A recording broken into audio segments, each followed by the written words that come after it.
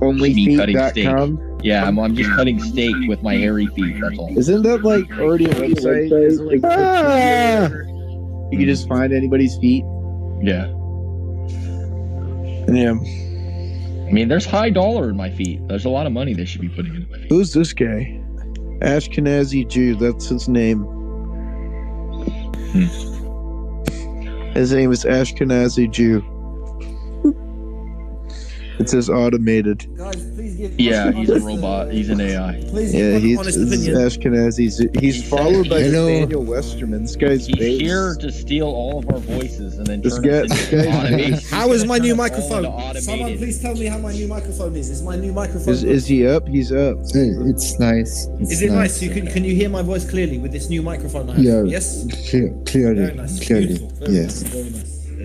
Yes, I paid £12 for this new ear. There's we listen to your room more than your voice. Where are you from, Ashkenazi Jew? Voice more than you can hear the room more than the voice. Did you say? I'm not Ashkenazi Jew. That's what your name says. Harry, can you briefly No, kick me no, so I can does- hear a it playback doesn't of my say voice, that. please? Can you briefly kick me down so I can hear the playback, please? Yeah. Thank you, mate. Chalks up. Let me see. I'd like to just, I'd like to hear the. Best Chinaman challenge.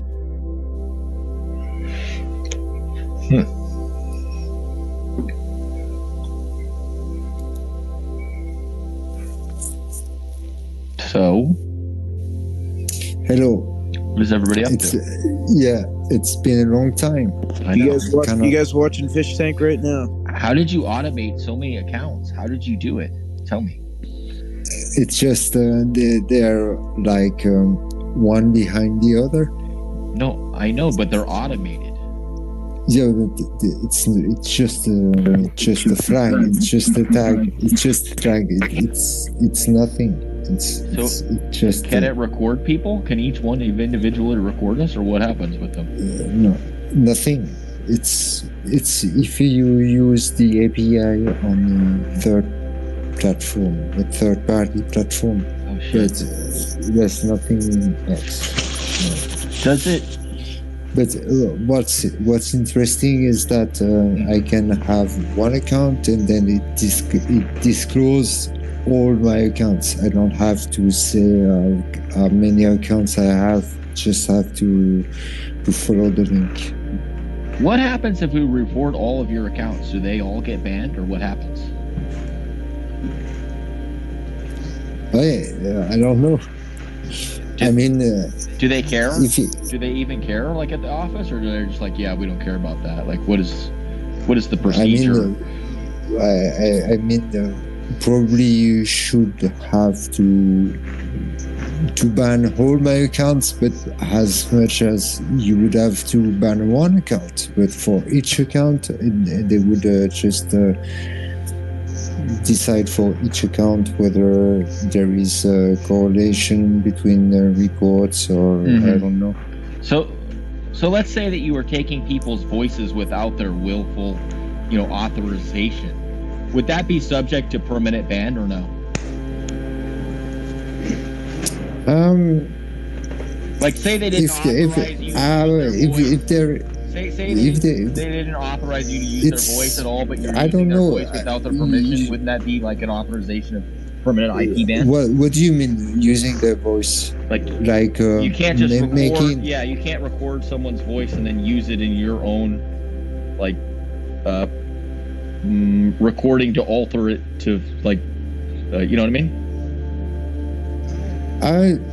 Yes, of course I know what you mean, but that's highly illegal, by the way. And then also authorizing making people say things that they never said is really illegal too. You mean if I use AI model? And you clone someone's account and then you text as them.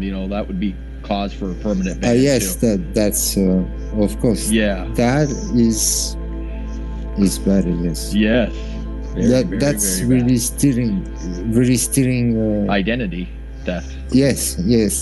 Yeah. Interesting. I mean, Is the AI already doing that though? Isn't the AI already doing that?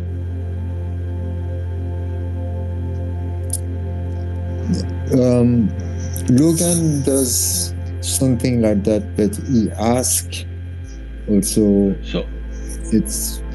I mean, if there is no monetization, I don't see what's the trouble. Well, I'm stating that if robots are cloning themselves as fictitious, say like someone really popular and then trying to sell a service, like, I mean, isn't that a problem that needs to be handled by X? Doesn't X feel the need to be? Yeah, I mean, that's intellectual property. Yes. Yeah, like, shouldn't they be fixing this problem? Why haven't they fixed that problem? Is there just not they don't care, or what? How would they do? Because how can someone wouldn't be able to just record and restream like I do? I mean, how would he do? And if I'm not doing anything wrong, what's the trouble? Well, shouldn't there be like so that we don't get confused by the AI, like actually, cloning people? Oh yes. Yeah, no, I'm not stating you. I'm just saying, like, shouldn't we have like maybe a video verification of everybody? Like, you should have to do like a video, so because the AI wouldn't be able to video itself's face, right? Like, in order to get authorized. But then you would have to really look into how there is so many bots and you're not able to just stop them, and then if you can stop them, and then you solve your own problem. Well, face recognition would solve the problem of the bots, correct? If it's mandated, yes. Yeah, if it's mandated, if face recognition was mandated, would you agree that would be the way to stop the bots? Yeah, I think that would work. Yes. So we could. Because but is it required to create an account? No, because they're already so the AI is probably already smart enough to like do the picture images, right? Like to authorize that it's not a bot. Like the bots are even smart enough to bypass that, right? That could be a voice print rather than a face print. It would be better. Yeah, I agree. But not everybody wants face recognition, right? Oh no, I mean, it's not really the face the problem. It's more the fact that the camera is watching you and is analyzing your emotions and things like that. Well, we've already passed that. We've already passed that point of no return. So why are they complaining about face recognition when everything's already face recognition? Yeah, of course. So it's that argument's we're way past that. That's stupid. Yeah. I figure while I have like an AI like we're asking questions, right? What's the background noise? What is that noise? My God. Warder. Yeah, mate. Do you think? I mean, how do we solve this bot? How do we solve this bot problem? Like, what's the best way to solve it? Like, best way to solve the bot problem. How much of a problem is it? Yeah. It's a third-party problem. How much of a problem would you say the bot problem is? It's a huge problem. It's a huge problem. Yeah, it's a huge problem. It's a gigantic problem. The bots are cloning themselves. What do the bots do? I don't know what. Well, they create accounts. They can also steal your NFTs too. They can just go in there and steal your NFT and then pose as your NFT, like $100,000 NFT. Okay. They're doing that too, by the way. If they can do that, then they create fake Telegram links, and then you click the link, and then they rob your account. Correct. Like even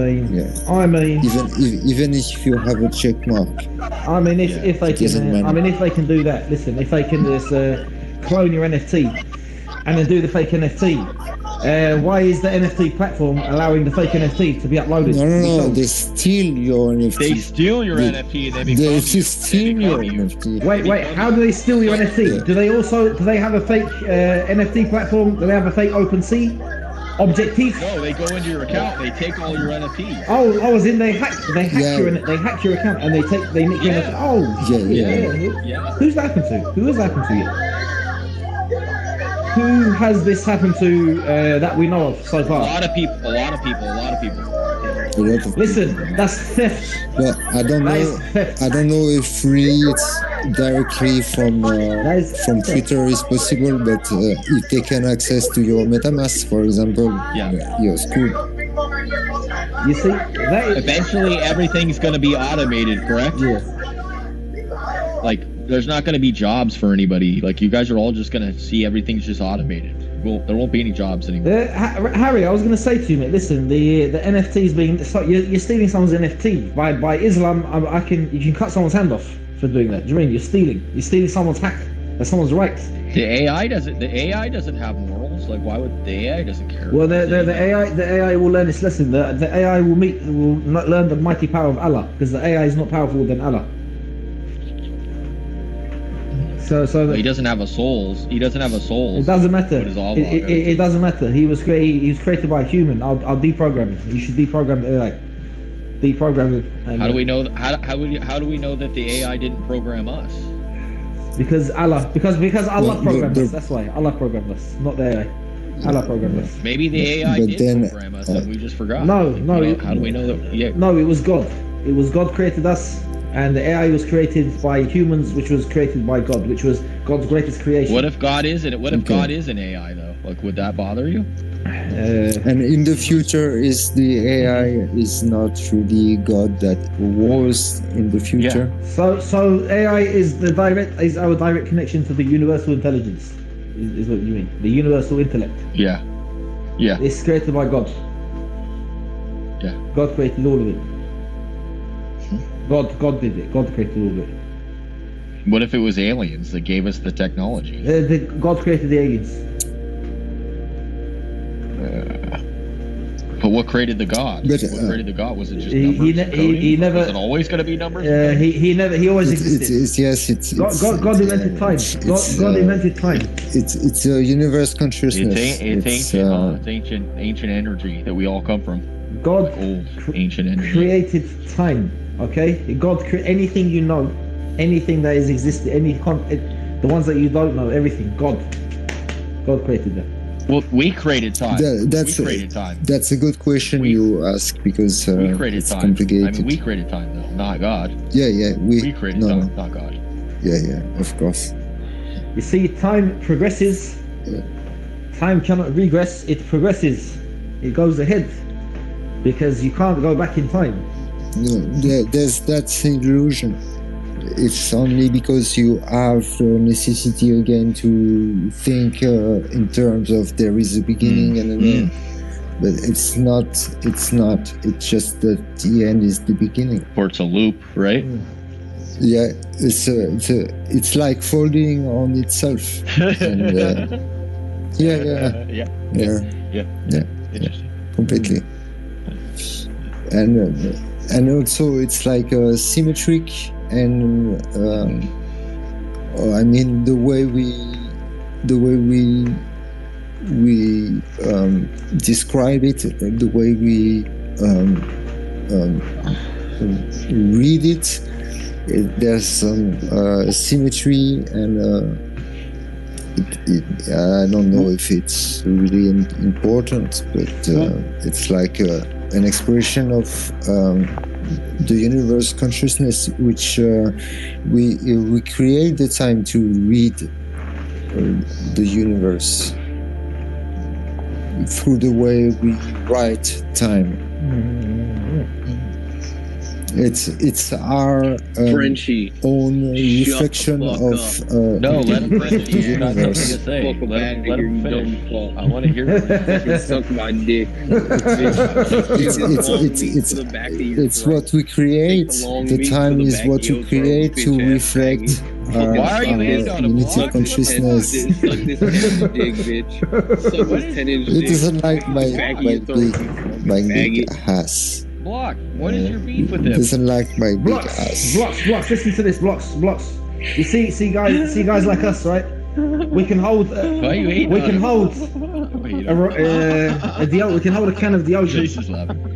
You dickhead. We can hold a can of air freshener and look at it with pride. No, I'm just a dickhead. I'm slightly drunk outside of the bar, and I see 3 cops, so I'm not hopping in my car just yet. So I'm like very drunk, smoking a cigarette, so I look like I'm not doing nothing. I ain't getting in no car and driving because I think they can tell that I'm drunk. Yeah, and there's like one just chill. posted up like 5 parking spots away, and there's 2 more on the road right across the way. Call an Uber. So I'm like, call an Uber. No, fuck that. I'm just gonna wait till they leave. I'm straight once I'm on the road, but like, fuck you, French. No, you know what I do when I get that drunk, Flock? I'm not even that drunk, bro. No, It's I just know, like, but I kind of stumbled a bit. If you know they're waiting for you, here's the thing: they're waiting for you, bro. They know they're just waiting for you. Just call an Uber and checkmate their ass. You're supposed to fuck. Yeah, No. Call an Uber. No. Say fuck all that. Fuck all that. You got money. It's not like you can't call an Uber. That's fucking true, but bro. No. Do you know how many times I've checkmated the cops by calling an Uber? No. Say fuck all that. They can only wait for so long. I'm just gonna sit here. They'll just come arrest you. I'm gonna sit here chain smoking. If you're even in your car, bro, my buddy, listen to this. I'm not even in the car. My bad. I'm on a sidewalk, G. They don't even know I got a car. I might not even have a They'll be fucking car. like, public. They're such dicks, bro. They'll be like, public intoxication. I'm right outside Beat your the ass. bar, though. That's what sucks. I'm in the smoking section of the bar, so like they can't even say shit. You feel me? Because I'm at the bar, so it's like, what the fuck are they gonna say? You know? Like, so you have a smoking section in bars. Hey, Frenchie, fuck you. Fuck off. Don't even talk to me. I'm fuck sorry. No, but they could still like whoop your ass with no remorse. Yeah, like, they don't care. They could, but I got good lawyers on standby. That'll just be a fucking payday for me. That's another 5 figures in the bank, bitch. I'm sorry to have to go out. Hey, fuck you, Frenchie. I must be wrong. Yeah. Why don't you go drink some wine and eat some cheese, you fucking French fuck? hey, you know what? I'm not even just off that drink, goddammit. So I'm about to be ignorant as fuck. So yeah, fuck you, Frenchie. The cop looking at me too. I guess. Yeah. What are you? I can see him up. Hey, you fuck seem. you. What are you? You what seem you very trying to catch me exciting. slipping? Nah, fuck you, Frenchie. I'm just fucking big chilling. I see this cop fucking he eyeballing me from this fucking shit, but he's sitting inside of his fat fuck car because he's a fat fuck that probably got a belly that weighs more than fucking half my body because he's a fat fuck that don't know how to do no fucking cardio or exercise. You feel me? Fuck that fat fuck. I'ma just sit here chain smoking until he fucking get a call and gotta leave the area. You feel me? Because fuck that fucking Hey, Frenchie, fuck that Frenchie, was I 100% What? about Sean? How good am I with that? You gotta give me credit for that call. I mean, they all finish the same way. No, like I finished. She doesn't match and with. so, No, she doesn't match with him at all. Like they never matched. Like to be honest. Yeah, but You know. how could she do? I would prefer her to find someone than rather having to pass Yeah. everyone. Well, it's like Elon. I mean- It's like Elon, right? Like Elon's like ex wasn't even like his last 3 have not been the right people. Like he keeps, that's a hard thing to do, to live up to someone like that. Yeah. Fuck that. Imagine being in a relationship. Fuck a bitch. Yeah. No, That's I it. know, Yeah. but blocks. I'm saying that if you're like way more, intelligent than everyone around you, right? Like, do you get someone that's like just as intelligent as you, which you always fight with, or do you get someone stupid that you can control? Like, which is yeah. No, that doesn't work. That That doesn't work always like that. No, it that's does work if the guy likes No, being no. controlled, right? it's not always like Yeah. that. I don't agree. I mean, there's exception, and what you want when you find someone is especially find the best Well, exceptions. if you find a hot For chick, yourself. you find a hot young chick that's dumb that you can control. Oh yes, I mean I don't want. No, but you want them just dumb enough to where they don't ask fucking too many questions, right? You're like, hey, you're just fucking, you know what I mean? Like, that's the thing, right? Like, Am I incorrect on that? And That Steve- thought process? I think I'm correct. I don't know. Warder, what do you think? My girlfriend. Warder, what's your take on this? I want to hear Warder's take. On What, this. He's pretty smart. what do you want my take on? Sorry, do you mind repeating the question, please? So like, you know, someone that's really intelligent, should they get with someone that's also just as intelligent that argues with them all the time, or should they be with someone that's dumb that they can control and like? No. I don't believe in. My opinion on that subject. I believe in dumbness, but I don't believe in intelligence. Fuck all that. Is that why Andrew Tate like has all these dumbasses around him because he likes to control? No. Yeah, No, that's not it. because he's very dumb. That's not it, bro. I think he's very No, dumb. he's not. He's No, extremely dumb guy. intelligent. Everybody He's extremely shut the fuck up. intelligent. He's Shut the fuck extremely up. I'm gonna give you my opinion on the subject. Okay, I want to hear. The smart bitch. The smart bitch is the one that you keep on the line, right? Like He's a bitch. You don't know that. And he's not a guy. Hey, fuck He's a you, bitch. Fuck you, Frenchie. Shut the fuck up. The smart one is the one that you I'm keep not- on your line, right? Like this Mhm. hoe right now that I'm fucking with. She don't even know that I just fucked another bitch earlier tonight, right? Because like she done gave me a bunch of fucking. She done gave me a bunch of fucking Viking and fucking. I robbed her of like a fucking eighth of cocaine and like over $1,000 tonight, right? So like I just fucked this bitch because she's the dumb bitch, right? And then tomorrow fucking morning hey, shut the fuck up! What the fuck you fucking a horn for? Shut the fuck up, dumb motherfuckers in the parking lot. But so like then the smart one, she's the one that I'm fucking, but like she don't know that I'm fucking other hoes, right? So like I'm just fucking big chilling, right? She the one that she's actually paying my fucking rent right now for my fucking apartment, right? and then the other hoe that I'm fucking, that's just the bitch that like she like I fucking so like I told you I robbed her of like a fucking I robbed her of a fucking I robbed her for like almost $2,000 tonight and fucking over an 8 ball of some cane. I got this shit on me right now.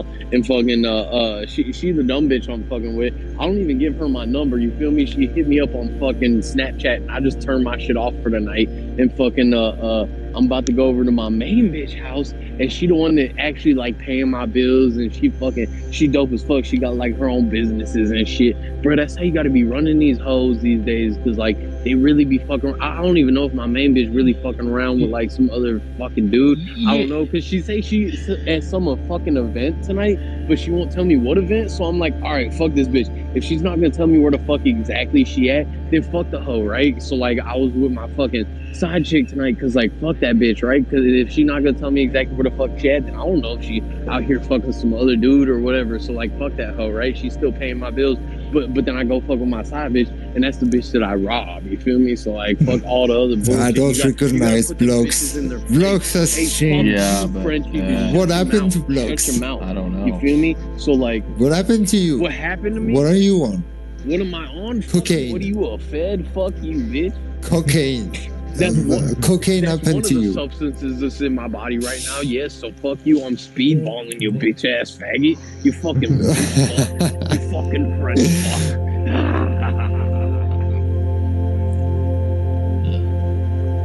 Hey, the pig just pulled off, so I think I'm good to hop in my car after I smoke this last cigarette. So we finna get it going in the whip. You feel me? But no, you gotta put these bitches in a place because they don't want to be telling you where the fuck they at. So it's like, fuck you. Even though you my main bitch, you know what? Fuck you. I'm still gonna fuck with other hoes because you don't want to be telling me where the fuck you at. So you gotta put bitches in your place. Yeah, but that's your prerogative. Not everybody's gonna have the same prerogative as you, right? Like, so when you do reach the higher echelons of intelligence, like, hey, this bitch intelligent. I'm gonna get at to her. You know what? She really is intelligent, but she be fucking around on me sometimes. Like she don't want to be telling me where. Like once again, like I told her, I was like, "Yo, where the fuck you at? I'm finna pull up on you. I'm finna come." Well, then you shouldn't be with her, right? Like if you know she's. I'm not with her though. I'm not with her. With her, you feel me? Like, like she know what the fuck the business is. Like you know, she know what the fuck the deal is. Like I ain't fucking tied down to no fucking hoe until this bitch fucking like, you know, like she don't even share her location. Like so like when you like with a chick, like she your main chick, does she share her location with you? No.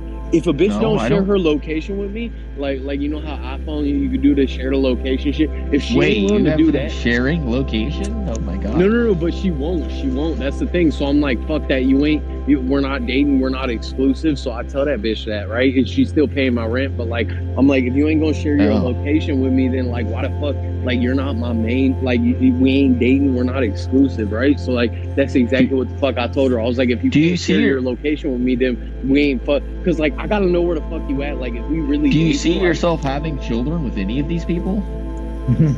Not if they can't share their location with me. Well, would you really want to have children with people that you don't trust? Are you asking No, me? I'm asking right now. Like yeah. My main chick right now, I could see it, but like she's still tripping on me. So like she like ain't sharing her location with me. Yeah. Like sometimes she be tripping on me. Like she be like, okay, where the fuck are you at? And then I tell her, okay, where the fuck are you at? Shit, tell me where the fuck you at, and then I'll tell you where the fuck I'm at. I'll come meet you up right now. And then she like, oh no. So like if you can't share your location with me, where the fuck you at, so I can pull up on you, then why the fuck would I tell you exactly where the fuck I'm at, right? So like if you can't tell me that, then why the fuck would I tell you that? So it's like, with me, it's like, I do want to date for a fucking actual like legit long-term relationship, like fucking wife a bitch down and fucking put some kids in her and all that. But it's like if you ain't down to fucking tell me where the fuck you at right now, then why the fuck like would I take you seriously? Because like if you can't tell me where the fuck you at right now, who you fucking with right now, then like obviously some shit you don't want me to know. So if you got some shit going on that like you don't want me to know, then it's like you really ain't like 100 with me. And if you're not 100 with me, like that's the shit that like fucking I want out of a relationship. You gotta be able to tell me whatever the fuck I ask right now. You gotta be able to answer that shit like ASAP, because that's what the fuck I want in a relationship. If you can't give me that, then okay, you just a hoe that I'm fucking with, then you're not my fucking, you ain't my girlfriend, we ain't fucking, it's probably not a girl you want to have kids with, like if you don't trust them, then you probably shouldn't be if you don't trust anyone, like you probably just shouldn't be in a relationship. I worry about catching STDs with women like this, because that's what I usually worry about, and violent repercussions as well. Violent repercussions. I worry about some weirdo dude. Or the woman herself just turning. See, guys like blocks. All right, you got blocks, my brother. He was speaking about the woman. God forbid something happens to you, because I support you having this fun, but also I wouldn't want one of them to randomly switch and do something horrible to you. I'd rather them do it to you than me, obviously, because but I still like, if I had the choice, I'd rather not do it to you also, because it's because I like to look out for them, but it's but I don't know. Here's the thing: is like if you really want, because she's expressed the fact that like she wants to be my main chick, like she wants to be fucking exclusive. But I'm like, if you want to be exclusive, like how the fuck is it that like when I ask you, hey, where the fuck you at right now? I want to come see you, and you're like, no, I'm at an event, you can't come see me. I'm like, bro, what the fuck? Like if I can't come see you when the fuck ever, then like I don't know what the fuck you doing. I don't know who the fuck you with. So like, how the fuck is it you want to be like, in an exclusive relationship, but you ain't gonna tell me where the fuck you at or who you with, and you expect me to be like, yo, fucking man, no, fuck all that. I'm out here fucking all these other hoes. Cause fuck you if you can't tell me that shit, because that's what the fuck a grown relationship is about. I could call you at any fucking time, right? And you pick up and you're like, okay, I'm here with these, with so and so. But if you can't tell me where you with and with who, then why the fuck are we even doing anything? Like we just fucking then at that point, because like if you can't tell me where you at and who you with, then we just fucking, that's it. If you fucking other people, that's cool, but like don't try to play like you want to be mine and you want to be exclusive and all this bullshit, but then you can't even tell me where the fuck you at and who you with, like so like I'm like, all right then, fuck it, I ain't even gonna respond to you, fuck you. She already blown my phone up with like, hold up, let me tell you 7 messages so far, but I ain't responding to a hoe. If you ain't gonna tell me where the fuck you at and who you with, that's what the fuck I asked, right? So like, as your man, if I ask you something and you can't respond with the fucking correct answer, if you can't respond with whatever I asked you to, then what the fuck are we even doing? Then obviously we ain't in a fucking committed relationship, right? So it's like, all right then, fuck you, hoe, I'll talk to you in like 2-3 days.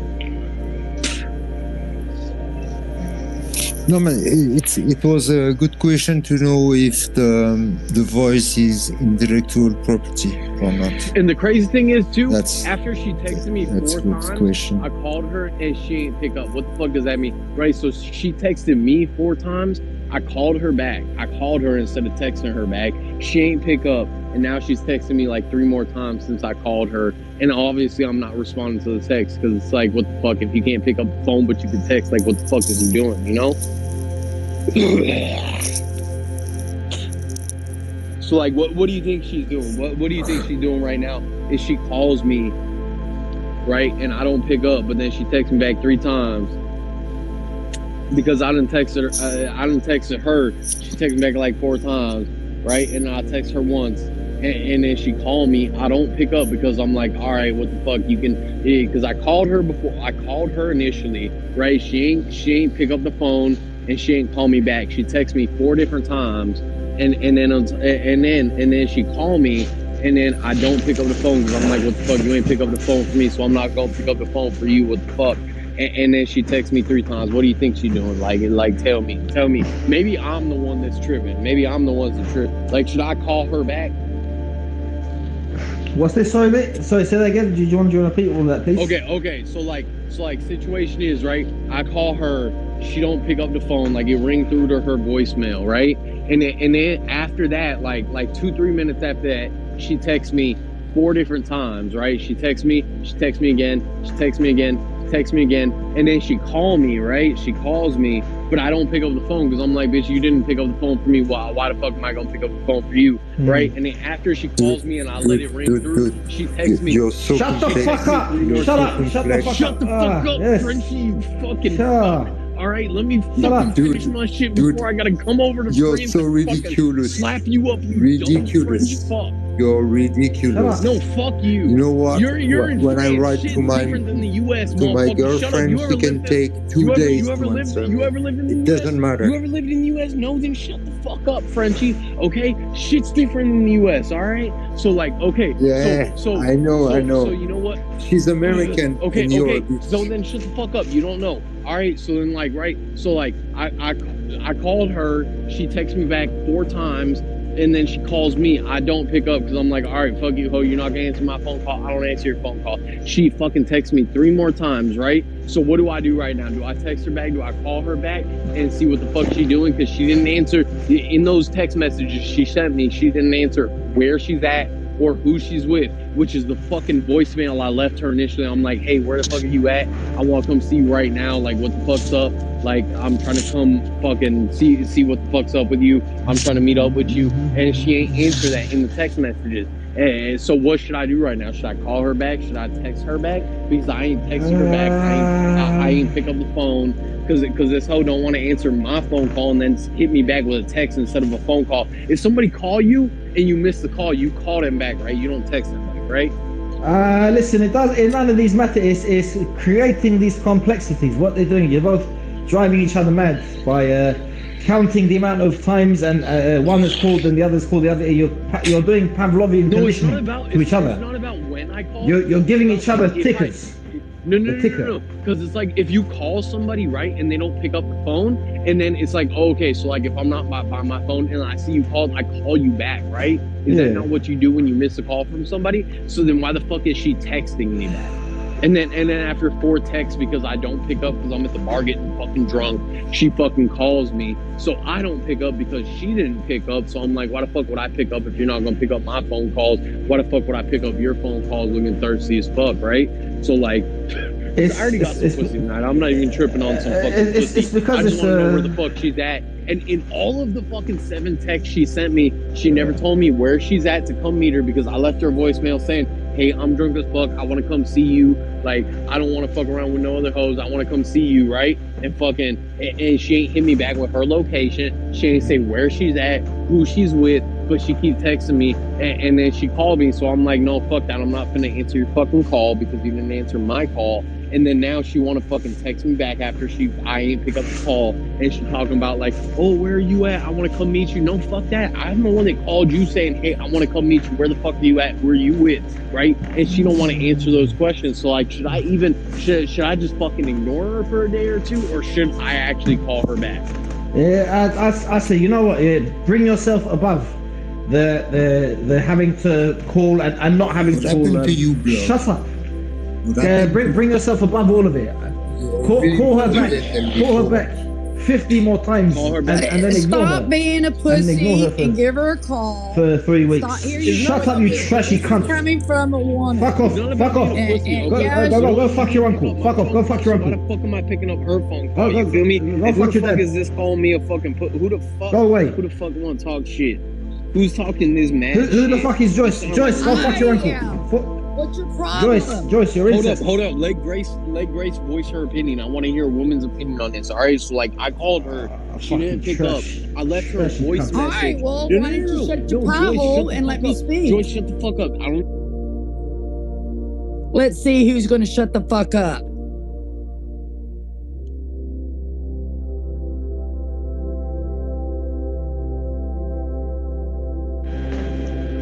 All right, so did you hear the whole situation of what the fuck's going on?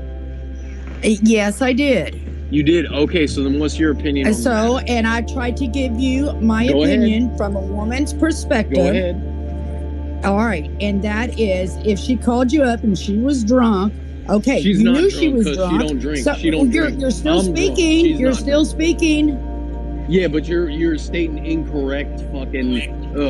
Well, you said she was drunk. No, I Are you said fucking I was. stupid? God. I said I was. She is not drunk. She don't drink like that. She don't fucking drink. Okay, she's sober Okay, as fuck. then you're being stupid because you were drunk and you're being a pussy because But she's not telling me she where the calls fuck you she to is. find out where in the hell you are, and then you don't want to have the respect to call her back or pick up her phone. Okay, but I asked where the fuck calls. she And was. who's to She know told that me- she was thinking that you were dead on the side of the road or something? Okay, I mean, you know I what? think I But get I mad asked her where respect the for fuck she her. was. I asked That's her where the fuck bullshit. she was and who she was with because she told me she's in an event, Well, then right? you must be insecure. No, I'm not insecure. All right, just listen. I asked her when I initially called her. I left her a voice message saying, "Hey, where are you? You told me you're in an event, right? Where are you? Who are you with?" If she really wants to fuck with me, like she says she wants to Why fuck would with you me, ask her who she's with? because Why don't you say, "Hey, babe, I'm calling you. What's up? You know, are we gonna, I'm Okay, a can you little listen? intoxicated. Can you come pick me up?" No, And can leave you it at listen? that. Don't be fucking a pussy and start the shit that is unnecessary bullshit that needs to be started. Okay, can you listen? I called her. She didn't answer, so I left her a voicemail saying, "Hey, I want to come see you. Where are you at? Who are you with? I want to see you."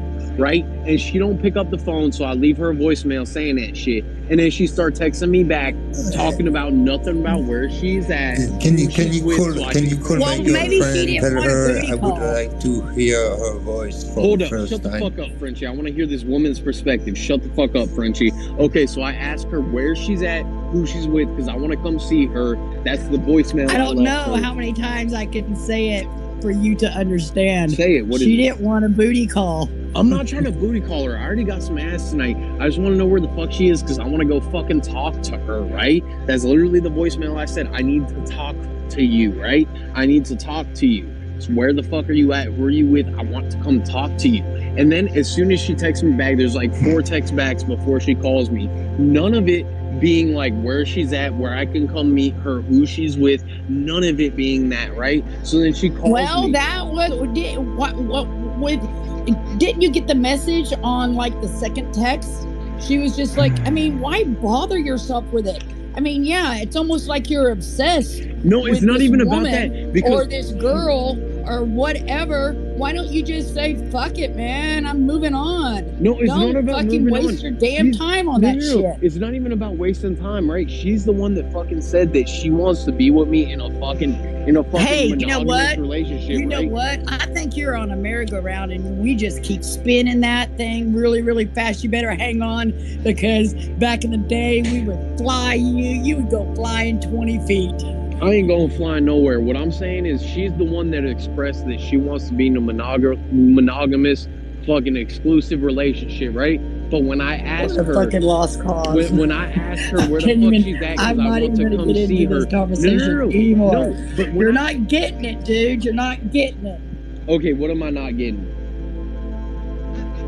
I'm not going to explain it to you again. I already did it like 3 times. You're not comprehending it. Well, either way, she ain't telling me where the fuck she's at, so I can come meet her up, and that's what the fuck I asked her. So like, If she can't answer that, how the fuck does she expect me to fucking...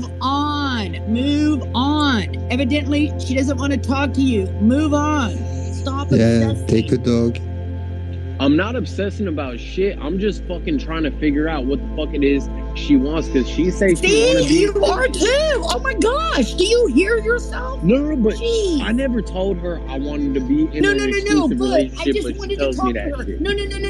But she wasn't picking up my phone calls. No.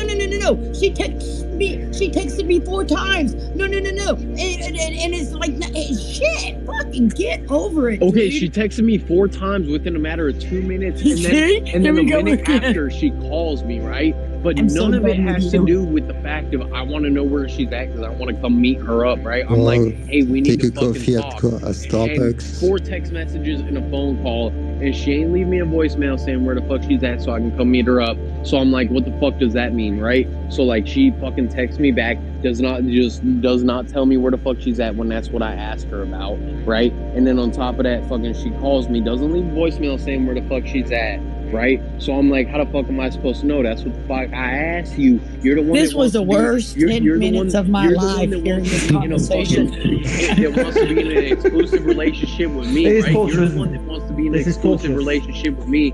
So when I fucking ask you where the fuck you're at, so we can Fuck come you, meet up Blocks. and talk about this Blocks, shit. go fuck yourself. Hey, fuck you too. Shut the fuck up already. Damn. Yeah, fuck you, Blocks. Hey, fuck you too.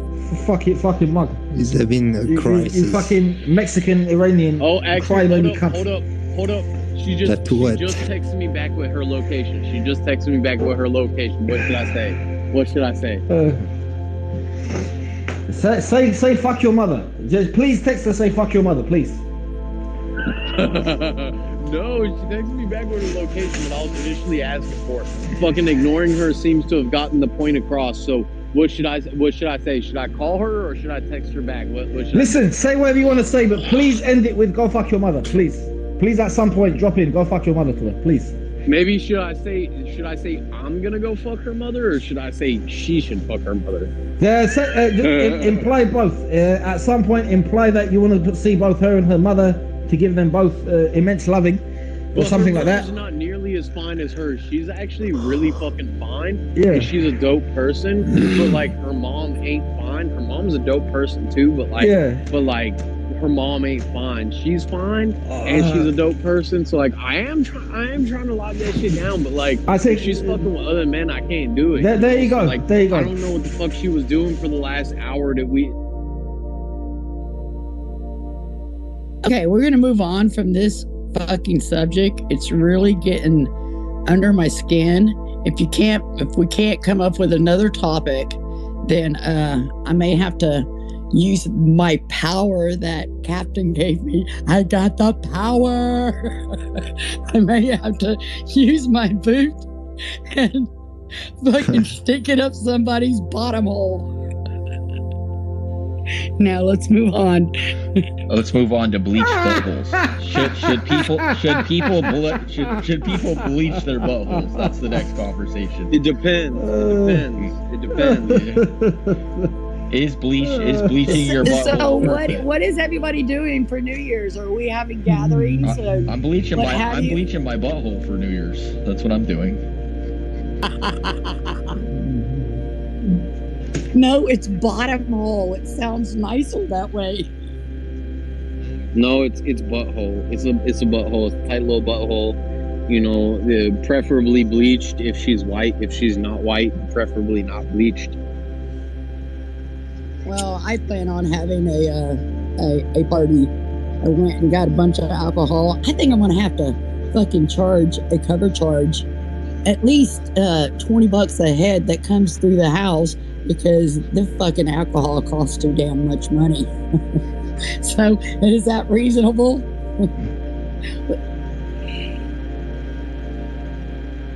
Yeah, you just gotta buy like a whole bottle of vodka, you know, and then get some Kahlua and some ice, and you're good to go. Oh, I got Jack Daniels, I got Crown, I got champagne, I got wine, I've got beer. What else do I have? Water. I think that's about it. And a bunch of Cokes and mixers and what have you. And so we're gonna be kicking it off, right, dude? Yeah. You hear this, Water? I am She's gonna ready be to party. fucking wasted. You want to get wasted? Just fucking have a party. What about balloons? What's your opinion on? What's your opinion on balloons, Joyce? Doing nitrogen oxide laughing gas balloons. What's your opinion on them? On balloons? Balloons. Like Blue's Clues? No. Laughing gas. Well, it can be nice, especially if you go to the dentist and you don't like the dentist. Give me that fucking laughing gas right now. I tell you, it's been it's killed a few people. Like it's fucked certain people over badly. The laughing gas balloons. Well, then don't turn that knob. When the dentist walks out, don't turn that knob up because that's gonna fuck you up. Keep your hands off the electronics. But yeah, no, it's nothing hits as hard when it does hit as laughing gas, because when it hits hard, but it's just a quick buzz, isn't it? It's like 10 seconds, and it wears off, and then you take more and more. And if it fucks you up, it fucks you up there. That's why they monitor it. That's why they have nurses and doctors that monitor it. If they don't do their job right, well, then you know what? You're gonna be fucked. You're gonna be laughing all the way up until tomorrow. You know you get you can have epiphanies with laughing gas, epiphanies. But like the sort of epiphanies that it hits there and then, and you might need to revisit to go back to hit the epiphany. It can. Well, you can have an epiphany if you smoke a joint too. That's awesome. It's matter of fact, let's fire one up and pass it around the room. Yeah, definitely. I would rather have some like DMT though in a cartridge. You know what I'm saying, Joyce? Like a full unlimited cartridges. I would like to have like 200 cartridges of DMT. No, but fuck the DMT. Actually, I want to smoke frog poison like all day. You know that like the shit that gets you high. Have you done that? Captain, you said weed bothers you. If weed bothers you, why are you moving straight onto this stuff? Because it's better for me. Like it helps my like meditative personality, like my depressive side. Like, have you done this stuff yet? Have you done it? Yeah, I've done a lot. I've done it. Yeah. We were talking earlier, Captain. We were talking earlier. Oh yeah. and I mentioned to you, I've heard so many stories, horrible stories about that DMT. And like we spoke earlier, back in the day, I used to do acid, and I'd done it about 3 times. Holy shit, I was so ready to come down. And that DMT, man, I've heard so many people talk about it. They just thought they were just going to die. No, literally die. It's 15 minutes. So bad. It's 15 minutes, and you come back and you're like, "What the fuck happened?" And then you're normal again. It doesn't last longer than 15 minutes, unless you're dropping like LSD and then hitting it. Yeah, then I could see it like being really intrusive, which I've done. I've done both. Hit the acid and then smoke the DMT. So that's a long trip, and you got to be outside. You got to be ready for a whole weekend to do that. You better have some 48 hours to recover. Shoot, it was like 48 hours when I did acid back in the 80s. I'm telling my age, but anyway, man, I was sitting on the porch one time and I was tripping, and this is when I lived back in Florida, and I heard one frog ribbit. And before I knew it, I had a whole fucking symphony of fucking frogs. Could you imagine? Could you imagine smoking poison frogs? It was so fucking trippy. Order, would you smoke poison frog? When it comes to the psychedelics of that level, the last trip I had, I've done LSD and the 2-DCMO DMT powder. Have you heard of that? It's meant to be called shroom powder.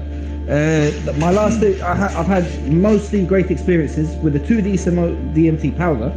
The last trip I had was a bad trip, and I thought I died at some point. I fucking started lying on the floor and everything. It was a very intense trip, and it took me back to the childhood psychedelic experiences that I had when I was a child, but intensified, and it revisited that part of the brain, and that part of the brain was very active when I was very, very young, and then I rose up from that. I rose up, and the recovery was very nice. But that's when I realized I don't think psychedelic. I'm not willing to go through the worst trips possible just to have a really nice high afterwards.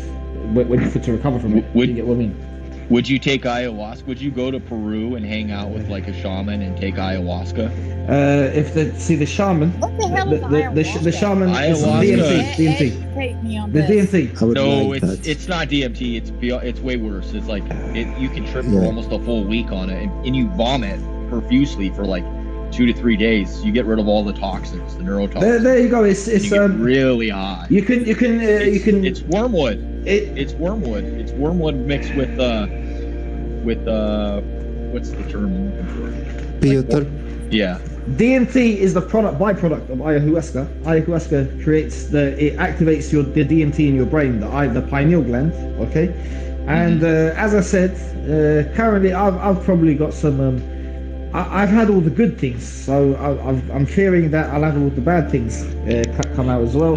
Because the last time I had an LSD trip with, I don't even know if it was proper LSD, but I said me and my friends, we hit there, we felt the anger, we know there was intense anger in us, and we fucking, it was about to hit the stage where we were going to start eating each other, and it surpassed You it. should not feel anger on LSD. That don't fucking sound right. What the Listen to No, it sounds right. I would much this. rather The recovery was amazing. LSD or acid. Shut up. The recovery was amazing.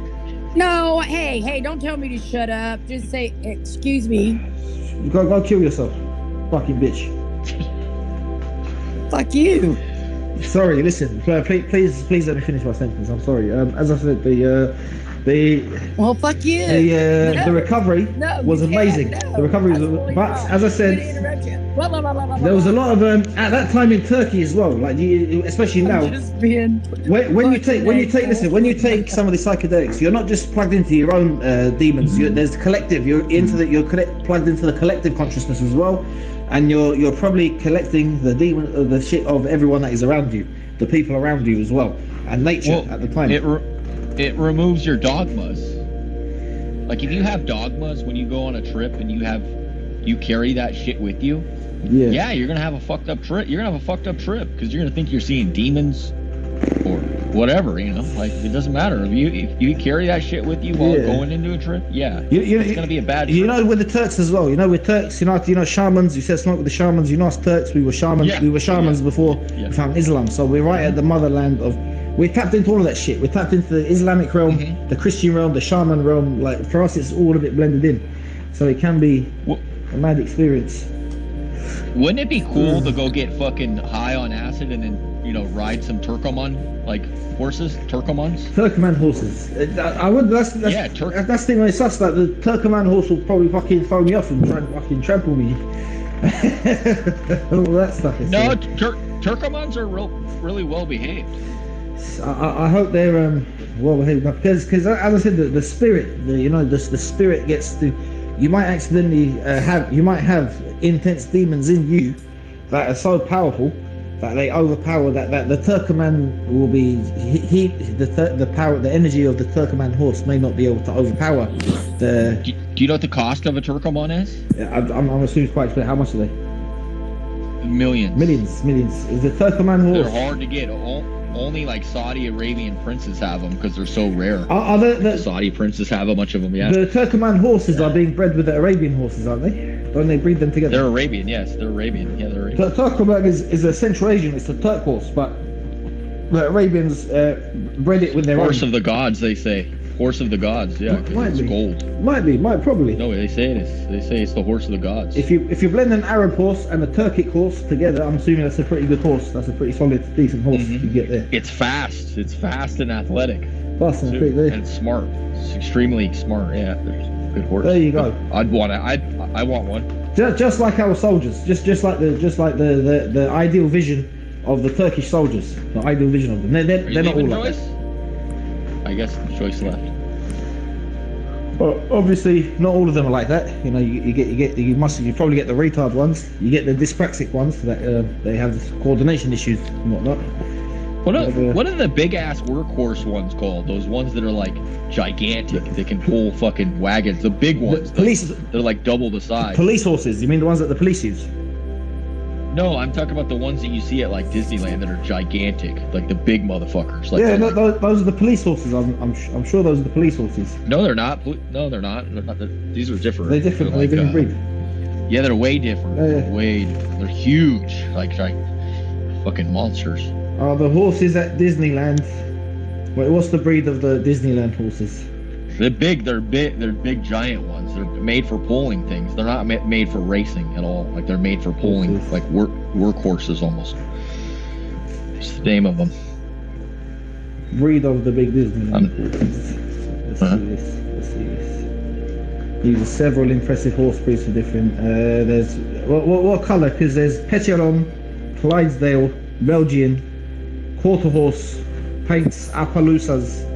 Is it an Appaloosa? Is it an Appaloosa? Wait, hold on. Which one is really big and pulls things? It's a really big. It's a workhorse. It's not a racehorse. Pulls like things. The rest of them are racehorses. These are workhorses. To pull bigger objects. Like Which ones? they're like twice the size of fucking regular horse. They're giants. So they're like the ox of horses? Yeah, they're like the ox of horses. You could put some fucking armor on them and fucking. I think Percheron, you know? Percheron and Clydesdale. Clydesdales, it says. Is here. it Clydesdale? Is it a Clydesdale? Let's see. Let me type in Percheron and let me type in Clydesdale on Google. I don't know my horses that well, but I know a couple. The Percheron has the fluffy feet. The Percheron, it has the fluffy feet, and It's got big feet, big giant ass fucking feet. big feet. The fluffy. I don't give a fuck about fluffy feet. I just give a fuck about what horse is it that can pull me through a fucking goddamn shooting. You feel me? Like what kind of fucking horse is that? Goddamn it! Well, you want to pull in a wagon, right? You don't want some like you don't need 4 horses when you can have 2 horses that pull like more weight. You know, like let's just say you're trying to pull a lot more. These Clydesdales are huge. Clydesdales seem pretty huge. They're from Scotland. Let me see if I can find them. Clydesdale and the Percheron and the Clydesdale are both pretty. The Percheron is very muscular. The Percheron and the Clydesdale seems to also be pretty big, but not as muscular in the body. I think it's the Percheron that you're after. Is it a draft horse or a draught horse?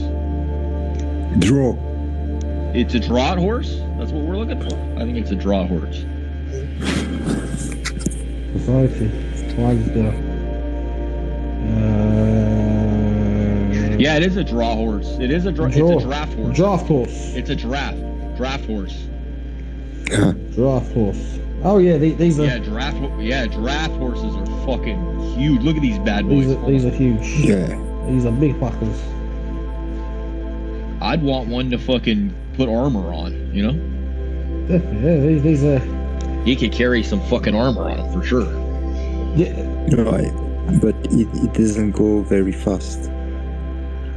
Yeah, but he can pull a fucking armory full of shit if I need him to pull an armory full of shit, you know? He's a fucking beast. Yes. He's not there to race. He's there to pull. Could he get back? Could he get back up if he's toppled over? Could he get to his feet? Yeah. Okay. When horses fall over and they're on their back, is it true that they cannot get back up? Did they break their leg? But no. If on their back. If the leg's not broken, they can get back up, can't they? It's difficult, yes. It's very difficult, yes.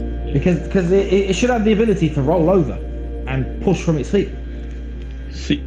If they're too heavy, they cannot. They're too heavy. Well, if they're too heavy for their own legs. So the upper body clearly, as per usual, the legs should be able to support the upper body weight. As nature, this is the same across all of nature. The upper body should not be stronger and heavier than the legs. The legs should be stronger and heavier than the upper body. Usually they. And the upper body should be nimble. By the bottom. Do you know why the upper body should be nimble? So you can plant your legs and swing punches. That's why. That's mainly why. That's the only reason why. Punches. That's the first reason why you should do this. That's what we're built for. So you can plant your legs down and just fucking and just punch people's heads in. Just Look at this fucking countries. monster, bro. You tell me if you had like 4 of these, like if you had 4 of these, you could fucking, in a dark age, let's say that like all technology fell apart and I had 4 of these motherfuckers, I could do some work. What kind 4 of these bad boys. What kind of work are you trying to get done with the horses? Same work that was done and applied in the beginning when there was no electricity. You're trying to, what, you're trying to get into agriculture, some farming, some agricultural work. Maybe I want meat or bones or trading or bartering. Or maybe I want them to pull certain things though with my wagon, with my, you know, like that I want to trade things with. Makes perfect sense. I say that makes perfect. With the ladder, with the ladder, you know. Yeah. Like maybe I just want to have ladders on them, and then like I need to go across places and like, you know, carry shit from place to place. Then yeah. I say that makes perfect sense. Can I ask you guys something? Would you rather be able to do away with mobile phones and text messages, and from now on we'll be able to call each other and communicate with each other by distant telepathy, but not words? Okay, the soul will light up, and you will know whose soul is lighting who's up. Or would you rather do away with that fucking completely, and not want to get involved in any of that, and you keep your soul to yourself and I keep my soul to myself, and we don't hear each other. We don't fucking. I think that's what I prefer. Can I have a hawk that sends you a message like that's dire? You can have a hawk, but yeah, have a hawk. Send messages to me via hawk. What? Yeah, like via hawk. Like I'm like, hey, Border, I gotta, you know, like I'm just gonna send a message and you'll see it. It'll just be like, "Rawr," and it'll show up and fucking land on you. Just drop a message. Of course, because people have hinted to me that you know that they're speaking to each other in full-on sentences via the head, and I think fuck those people. That's why I say fuck those people. Like, let's say there was no technology, Yeah. right? Like at all. Yeah. Like the horse would be the best thing to use. Like fuck the car. Like I don't need a fucking car. Like I like cars. Cars are nice, but cars have shelter. Horse carriages, also nice, but it's too many. I think cars are better. Cars are better than horse carriages. Horse carriages are a nice experience. But you notice that like rich people today, right? Like everybody's got a car, but rich people have horses. But back then, it was if you had a horse, you were rich if you had a car. Like so, everybody had horses back in the 1800s. Yeah. But the people that had cars was like really rare. Now it's like the opposite. If you have horses, you're really rich. So it's like backwards now what it was then. Horses are. You have I don't know about that. I know a chick and she's got a fucking horse, but she's broke as fuck consistently. So I don't know if that's 100% fucking true. Well, that's her. That's a retard. Why would you have a horse if you can't afford it? Because the upkeep's going to cost way more. Then you're just a retard. Yeah. Exactly. Whose fault is that? That's what I tell her. I'm like, why the fuck do you have a horse? Yeah. You can barely pay your fucking rent. And she's like, no, I love my horse. And I'm like, fuck that horse. Well, you feel me? if you work at 7-Eleven and you buy the newest iPhone, but you can't afford the payment on 4 fucking iPhones, you probably shouldn't buy a fucking iPhone. Same thing with a horse. You know, like why the fuck are you buying that? You can't afford it. So. Exactly. If you can't afford the horse, don't buy it. But that's what you should tell many people. If you can't buy it, and if your guarantor for these things isn't a guaranteed guarantor, like let's say they promise to pay something for the next 10 months, and then they leave you, they ditch you in the 6th month, and now you're stuck with. You're an idiot. Why are you doing that? Guarantee yourself. Have backup money. Don't take out loans and then have other people trust other people to pay it. They might pull out last second and leave you. Yeah. Yeah. Well, you know, it's all about, right? Like, is you gonna pay back your loans? Like, yeah. Can I trust you to pay back your loans? Can you trust me to pay back my loans? You can trust me to pay back the loans. If you give me a loan, you can trust me to pay back the loan. But I wouldn't take out a loan, and let's say you agreed. Listen, Charlie, I like you. You're my friend. I'll sort out this loan, but I'll do monthly. I wouldn't agree to it because what if one day something happens and you agree to not do the loan? You don't agree to pay for it. What if someone withdraws their generosity at the wrong time and leaves you in shit? People don't think. The people who are here for the now and don't think ahead. They don't have it all figured out. Those people definitely don't have. Maybe they do. Maybe they do. They don't care about dying. A lot of them. They don't care about self-harm or harm coming their way either. It's a bit psychopathic, you know. Not psychopathic, stupid, shall we say? maybe short-term planners are better as managers because they're more sociopathic, right? I mean, a more superior sociopath can think ahead, and definitely has foresight as well. So in the grand scheme, they're thugs. They're still thugs, and they are they're just low-level thugs, because they're more of a harm to themselves and to those around them. They're not a harm to themselves. They're a harm to everybody else, but they're definitely taking care of themselves because they're willing to harm everybody else in order to benefit themselves. A lot of them have self-harming behavior as well, and they take risks. They take risks in their own lives as well. Quite often. It seems like they're more like self-serving. You know, like a really good sociopath is more self-serving. Again, if he was properly self-serving, he'd have foresight and he'd understand on planning for the future. If he was properly self-serving, wouldn't he? So it goes to show that he'd be more intelligent. He'll gladly expense all of you for his own gain. For short-term gains, so he'll not even short-term, long-term. He can just continue to do what he needs to do to everyone else because he's in the position of power, so you can't stop him. You know, like no matter what you try to do, like he's gonna continue to keep eating while you starve to death. You can stop. You can stop him if you can stop people like that. Definitely. Yeah, what you can't. The ones you can't stop properly are the ones who they have the fucking many years ahead plans. Those ones. Well, the best way to stop them would be philosophically changing who you hire for the management, right? Since you wanted growth in the first place. Exactly. You don't want people that breathe resentment too much. You know, you don't want people that they breathe too much resentment and cause too much stress and frustration in the workplace, things like that. You want people to work and operate in a calm and proper way. You want everybody's growth to go well so that you can continue to benefit off of them. They shouldn't even be questions. Obviously, I'm saying you're testing us, but they shouldn't even be up for debate. Someone who is good at both short-term and mid-term and long-term planning, or someone who just focuses on short-term planning and fucking everyone over for their own sadistic pleasure, and only benefiting from these short-term gains just to pain other people, and still always ending up with self-harming ways. Why is it up for debate? It's not even that.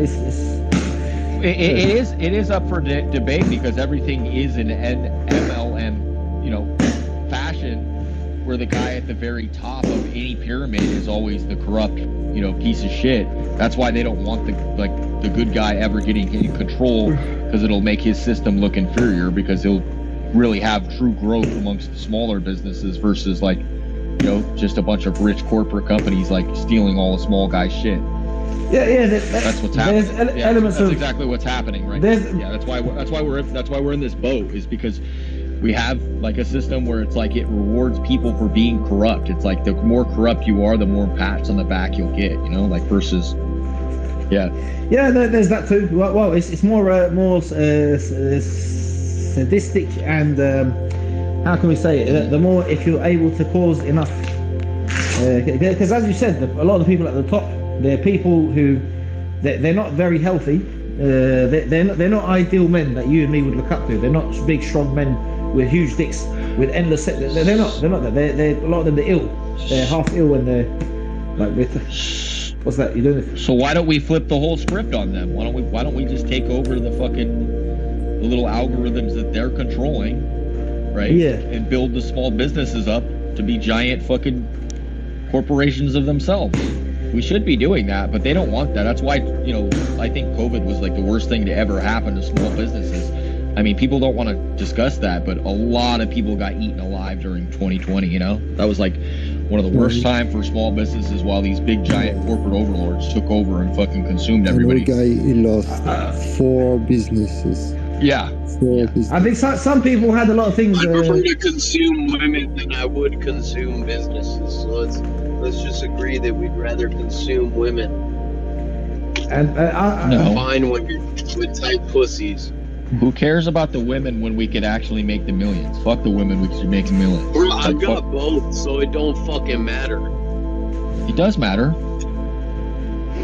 It's because you can build more positive things with more money.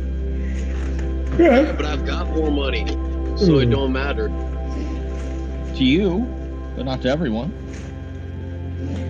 Well, yeah, if you're poor, the money matters more. But like, bro, I got enough money to take care of my house, to take care of everything I want. My 3 cars that I have and shit. Like, that's not a big deal. But like, I'm just trying to find me some pussy that's like actually fucking loyal, that I can actually have a kid with and like not trip about shit. Like, that's more important to me right now than no fucking money. It's real shit. It's yeah, of course, money and companionship and friendship and happiness. Like, bro, I made $800 today. Eight fucking hundred, and that's not shit. This was a light day, bro. And like, but like, I would trade making fucking 800 to $2,000 a day for a fucking woman that's like real shit, just mine. Like, it ain't nobody else's. I would trade that shit in that fucking instant. I would not. Yeah, I probably wouldn't either. Cause, well, if she's just yours, I would. And be poor. Yeah. I would rather work on something that's going to be productive and long lasting, and then something else that I can build upon, than fucking worrying about that side stuff. That side stuff. Yeah, but I could make money any day. Like, bro, what day are you gonna find that you find like a legitly fucking cool woman who's on her shit? It's actually only about you. Like, that's some rare ass shit, bro. Like, that's. I don't think it's as rare as you think. Shit. I don't think it's as rare as you think. Making some fucking money. I don't agree. I disagree. Well, in my own personal opinion and experience, it's more rare than making some money, because I make money every fucking day, every goddamn day. But like, yeah, you can make money. You can make money every day, but are you productively like, putting it in the right positions, or you just, like, that's the real question. Like, what are you doing with the money? Like, is it just wasted, or do you enjoy the money, or? Is it not wasted? I enjoy it, and I take care of the people that I care about. But like, at the end of the day, when you go to your empty ass fucking house and you go to your empty ass bed, there ain't nobody that's gonna like rub your fucking back and play with the hair on your head and fucking care about you, bro. Like, it don't matter if you make $1 million a day. Like, that shit just don't feel good no more. I don't know what you're talking about, but I know I could do a lot more with $1 million than most of these people could. I'll tell you what, you give me $1 million, I'm definitely going to be working on more stuff. I'm not just going to be sitting there and be like, oh yeah, the family's important. I'm really going to be trying to build more instead of just, worrying about the other stuff, because I have a short window to make the money. I'd definitely like to invest in, obviously, like I said, music production, art, clothes, designs, AI, health, nutrition, wellness, all of this stuff. If you can have a partner that is yours, who you can bring along to this, or she can be a good wife to you whilst you're doing this stuff, then obviously even more the merry. Ideally, as a man, I'd like to obviously have multiple sex partners who we don't get fucking STDs, and we fuck around with each other, we get ourselves checked, and we fuck around, and we do. Obviously, you'd like this, wouldn't you? But and into old age, even into old age as well. But as you said, there will probably be a void that can be filled with if there'll be a craving for companionship. But here's the thing, that's not accessible to everyone. Not everyone will find their soulmate. Not everyone will be happy if they find their soulmate. They might not be available to the soulmate. So some people probably will be better off living the lifestyle of being multi-millionaires who multi-millionaires who fuck multiple women, and they contribute to humanity with their money, contribute to science and wellness and things like that. But here's the thing, bro. I get money, right? I get money. Like, I've got the type of money that like most people they can fucking retire with, right? Yeah. But like, I ain't fucking happy, bro. Like, the money don't bring happiness. Like, that shit makes you content for a little bit, but like, it really don't bring happiness, man. Like, I fuck multiple women on a fucking weekly basis. I was telling you about, I got my main hoe, I got my side hoes, and they all keep people poor. Though, act like they love me, but like, bro, the money don't bring you happiness like sounds that. Sounds like you're starting to sound like those rich people. You're starting to sound like those rich people who want to keep a gatekeeper. You're starting to sound like a gatekeeper now. It's not even about that, G. It's not even about that. It is, though. Like, it is, though. That's exactly what rich people tell poor people. When I get home is my fucking dog, bro. And like, yeah, some nights that's fine, but like, a lot of nights that's not, man. Like, I want a woman that's like just for me. and that's not a lot of these women out here is just not just for you, you know. So you have And a that lot shit more than fucking everybody else. sucks. So you have a lot more than everybody else, and you still bitch about things. I mean, I do, yeah. Yeah, you know, Like, like that alone is like annoying. I got my house paid for. I got like multiple There you go. cars paid for and shit. But So like, life's good. bro, So life's good. So life's good. it's good for a bit until you realize that shit don't make you happy, bro. Like, Well, why don't car's you just a lose it all car. and be poor then? Why don't you just lose it all and go back to being poor? Because that and don't see how make a happy you single really. fucking lick of Yeah, difference, bro. Because Yes, it's it about does. the people. Yes, it does. It does make a difference, brother. Because You can't tell someone say that's this. poor. You can't, bro. If you tell someone that's poor what you just said, they're gonna punch you right in your fucking face. Yeah, no, I but would I've punch been you for poor, that, bro. I've been dirt poor to the point where I was fucking living on the streets, and I've had money. But you know what? It's fucked up to say, and I don't feel like, you know, I'm not trying to like gatekeep or nothing, but like, bro, Yeah. I've had money. I have money right now, and I'm not as happy as when I was fucking dirt. And broke, that's you. but there And was that's people you. around me, That like- doesn't mean everyone's gonna be unhappy because they've got money. It just means you're unhappy for some personal reason, right? It's not like everyone else is gonna be Right, unhappy because it's that's like rich. once you get some money, all the fucking people around you start just caring about the fucking money. They don't care about you. Like when I was broke, I had more people that actually cared about me than when I was than when I make money like now. Like now they just fucking care about like what is it that I can provide them, what kind of money is it that I can give them, what's the fucking things I can do for them, bro. And it make me feel like they don't even fucking love me. They just love the fucking money, you know. And it's like, So that's the wrong I'd people rather that have you're somebody hanging out love with. me than love the money. Like That just means you're hanging out with the wrong people. Not doesn't mean that it's the money's problems, right? It's just wrong people to hang out with. Like there's some rich people that are probably like you can hang out with that'd be like really fun to hang out with because they're not there asking for things because they can help support and everybody's doing the same thing. They're all fucking chasing the same Well, thing. then maybe I need to find some rich people to hang out with because everybody I fucking hang out with and everybody I love is fucking broke, bruh. There you go. There you go. Exactly. Like that. guys, I was gonna say something. I had a friend, right? When I had money, he kept me in his house, but he made sure that he didn't. I paid for his like 1,000 lira a couple of times for his rent, and to me that's nothing. Like once, and I stayed in his for 4 months, and I said, listen, I want to go to hotels. And no, it's cool, just go and stay here and all that, and when I bought weed, he didn't actually use me for weed. He made sure he paid his bit, and he didn't. I left there, and to piss me off though, I left a couple of shirts there, and I lent him $70, and he didn't. When I left, but he did keep me in touch for 4 months. But to piss me off, he did those actions. But it did genuinely piss me off when he did that, and it's so he technically didn't actually use me, but he has a reputation. People try to paint him as being someone who uses people and borrows money and doesn't pay back, but it's because he's a comedy character, and he can be hilarious, but in that kind of way, that's his character, sort of. And people really try to make him out to be that character, because I think he actually did it a couple of times. But when he was trying to be nice and actually tried to provide people something, I think to provide people with something, they actually tried to fuck him over as well. But you know the seed that puts in someone, that dark seed that put in, and you know when you must have felt that before as well, that dark seed, and that's the kind of banter you have with your friends when you're all in these times. So he did actually technically keep me in his house, but he didn't.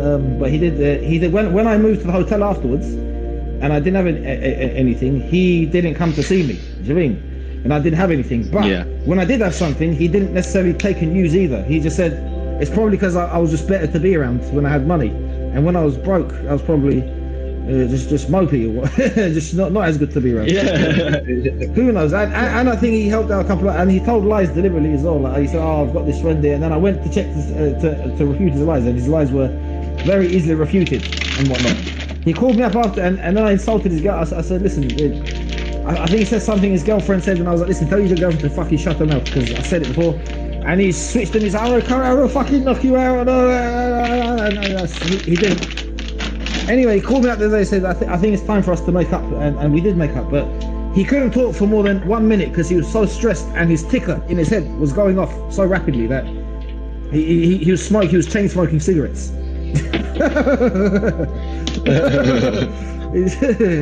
he's cursed. But this is that's the kind of comedic relationship we have out there.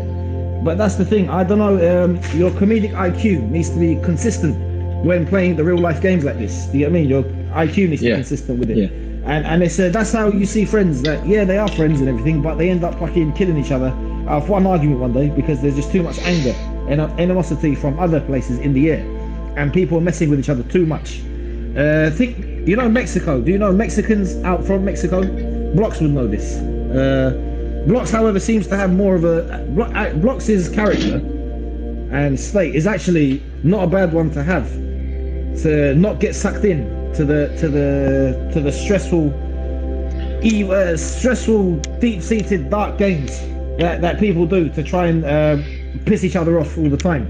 Blocks is actually more of a emotional character who requires companionship, which is I'm not saying that in a bad way. Like you said, he wants a wife, he wants that, he needs that. Blocks doesn't seem as much as a fiery character who is prone to aggression and stress and anger. No, I'm definitely prone to aggression. But the thing is, like, the thing that calms me down out of my aggression and not being the aggressive person that's gonna fuck somebody up over some like real trivial shit is like if somebody gives a fuck about me. Cause like me personally, my family's never really given a fuck about me. Like I'm the least what do you call it, like the least favorite child or whatever. So like, bro, like I really don't have many people that give a fuck about me, so it's like, what the fuck do I even care about myself for? So like that's what gets me into a lot of dumb situations, because I don't give a fuck. But then like when I do have somebody in my life that actually like fucking cares about me and comes and fucking checks on me randomly and shit like that, it tends to fucking mellow me out. Like I thought I had that for a little minute, and that's why I was very calm for a while. But then I realized they was just fucking using me, and that shit not only brought me back to my old ways, fucking made me more aggressive and shit. And like that's why like fucking earlier tonight, I don't know who or how, but I robbed somebody, bro. I've got like almost $2,000 of cash and like a little over an 8-ball of some cocaine. I don't even know who it is I robbed, but like I definitely robbed somebody because I didn't have that shit at the beginning of the night.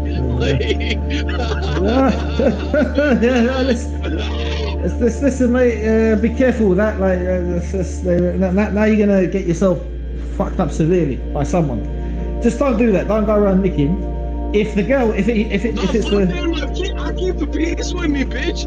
I'm from fucking LA. Try and fucking get back, bro. You just finna end up in a fucking box. You feel me? No, fuck that shit. I'm good. I'm on me. You feel me? I'm standing on all fucking 10. Come at me, bitch. Like, I'm pretty sure. I can't say 100% for sure, but I'm fairly sure I robbed a bitch that was trying to fuck me. I'm not sure because I'm really fucking high right now. Like, we was speedballing and shit like most of the night, so I can't say for sure, but like I would say like 70% I'm sure that I robbed this bitch that was trying to fuck me tonight, bro. I'm fairly sure because I was I'm fairly sure it was this dumb bitch, because like she was talking all this shit about how like she just got paid heavy and this and that and da da da da, and fucking she was giving me cocaine and shit, and like she was giving me Vicodins and cocaine, and fucking we ran out of Vicodins, so we were just doing cocaine, and I ditched her at the bar, and I don't remember if I took it from her or what, but like I've got a little over an 8-ball of cocaine that I didn't start the night with, and I've got like, I don't know, I didn't count it, but it's like $1,800, like almost like $2,000 of cash, and I only had like $50 cash on me when I started the night, so I don't know, I think I robbed that bitch.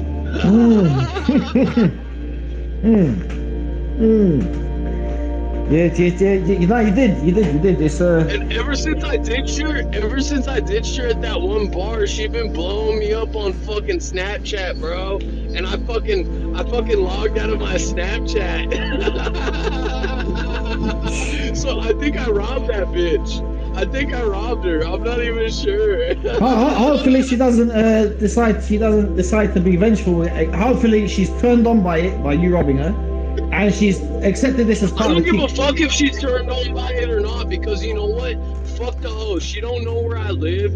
only thing she knows about me is my car, and I've got a fucking garage. I park my car inside my garage every fucking day. So like, she can't find me. So like, what the fuck do I give about her being mad, bro? Like, what kind of, like, that don't do shit to me. What? You feel me? What, would you have a friend? Like, would you let's say a guy as a friend? You know, you were chilling with him, and there were drugs around. Would you rob him as well?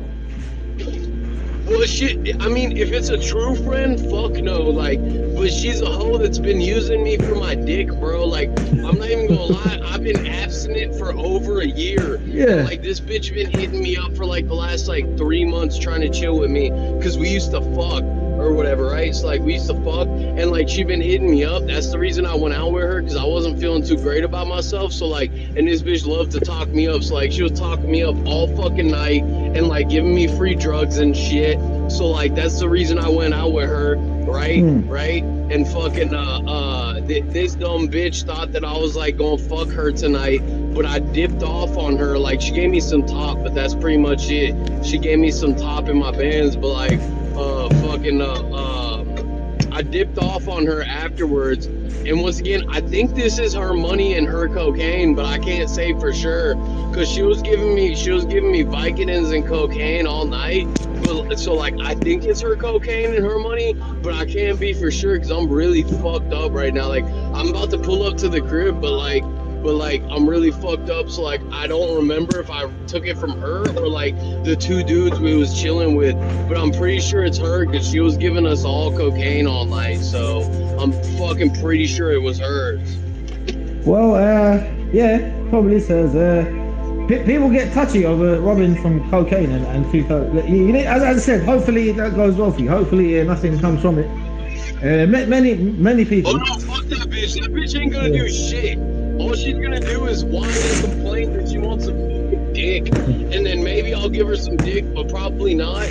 But you know, fuck that bitch. I haven't talked to her in like fucking a year and a half, and it's this dumb bitch's fault for fucking with me again. You know, it's her fault. She done got robbed, bro. That's her fucking fault. That's not on me. That's not on me. It's this dumb bitch's fault. Yeah, that's fair enough. Hopefully, hopefully nothing comes from it. Don't make a habit of it. Would you rob, like, let's say, not a true friend, but just a man like that, just a male friend, a male person that you. A male person, yes. A male friend, no.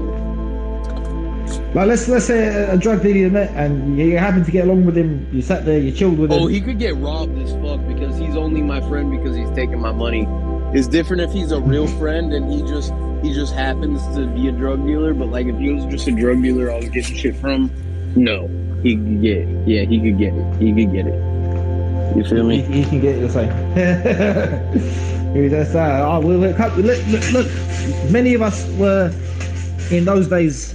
Look, we've all come from those days, and look, it goes wrong. It breeds violence. It breeds tension and violence. If people, but it's good, like you said, if you're upfront about why you robbed him, and you're not denying that you robbed him. You're not doing it. You're like, listen, now fuck him. He's not my friend. He's not to me. I robbed him. So what? And if you take a beating for it, I guess this makes it. But if you habitually, persistently do it, then obviously people will have to deal with you. But if it becomes a trend, like if it becomes acceptable, everyone's doing it, then it toxifies the environment. It toxifies the air. So maybe not. Don't become someone who, like you said, who can get friendly with someone and then robs them too much. Don't get into it too much. Again, it breeds violence. No, it was her fault. No, of course, yeah, no, it's her fault.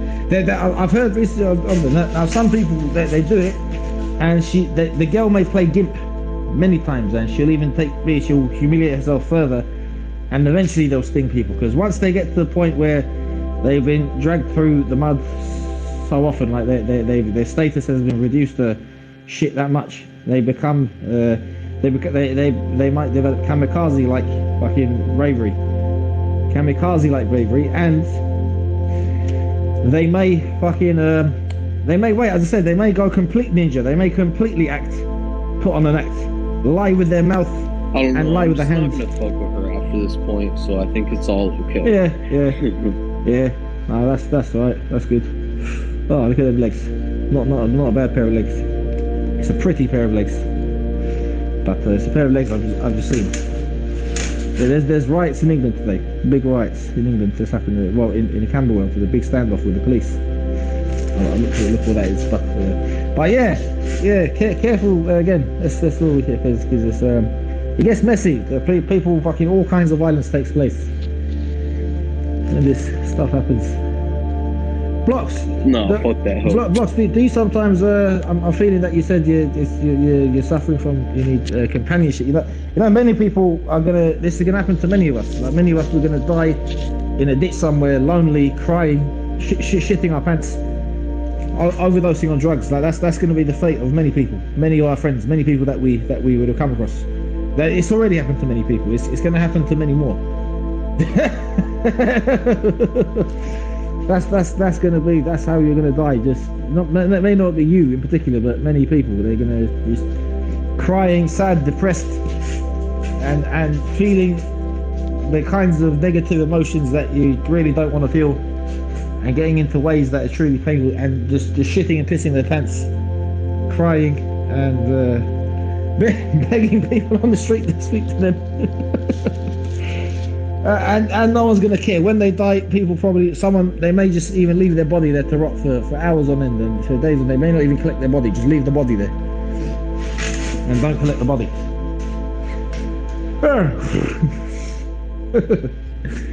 It happens.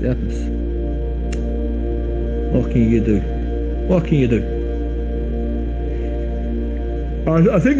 Have you seen any dead bodies? Has anyone here seen dead bodies? Like guaranteed dead bodies? Not a junkie. Yeah, of course. In the process and afterwards.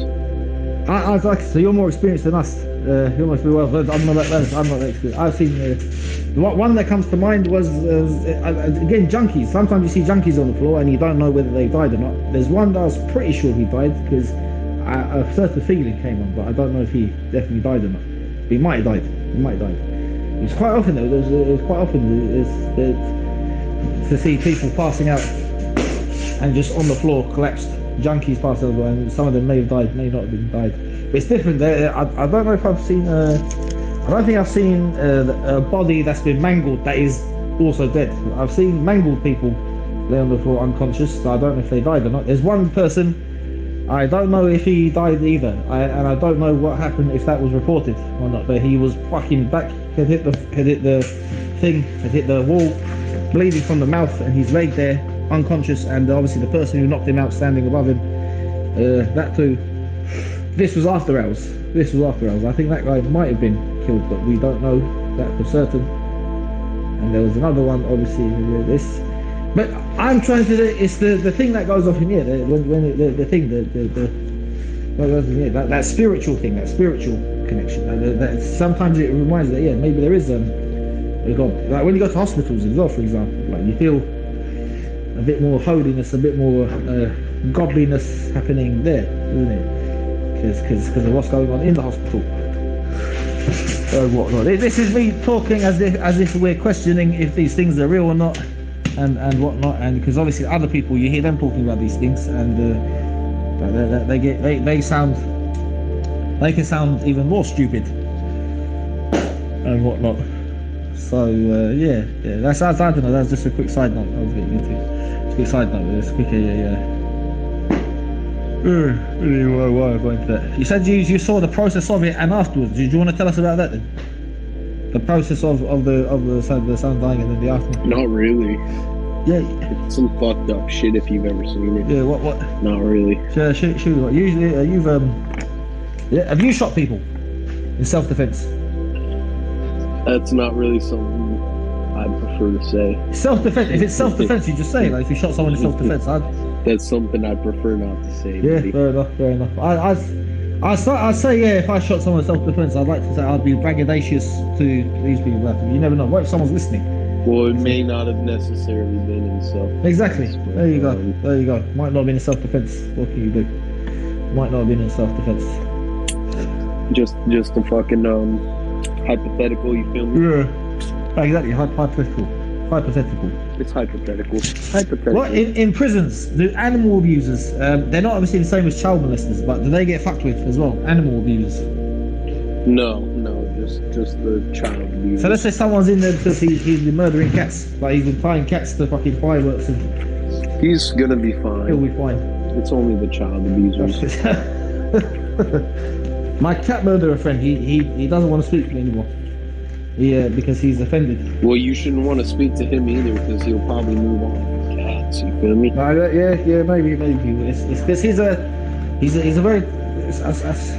I speak to him because when I speak to him, I saw him as a good potential artist for my Turkish music projects. I saw him as a good artist, and because in Turkey, this is it's a trend. Like if you spot the talent, it doesn't matter what they've done. You use them for their talent. If they've done something dirty, you use them as an artist, but you use them. Like in Turkey, they know how to make an artist fucking suffer for their sins, for what they've done in the past.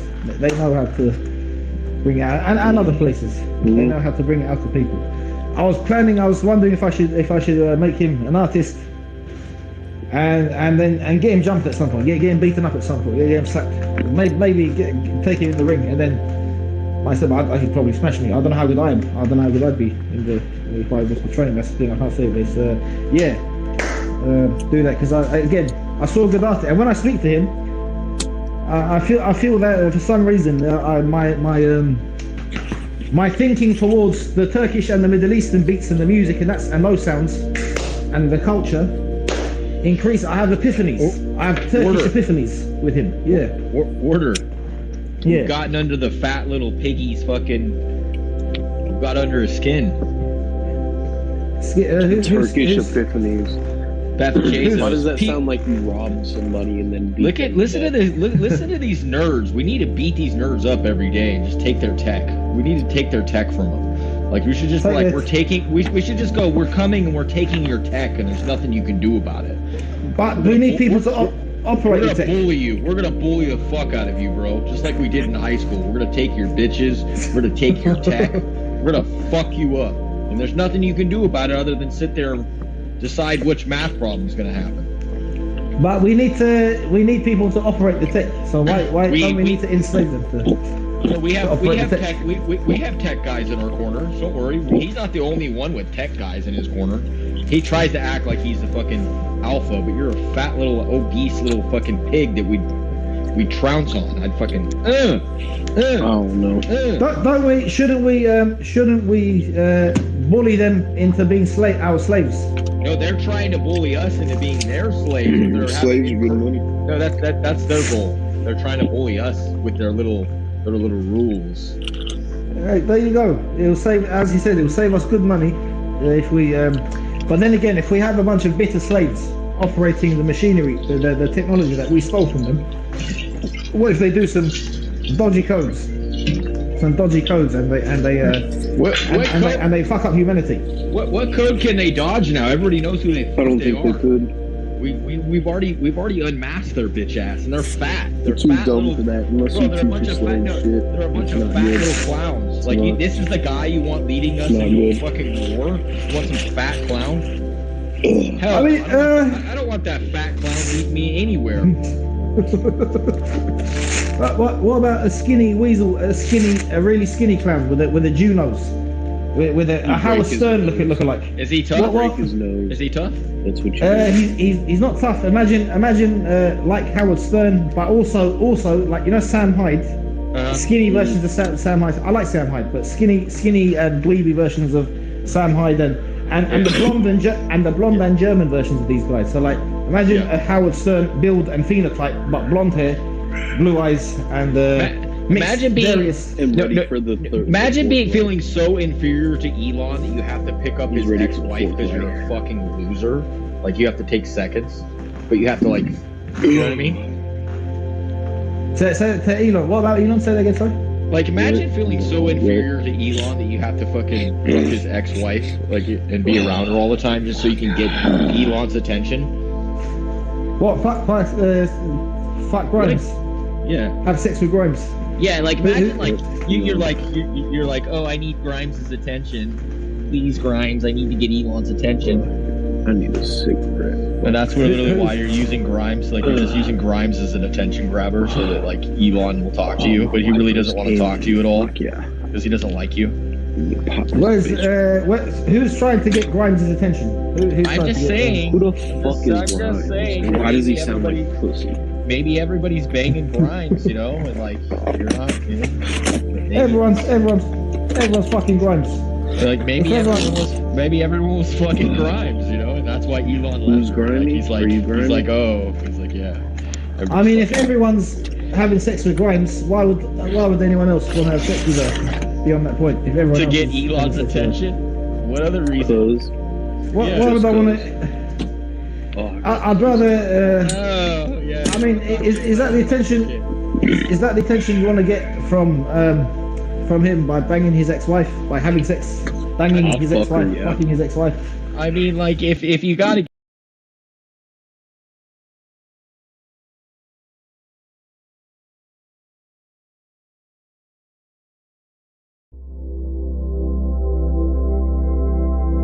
Gay, uninteresting stories. Yeah, like, Elon Musk's attention. Yeah, like it's like I need another man's attention. Like it's shit's weird. That's some weird shit to do. We've all tried to grab Elon's attention on here. No, but I mean, like at that level, that's kind of weird, bro. That's a weird thing to do. Oh, who's doing it though? I'm not gonna say their name, but anyways, they're fat. They want to act like we're talking, like I'm trying to talk. Like all I'm stating is, yeah. Like, I mean, yeah, you know, like I've never stooped that level, you know, to get someone's attention. Fuck their chick, like, you know, God. Would you fuck Elon's wife? Because like he could easily have you. I don't want his attention. I wouldn't want his attention, that, right? What? He could easily get your ass whacked. He wouldn't. Bro, that's not even an issue for him. He's just like, say what? Say when? Where? Okay, done. Well, he really doesn't care because he'll pick up like 10 more wives. Do you think he cares? He can have any woman he wants. Why does he care? Sometime next week, yeah. No, but why would he care? Like, he's gonna get you 30 wives. He's gonna get you. He's gonna get you. For what? Fucking his wife? Was good. What about this one? What if that was a chapter? Where the fuck did everybody else go? I feel like it's been me and you talking for the last hour. Where the fuck are you, Mr. fucking stop Captain using my Beef? voice as like whatever like you fucking you want to use it for. And tell them, hey, what the fuck are you doing? Tell Grimes, you tell Grimes I said she's a slut. Mr. Beef, where the fuck are you? And the other guy's a fat little redhead guy that can't fight. Tell him I'd whoop his ass in 20 seconds. Where the fuck are you? Serious. Yeah. What a bunch of nerds. What a bunch of nerds. I can't wait for the power to go out so I can beat these nerds up. You know? I'd like to find them and beat them up. Let's do this shit. I would like to have a giant horse with a sword and go, you know, like slay this guy for being such a nerd.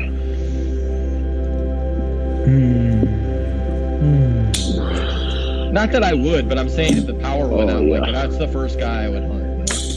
I would destroy Amber Heard, right? But she's such a bitch, and she was such a bitch to Johnny Depp. I'll put cigarettes out on her afterwards. I wouldn't even fuck her. I would just nut on her face. Just tell her that she's a nut trash. You want to hear the bad news? What's the bad news? They're not giving me. There's no bad news. Just the bitch is a nut trash. Wait. They are not giving you the fight. You know what they said to me? What did they say to you? They said, "Oh, well, sorry." I can't hear him. Is Mr. Beefsteak talking? Yeah, I'm speaking. Let me bring it up. Fuck am I saying? Yeah, say that again. Then you said about the fight. Yeah, so they're sitting there going like, oh well, the fight's in March, right? But here's the thing: you have to fight amateur in March, and you have to spend all the money. And I'm like, you have to get 5 amateur fights, is what they're saying, before they'll even continue. So basically, they're telling me to fuck off. So I'm just gonna call Bellator or I'm gonna try to get like a Web3 boxing match with one of these celebrity guys. I think we should go that route. Just like say. Yes, that's what I'm saying. Yeah. We should go that route, and if you want to train for proper fights, you can train for some proper. Just train for it like it's a real fight. Just go get proper fighting thing. Fucking training your like I would love to beat up. I would like to beat up all of the E acceleration of those guys in one night. You know, like just one night, just beat them all up. You know the have you heard of fight bets? You think I could take all 10? You think I could take all 10 of them in one night? I think I could take all 10 of them in one night. You could take all 10 of them in one night. Or I think I could take like if we had like a bet, a $250,000 bet. I think I could take all those geeks in one night. Like, you know. That's the Las Vegas. Do you remember that there was the Las Vegas? Yeah. They have events. They have these freak show fights in Las Vegas, don't they? One guy boxed 40 people in one night, and he boxed Keith Jardine and Shane Carwin as well. It's one guy. What's his name? Fuck. What's his name? I was gonna say, no, you're not. Imagine boxing all the tech geeks, all these tech geeks who think they're like. That'd be tight. But remember, boxing isn't fighting. Like your box has your boxing improved. Yeah, a lot. You just kill them. Could you definitely beat the shit out of these? It's gotten a lot. Are you sure? Yeah, 100%. Because if the boxing geeks are intelligent, they might be okay at boxing. No. As long as they don't get as long as they don't get hit. Come on, they've never been hit in the face for. That, to be fair, if they have that, if they're lacking that element, then yeah, there could be that. But bro, they have such pretty faces. They've never been punched ever by a big man. By a big man. There's pretty face. There's very pretty face guys who are good, who are high level fighters as well. Yeah. There's that too. So well, that's different. That's not a tech guy. That's not a kid. But all these guys that you say don't look like fighters. They all do look like fighters some way or another. No, it's their build. They're like fat. They're like fat, bro. No. As in the people who people say that guy is a great fighter, but he doesn't look like one. As in they all do look like fighters. And the people the people who are good at fighting, they still show it. They still somehow show that they have something about them. Really. Like Andrew Tate, is a good fighter. Yeah, he's good. Andrew Tate is a good fighter. But he's also smart, though. You know, like that's what's cool about him. He's kind of smart and he can fight. Yeah, he's very smart and I don't know though, because the more you fight, the less smart you get, because you get more concussions. Yeah, that's true. Exactly. Some people's heads are some people are just blessed with that gene of toughness where they can go into old age without the CTE, and they can resist. Like their system creates the energies that will make you resistant to the. Nate Diaz has one of those heads, doesn't he? Like, where it's like, fuck, bro, the years he put on, like the mileage is just not good. You know, that's just too many fights in 15 years or 18 years, right? That's bad for you. Yeah. They have solid heads, but remember that they haven't actually taken too many haymakers. They've taken the sort of punches that they throw at others. They've taken quite a lot of volume of punches, haven't they? Yeah, it's damaged them. It's like I don't want to see him continue, you know, at all. I don't want to see. I said as well. I don't want Nate Diaz to have another fight, but it's also the it's shaking. It's the what they rely on moving their head just by a millimeter to reduce the impact of the blows, but they sometimes take it a bit too clean.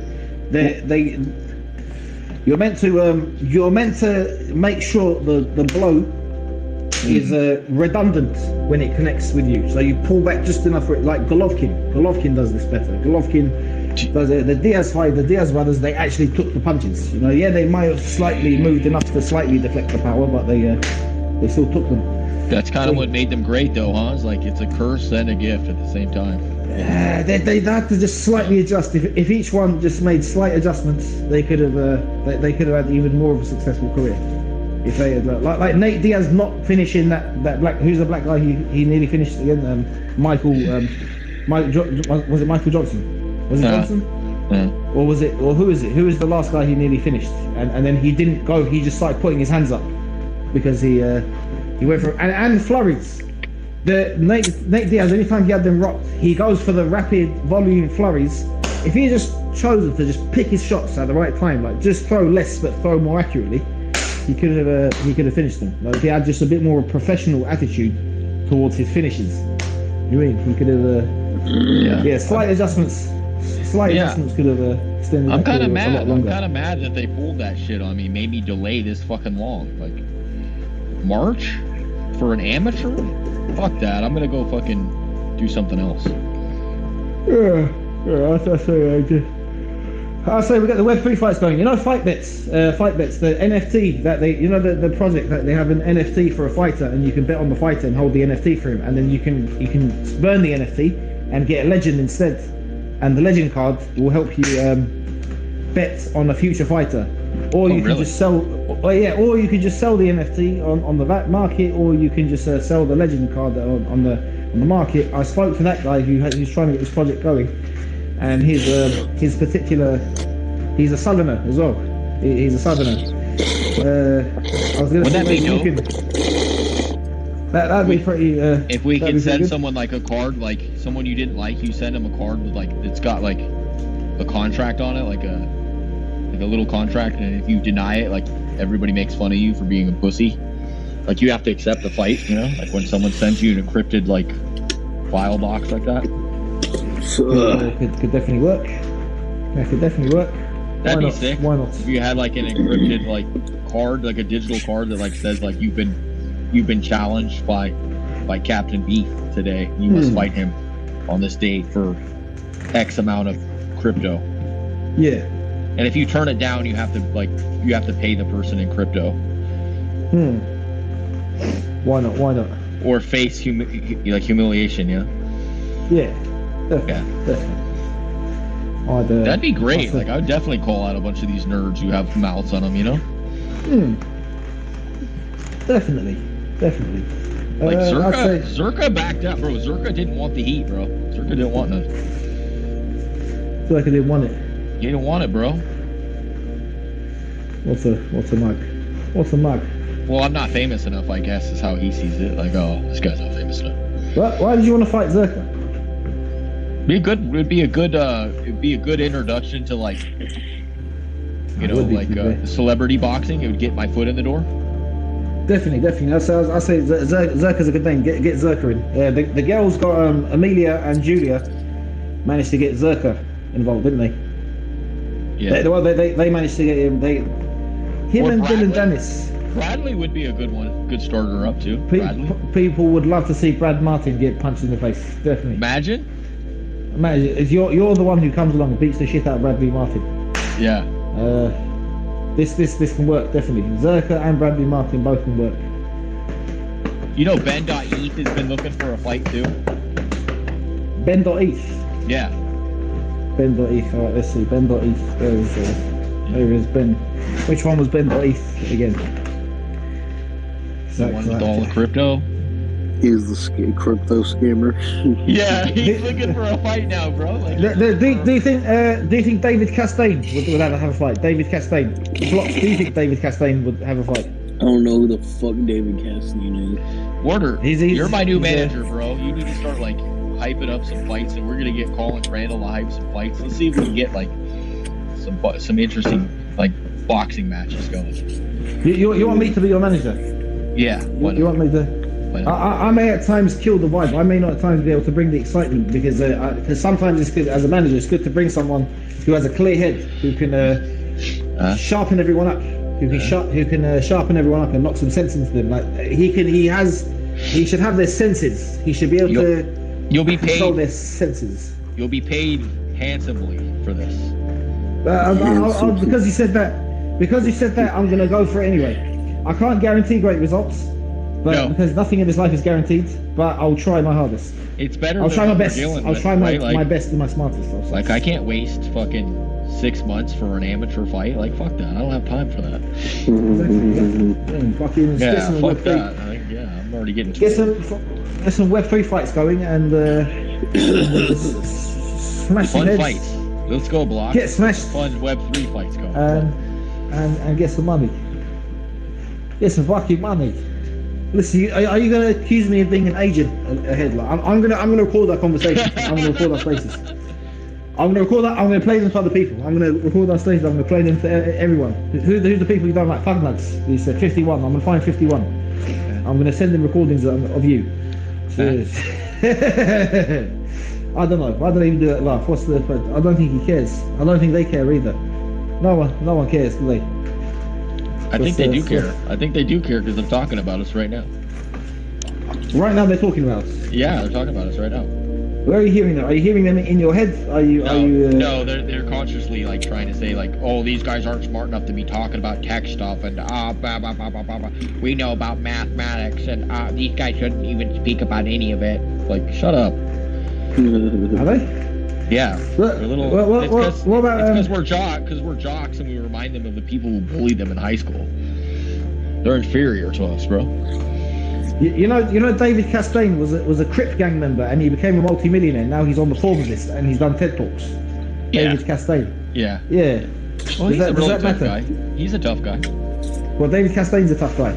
Well, I mean, he did some gangster shit, so he gets a pass. You know, a lot of gang members haven't done. They're not very tough, and they're more actually sly. They've done slyer things, maybe. They'll stab you. They'll stab you. Yeah, that's not necessarily tough. They'll stab you. Yeah, it does. It makes you crazy. If you can do that, bro, you're hardcore. But they also they're very jealous and bitter and feminine people, men as well. Though, a lot of the gang members. Look who's here. Tom's here. Oh my God! Do you know what they'll do? Do you know they'll openly display jealousy. They'll openly display jealousy to someone who has a nicer car, nicer girlfriend, nicer what, and then go and attack him for it. That's what some gang members will do. Look who's here. Tom. You guys are still alive. Yeah. Oh, cool, Charlie. Tom. Blocks. What the fuck? Tom. I haven't seen you guys in fucking ages, man. I know. It's crazy. Wait, Uncle, did you get banned or what Tom's happened, man? I didn't see you anymore. Charlie, you got a new account? Yeah. I've got three accounts, same accounts. Alright. Let me give Same you a accounts follow. as before. Oh, I have the shit. same accounts. As before. Tom, bro. Tom, get us a fight in Web3 fight. Come on, bro. Oh, man. Wait, aren't there a lot of fights coming up, Uncle? Like, I saw some shit, like, in There's a ton. February or March, like, some influencers are hosting some shit. I haven't heard anything about it. They won't invite me. You're state champion, I wouldn't fight you either, so that's not a smart thing. Well, we're trying to get big here, Tom. Help us out. We're trying to get big, you know? Let's go. I invited the other dude over to the gym in Amsterdam, Uncle. Remember him? But he never showed up. What was his name? I forgot, bro. He never showed up. He was best friends with KSI. And Yeah. What was his name? Wasn't it like... Was he Turkish? I think he was Turkish, right? Charlie, do you remember? He's best Which friends one? with the KSI guy. Yeah, bro. Ums. Yeah. Yeah. Ums might be. Well, Let's. I befriended Colin Crandall, right? You know who Colin Crandall is, Tom? I'm bad with names, bro. Let me Google him. He's MMA Hour. He's really famous. Oh, yeah, I do. Yeah. Shit. Bro, he's interviewed everybody in like MMA. Well, Ums has. No, Colin Crandall. Yeah, Colin Crandall. Yeah, yes. He's I'm trying to see. I was trying to ask him if I could find the footage of him. He's done his best to try to get me a fight, but they're not willing to do it because they don't want to have like a guy who's not 0-0 and pro get hurt. That's what they're worried about. Yeah. So how the fuck you guys been, man? You've all been good? Yeah, we've been decent. Not really, but you know, fuck it, life goes on. What's up, Blocks?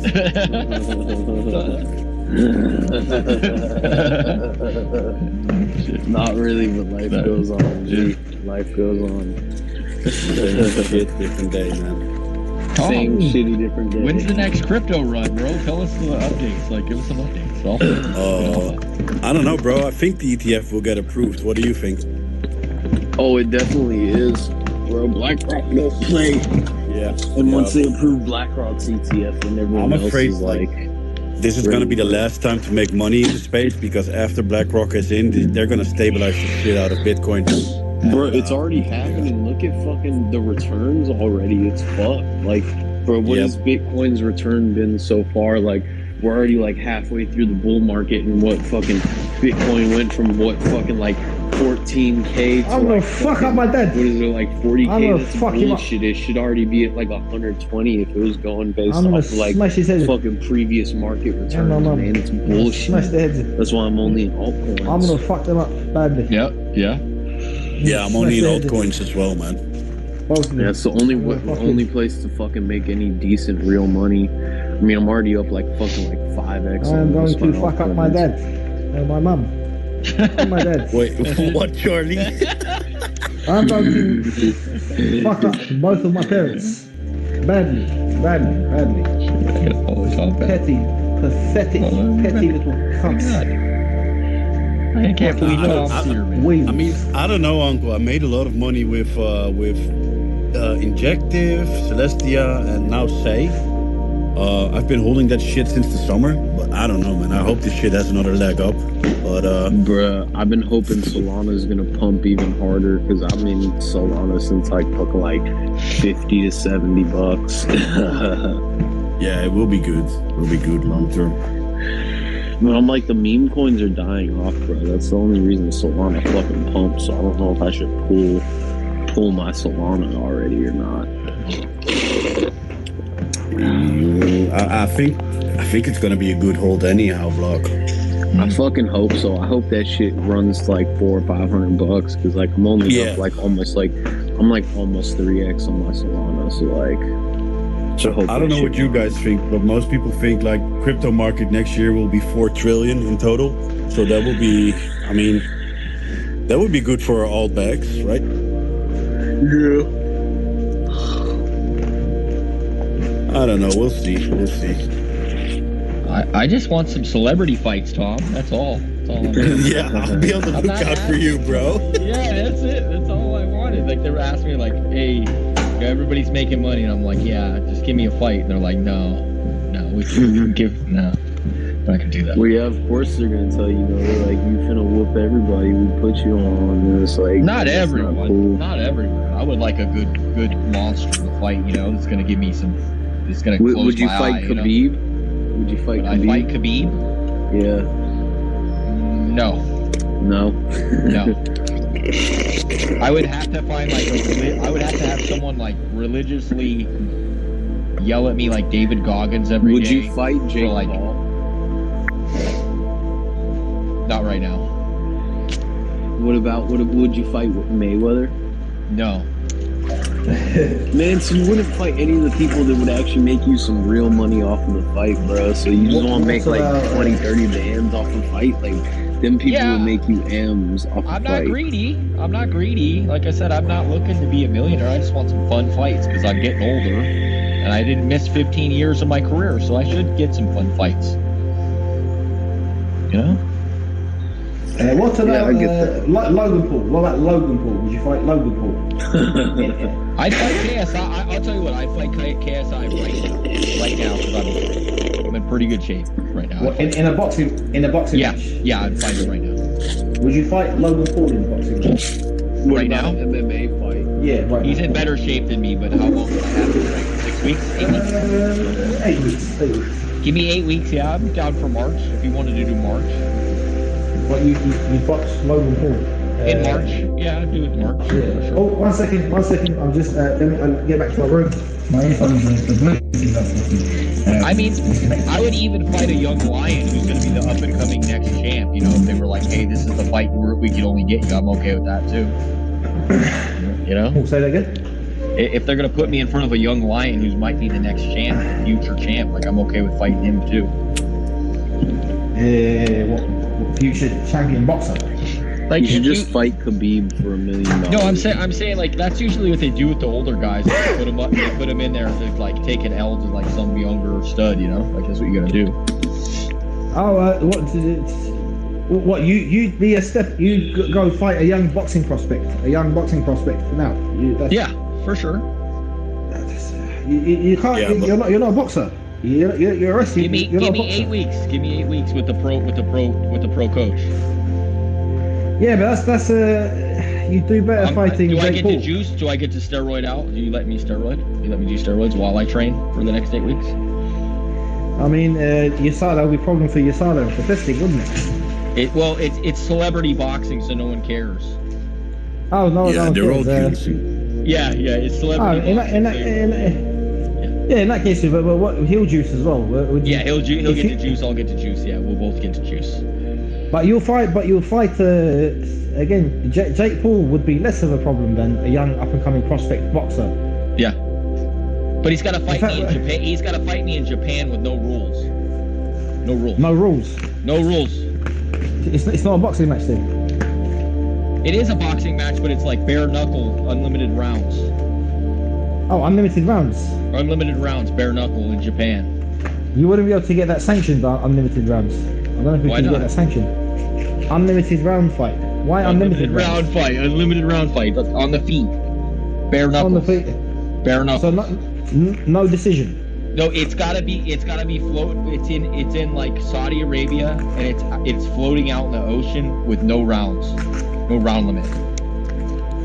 No round limit. No round. Out in the ocean, floating. Out in the ocean, we're just floating like a ring floating in the ocean while we're fighting to the end.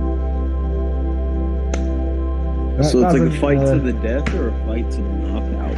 Fight to the knockout till someone goes limp. Yeah, or gives up, or gives up, quits. or TKO, yeah. Or Just TKO. take it to Gladiator Day, and whoever loses fucking dies. That would be a sick pay-per-view, wouldn't it? If you were watching two guys just like floating out in the ocean in Saudi Arabia, one like, comes in, fighting, two like, come in, nonstop. one That would be comes sick. out. You'd be like, whoa, what is this? Bro, I would pay for that pay-per-view. I would pay so much shit money for that, bro. You just have guys like old school boxers, like just battling. Oh man, that shit would be wild. Yeah, that would be dope. Like Platinum Mike Perry would be great in that league. Fuck, imagine. Anyhow, good to see you guys, man. I'll jump in more often. I didn't see you guys in fucking spaces forever. Yeah, I'm gonna get some sleep. We've been through some crazy times. Have you guys been gone for a month or what happened? We're just endless round. If we can get the food, listen, if we can get that food, I'll be happy to mention that. Why would Jake Paul do this? I think people like to. You'd have a good reason. Why should I do endless rounds? But he should. He doesn't have much of a reason to disagree to bare knuckle, because bare knuckle is actually less dangerous. It's just more likely to have cuts. That's what's more dangerous. It's just more cuts. That's it. How much can we get paid right now to join bare knuckle? Can we do like what's the pay? I don't know. We'll PTSD thing. There's a couple of $5 a punch. No, it's got to be high. Like I think Mike Perry makes really good money. To be honest with you. Yeah, it pays better than UFC fights for mid-fights. That's true. That's true. I mean, I'm hearing. So the rumor is, here's the rumor happening right now. So you know how UFC 300's going down? UFC 300. Yeah, go on. Well, I guess they're not going to be able to pay Conor McGregor the amount that he's asking for because the PFL's come out and said that we're going to let you fight Manny Pacquiao in Saudi Arabia. Yeah. Oh shit. And it's going to be a ridiculous amount. So Dana's trying to like maneuver around to get him on 300 because he doesn't want to lose him to the PFL. Yeah. And there's huge negotiations happening right now with fucking Conor fighting fucking Manny Pacquiao. And that's why he was next to that Saudi Arabian king next to what's that famous soccer player's name when he was doing coke? What's his name? But yeah, no, that's what's going on right now. All right, guys, I'm off to bed. See you guys later, man. See ya. All right. See ya. Would you pay money to see Conor fight Manny Pacquiao?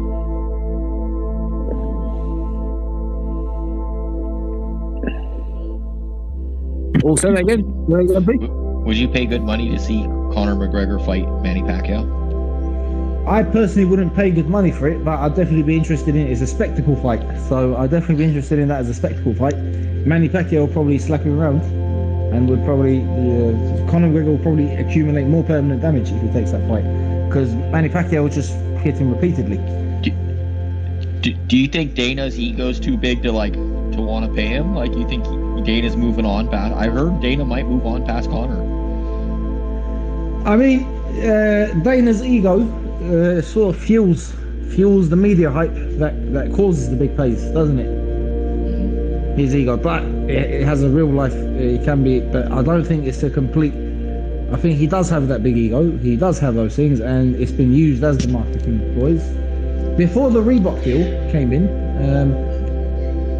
he was paying more. Like, didn't he used to sort people out? Before 2012, when the Reebok deal came in, and UFC was developing from 2005 to 2010. From 2005 to 2010, there were already a few millionaires in the UFC. Do you remember Josh Koscheck? Yeah. He was worth it. He was a millionaire. He was a multi-millionaire. Did you see that thing with his house? I'm sure he was a multi-millionaire from the UFC.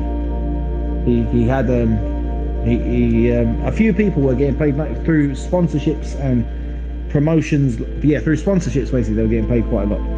Well, they lost Francis because of negotiation issues, you know? Like, I could see them losing Conor because of negotiation issues too. Yeah, if they want to get paid more, they'll go fight elsewhere. Like, if PFL are paying more, a lot of people will go over to PFL. Because I think a lot of people, they'll care more about that. They want to establish themselves as the top fighters in the UFC, and then move over to PFL, as you said, or whoever's paying them the most, whoever is giving them fairer opportunity for payment. It seems like they're paying them more at the PFL, but they don't get the marketing's just not as good as the UFC. You know, like the UFC, like definitely the advertisements and the people that know you at the UFC is like that's what's special about the UFC. Someone I saw an interview the other. Someone won $1 million in a fighting tournament. I forgot. We didn't get a screenshot. With a submission, they did a submission and they fucking won $1 million. Let me see if I've got a screenshot here somewhere. They won $1 million. It is pretty cool that like Bellator will allow you to put advertisements on your back and you can get paid for those advertisements if you're kind of big, you know? Like, so it does allow you to make some extra money if you're not really a huge fighter, which is cool. Yeah. Of course. Yeah. UFC doesn't do that. They won't let you do that. The UFC doesn't let you do what, sorry? You can't put like a banner with an advertisement on the side of your ring or like on your back or something, you know, to get paid for like 50 grand from like you know. I think I've seen in recent. I've seen some exceptions to this because I'm sure some they've been brought back into UFC, hasn't it? It's not strictly Reebok anymore. No. Like they've been getting looser on and more relaxed on the thing again. The sponsors. Yeah, sponsors. Yeah. They're getting more relaxed on it. If they can bring back 2008 to 2010 UFC, those vibes again, that would be pretty good. That would be pretty nice, wouldn't it? Pretty good. And then combine it obviously with the eras, with the development that came afterwards as well. They do that. If we have it all, if we can have it all again like that, have everything, then it would be very good, very nice. It could probably reignite the fashion in some out of like the tournament styles. The tournament styles. What do you mean? Like they used to do like old tournaments, like one faction versus the other faction, so you could take people from like Bellator, you know, have the best guys from Bellator come over on a team and fight some other teams, you know. If we could eventually do that, that would also be amazing, because now look at gaming. Xbox users, PS4 users, and PC users can all play online against each other now, can't they? You can use PS4 and Xbox controllers to play PC games now. You can play. It's all interoperability. Interoperability thing can work. It works. Of course, it works. Interoperability can work. Why not do that? Obviously, keep the exclusivity of keep them battling each other. Have each promotion have its own energy and own thing. So it does make a difference when a fighter crosses over from one to another. So the energy. So do you remember the older kickboxing matches? So the kickboxing from late 90s to early 2000s. Those energies, that kind of energy as well. Thailand and these things make a difference in fighting, because fighting is Fighting is energy based, isn't it? It's an energy thing, an energy based thing, activity. Definitely. Each brand focus on developing themselves. One FC, I think One FC is I like One FC a lot, especially the Muay Thai fights. And then, as I said, we can have the mixed competitions. We can have the mixed competitions, and right. We can promote them well. I'm all for like a tournament, like a tournament style, right? Like in Japan where everybody can roid. Holy That'd be crazy as fuck. Yeah. Bring the roids back. I'm no rules too. Soccer kicks and all. Let's go. Yeah, remember they tried to do. One FC has soccer kicks. Wait, does One FC have soccer kicks? Here, hold on. I don't think so. Wait, hold on. Let me go here. MMA promotions. Look, do you remember Dream? Do you remember Dream FC? Dream, the MMA promotion. Dream. Do you remember it? I do not recall Dream. Bring me back to Dream. It was a. Year was that? It was a 2008, 9, 10. Alistair Overeem was there. They've had a bit of top talent. Alistair Overeem had a championship there. It was in Japan. They had soccer kicks. They were trying to revive Pride. And this was in the late 2000s to early 2010s. They had it, and it was like a third, fourth rate MMA promotion. You might get some world class talent amongst it back then. Again, Overeem was there. I liked it for like when like Bob Sapp would come in and fight like Mirko Cro Cop, and it'd be really interesting. You'd be like, whoa, this is a weird fight. Dream, I think Bob Sapp might have fought for Dream as well a couple of times. Did Bob Sapp fight for Dream? He might have. I think he might have. But that's obviously his punch bag. He was getting paid, bro. That guy was getting paid a lot of money, by the way, just to go in there, you know? Yeah, Bob Sapp was getting paid a lot. He said at some point he accumulated 10 million, but I think they said he might have been lying or fibbing. No, he did. He did. From because he was getting paid 30k a fight, and he just takes so many fights and just keep getting dropped, isn't it? Yeah, they'll let you. That's a thing there. They'll let you keep fighting if you want to fight every fucking week. You can fight every week. Yeah, and then he a few fights he tried to actually fight back, and then he got knocked out because his chin. He actually destroyed his own chin, didn't he? He actually became, by taking the beatings and by just laying down on the floor and letting people just hit him a few times, and just by tapping out, he actually damaged his chin, didn't he? Yeah. Like he's not going to have reflexes anytime soon. He's not going to develop proper head movement. He's now going to always be like anyone will be able to knock him out, basically, isn't it? At this point. There's one fight, I can't remember who he fights, but you think he fights this like Japanese dude, right? Yeah. And he just beat the shit out of this guy for a whole round, like brutal. And then like he gassed at the end and just got fucked up. It was a good fight. Yeah. I can't remember the fight. Yeah. He's had a couple where it's like, damn, you're like, damn, this guy's strong as fuck, dude, right? You're like, whoa, he's got some brute strength about him. Yeah. It was in more recent years, wasn't it? That one, more recent years. Yeah.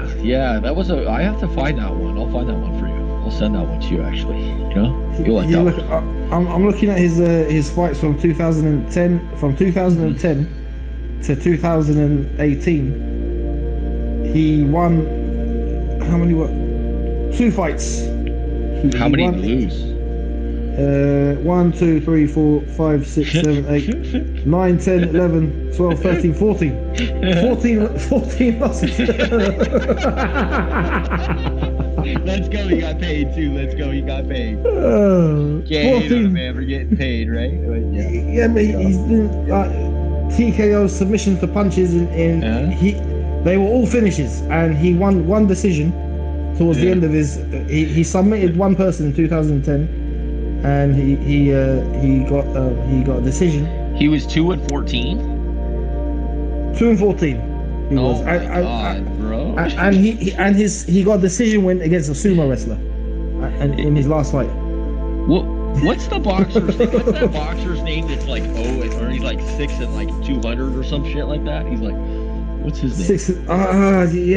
They're fucking with the highest loss record in the world.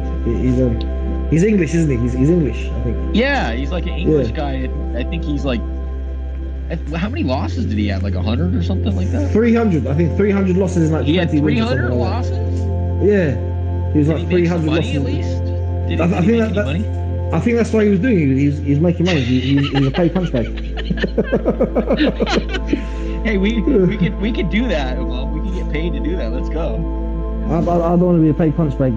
I'll take a beating. I'll do it. I'll take a beating for some money. Would you go and have a fighting career and go 0-10, 0-10, and just if you get paid well for it? How much are they paying me? Let's be honest.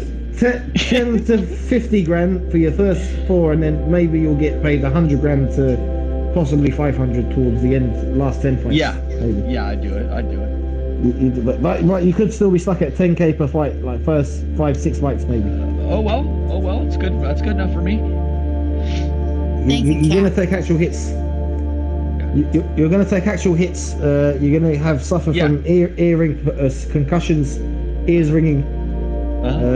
You're gonna be fucked basically. They're gonna. The ref isn't gonna save you by pulling him off you if you sit. They're gonna let you get smashed behind the ear multiple times. Like you that's the point, ain't it? You're gonna be forced to try and defend yourself, but you're gonna have to somehow pull off a loss as well. Yeah, you have to lose. You're paid to lose. Yeah. You're paid to lose, but you have to defend yourself as well from any. Yeah. That will actually improve your skills because you're trying to actually defend yourself and practice getting dropped at the perfect moment. Like you know that's a skill in itself. Being able to take the loss, like you're gonna have to take the punch perfectly, turn your head. No. Just before the punch. No, you really gotta let them KO you bad. Like you gotta let them KO you bad. Not like just fall. Like really put you to sleep. You gotta just shake your head basically as the punch comes towards you, but make it look like it's actually connected and fucking just. No, you just gotta take a brutal beating. Take it clean. Brutal beating. Yeah, take a brutal beating. Yeah, you gotta take some beatings. Yeah. Take the punch clean. Yeah. I mean, let's make this happen, Mom. We could make this happen. You want to take the hit clean. You want to take it clean. Well, you're gonna have your ears gonna be ringing, and like if you're walking cold weather and you feel that cold weather, you're gonna have the earaches, the headaches, and it's just gonna it's gonna be uncomfortable, isn't it? You want to do it. I mean, we don't have much time, to make anything happen, so we might as well try that effort too, like whatever makes us the money. Don't you want to smash some people as well? No, I'm okay with whatever. You don't want to try and win any fights? No, it's fine, as long as they get me on TV, as long as we get on TV a couple times, right? That's all that matters. You just want TV. You just want the TV exposure. A couple times, They talk some shit, We'll throw some chairs in the middle of fucking some shows, Why not? Me and you just go fucking berserk, stir up some shit. Fucking throw some chairs, chair shots. Throw some water bottles, throw some fucking chairs at people. Yeah. Why not? Why not? Create some fucking drama. Yeah. Shall we have a really shit band promoting us? We should be as cringe. We should be as cringe as we as cringe, like bad guy villains, terrible cringe. How cringe like that? It's got something so funny. It can't be a complete shit show. It's got to work. It can't be a complete shit show. We need to have actual talent as well. We need to have real talent. Well, when I say real talent, let's be shit, but gracefully shit at certain times. Like, have you seen Andrew go off? Like, Andrew who? My Uncle Gator. Oh, Hales. Hale. Andrew Hale Sales. Yeah. You see the way he goes off, bro? The one who I argued with, him. Yeah. He starts talking over you and starts over talking and.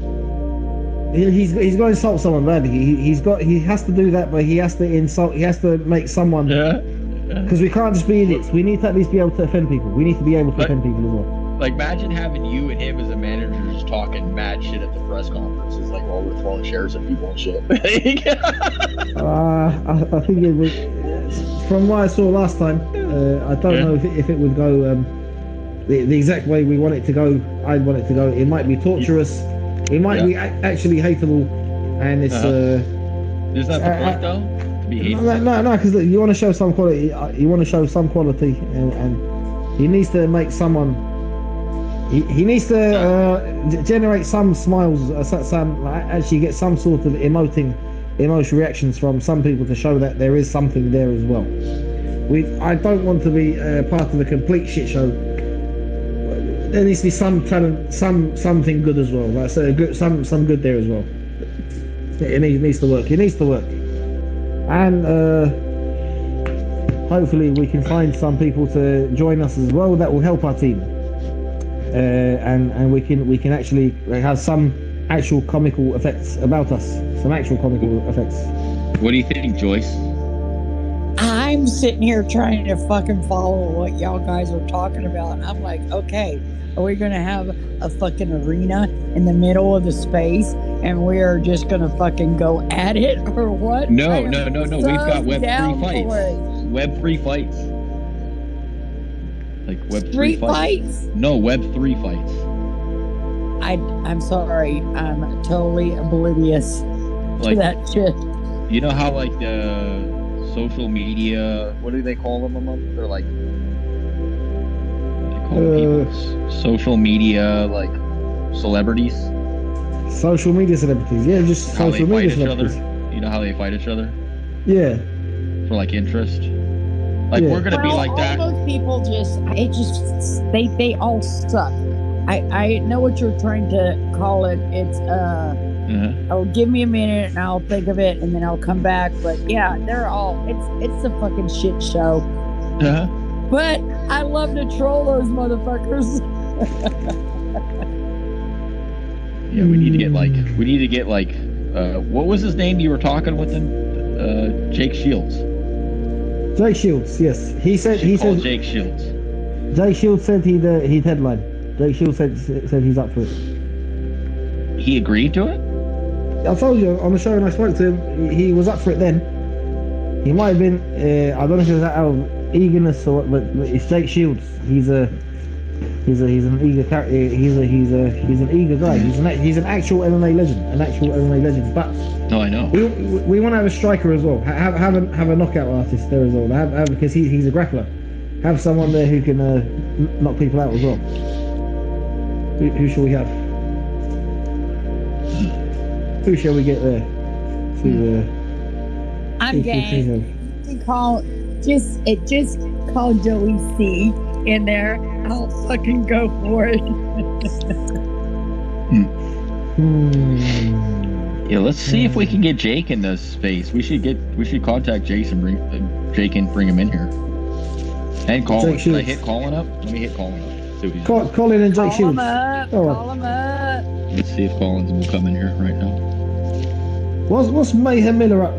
Jake Shields beat up Mayhem Miller, didn't he? Jake Shields beat Mayhem Miller. Mayhem Miller was actually a good matchup. For him, but Mayhem Miller, he had his mental issues, didn't he? So it didn't. His case carried and goes bad. But yeah, I was thinking if we can. What names? I'm thinking what names we could possibly bring back. I think it would be good to call up like an old gladiator and see if he's down for like a little, fun fight. That might be worth our time, right? We could probably get more action out of that than we could with these other pussies who aren't going to accept the fight. Yeah, Brian Stan. Brian Stan. You remember Brian Stan? No. Do you remember? No. He's and Brian Stan. He knocked out Rich Franklin, and he got knocked out by Wanderlei Silva in his last fight. He was a Marine who joined the UFC, and he had lethal hands, like Brian Stan. Yeah, if you look at him, he just looks like a Marine. Brian Stan, if he could, but it's what could he? I don't know why he came, because I thought of him, Brian Stan. I think he came to my mind the other day, Brian Stan, because and Wanderlei Silva, because Wanderlei Silva, his last fight, basically, I think around 38 to 39, he fought a very technical fight and managed to knock out this guy, and this guy people expected him to knock out Wanderlei Silva, and after that, I think Wanderlei Silva's what happened to him after that? Wanderlei Silva, didn't actually go on. What happened to Wanderlei Silva's career? I think that's when he went to Bellator and fought fucking Charles Sonnen and whatnot, isn't it? Yeah.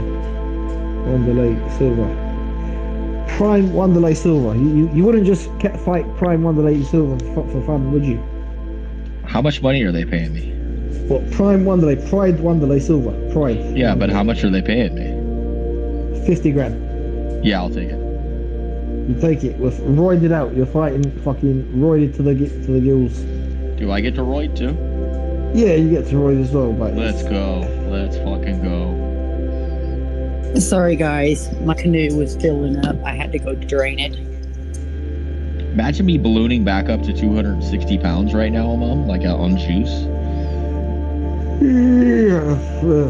So tell us about your juicing. Have you you said you've done? Were you ever the same after you? I never took juice? any steroids. I never took any steroids.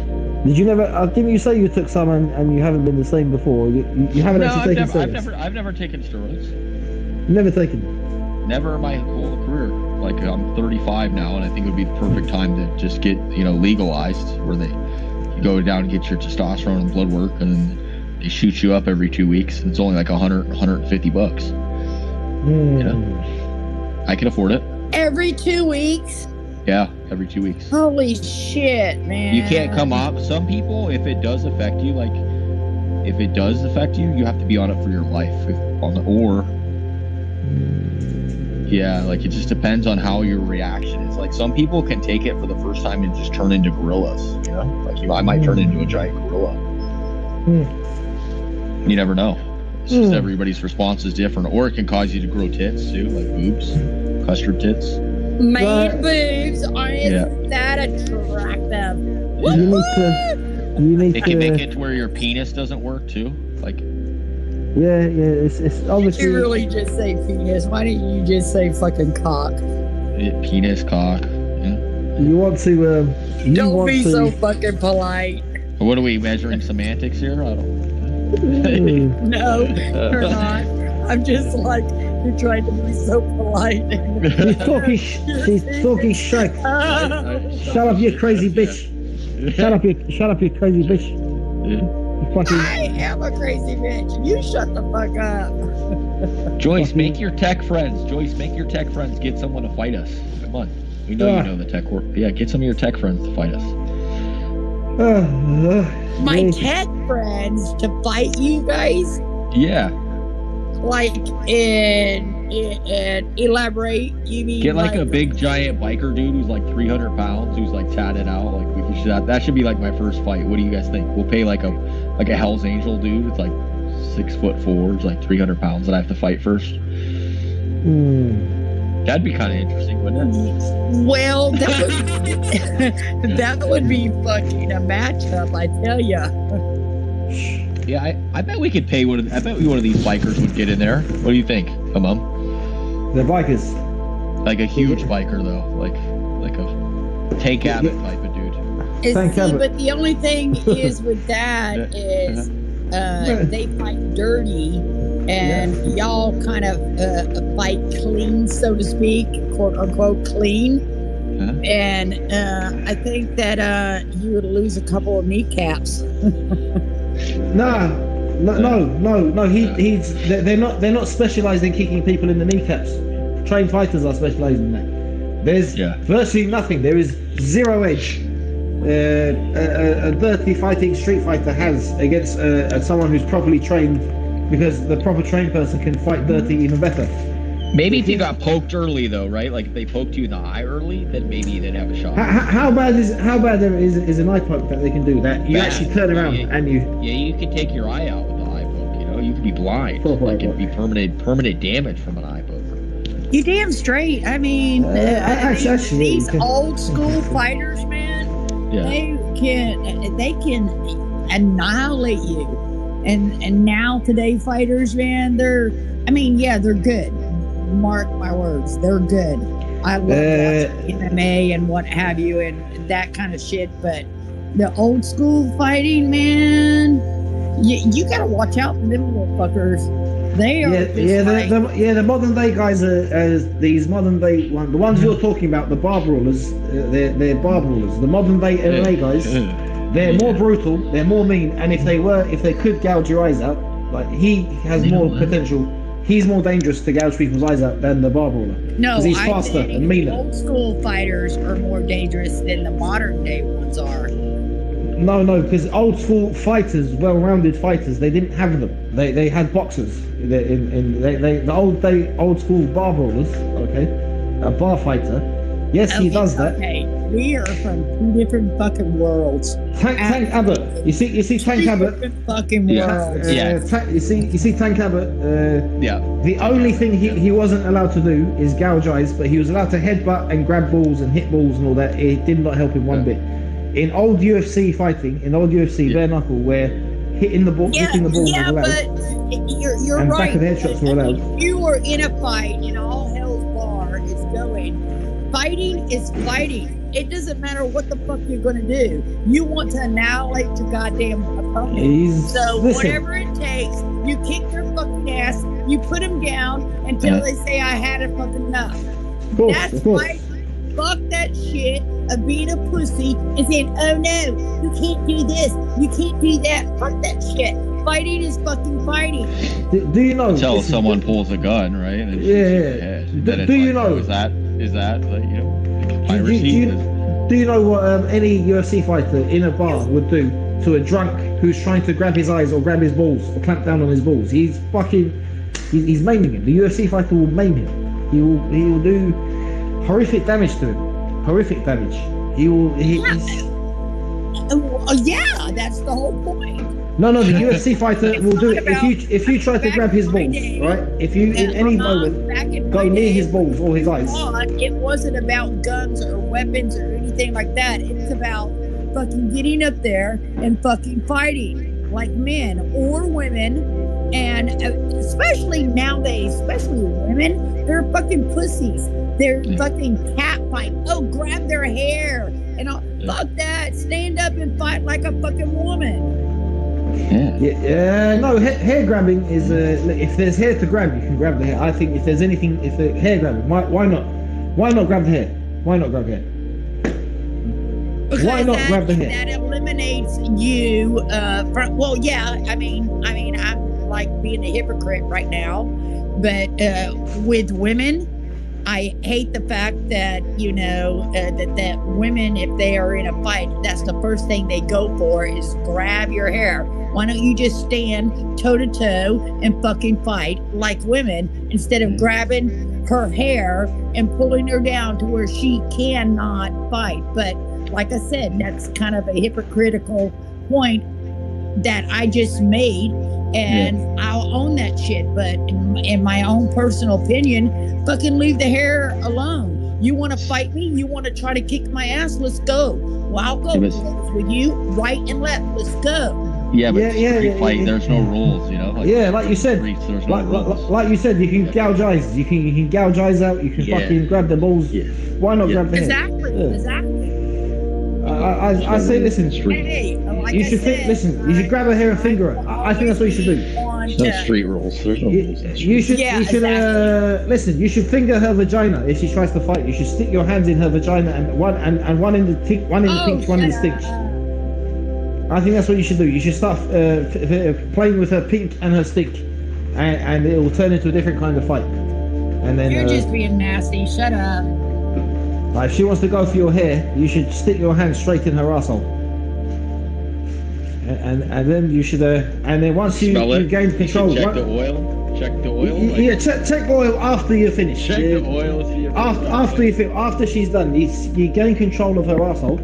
And then you get her to the ground, and then you annihilate her. Like, make sure she's written off for life, and then you can smell the oil afterwards. While she's sitting there in the pool of blood, convulsing and spasming, and that's when you can smell the oil, obviously. And then you spit on her. Well, no, don't spit on her. It leaves DNA. Just burn her. Set her alight, and burn her, and flee. Just leave the scene. I've been in 3 fights in my whole entire life, and it was all in like junior high and high school. And did you win? We didn't, do that hair pulling shit and all that. We actually fought. And yes, I won all 3 of them. Well, if they grabbed your hair and now you lose, then you're not a fighter, are you? If all I have to do to stop you is to grab your hair and hold you down, you're not a fighter. No, I'm sorry. Like you should have you should be able to get around the hair pulling. You should be able to get around the hair pulling. You should be willing to have your hair yanked from its roots. Your neck should be strong enough where you can resist and lift upwards against the hair pulling and fucking gain control of the situation. That's what you should. Nowadays, should I say nowadays, if I was ever to get in a fight, I would take out my opponent within 3 blows and I'd be done with it. Nowadays, why is that? Who are you? Who are you? Because I'm a little bit more educated and I'm a little bit more street savvy, should I say, so to speak. I'm a little bit more trained. Are you trained? What are you trained in? I'm trained in kicking your fucking ass. What did you train in? Did you take self-defense classes? Yeah, I did it for like fucking what? I'm gonna be 60, so I would say 50 years. Absolutely, I've taken training in it. What particular martial arts are you trained in? Colt 45. That's if you don't have your gun on you, then what are you gonna do? What are you gonna do? You said 3 punches. You said 3 punches. What makes you so lethal that you're taking people out with 3 punches? Not necessarily. I didn't say 3. I said 3 blows. Oh, blows. Okay, blows. 3 blows. What are you trained in that your blows are so powerful and accurate that you're taking them out in 3 blows? Please respond. Okay, I will respond, but I'm trying to articulate this in the right manner. First off, I wouldn't look at her, although I'm still looking at her. Even though you're facing away from your opponent, but you're still, your peripheral vision is still on sight. And first move would be an elbow straight to the face. Second move would be leg to the kneecap, buckle them down. Third move would be a hit to the back of the head and they would go down. So again, say the exact combo again, one more time please. Elbow and then what? Elbow and then what, sorry? A kick to the knee. Yeah. Cap, elbow. Buckle them down. And then you do another hit to the back of the head, another elbow to the back of the neck area, and they will go down. That clean, that smooth. Just like a movie. But it's all in a really quick motion. It's not like a slow motion kind of thing. You fucking do an elbow, kick to the knee, back of the head, and down they go, and they're done. And then you can just fucking walk away. And say, bitch, don't fuck with me. And why were you, why are you so sure and confident that you'd pull this off this cleanly, in such a clean manner? Why are you so confident? Because I am confident. I'm a confident woman. If I wasn't confident, then I would be fucked, wouldn't I? What if she's a bit more confident? To pull off something like that. If you're not, then you're a weak ass bitch and you need to fucking walk away in the first place. If you're gonna sit there and you're gonna take somebody's bullshit and they want to run their fucking mouth and they keep going on and on and on, and if you don't want any conflict, you can either walk away or you can stand there and stand your ground and hold up yourself high. And if they try something, you always got your fucking eyes on them. And another thing, you gotta listen. You gotta listen, because there is little things that people do that people don't realize is just a little shift of their foot or something like that. You got to fucking listen. You got to have your eyes and your ears open. And once you hear that little shift of that foot, that's when you strike. And then boom, boom, boom, down, and they're out. You gotta fucking be wise. You can't be fucking stupid and think, oh yeah, I'm fixing to get in a fight, and all of a sudden you start fucking shaking within inside yourself. Well, you can't do that. You can't let fear override you. Once you let fear override you, then you are already defeated. You will get your fucking ass beat. But if you overlook that shit and you come to grips with that fear and you put it out of your being, your soul, then you're going to be fine. And it's going to be simple. It'll be quick. But nowadays, you know what? If you're in a situation like that, there's not just one person, because people today don't just like to fight one-on-one. It's like a mob mentality type of thing, which really fucking sucks. Whatever happened to, okay, I disagree with you, you disagree with me, okay, you want to go down, let's throw down, let's do this. But no, there's always 5 or 6 or 7, and then you are really in trouble at that time. That's when you need to pull out your 45 and bust a cap in but bust a cap in the ass, in the asses, in the ass. Absolutely, you bust a cap in the motherfuckers. Fuck that shit. Yeah, fucking cunts. You fucking come here, I'll fucking shoot you. I'm shooting in the fucking eye. I see so many fucking videos of these people just, they're just attack one person. And then you got like 20 people on top of them. How in the fuck is that a fair fight? Okay, you have a disagree with me. Okay, fine. I don't give a shit. Let's go to throw. Hey, fist on fist. Fuck that shit. When you got like 15, 20 people, and then all of a sudden, they're all jumping over you. What kind of fucking chance do you have? None. Absolutely zero. Zero, none. I mean, think about that one kid, man. It was a high school boy. He was 17 years old, and he went up to go stand up for his buddy because these hoodlums was trying to take his fucking tennis shoes, for crying out loud. And because he went over there to stand up for him, which I give him really kudos for doing that, he got beat to death by 15 other boys, 17-year-olds, and which was stupid. Where did this happen? Fucking stupid. It was just the most. I was so fucking pissed off. And none of those, well, actually 5 of them got prosecuted and they're serving jail time, which they should be, but the other 10 did not, because they couldn't pinpoint who they were. Where did this happen? Yeah, it's fucked up, man. Yeah. Where did it happen? Hello? Say that again? Where did this happen?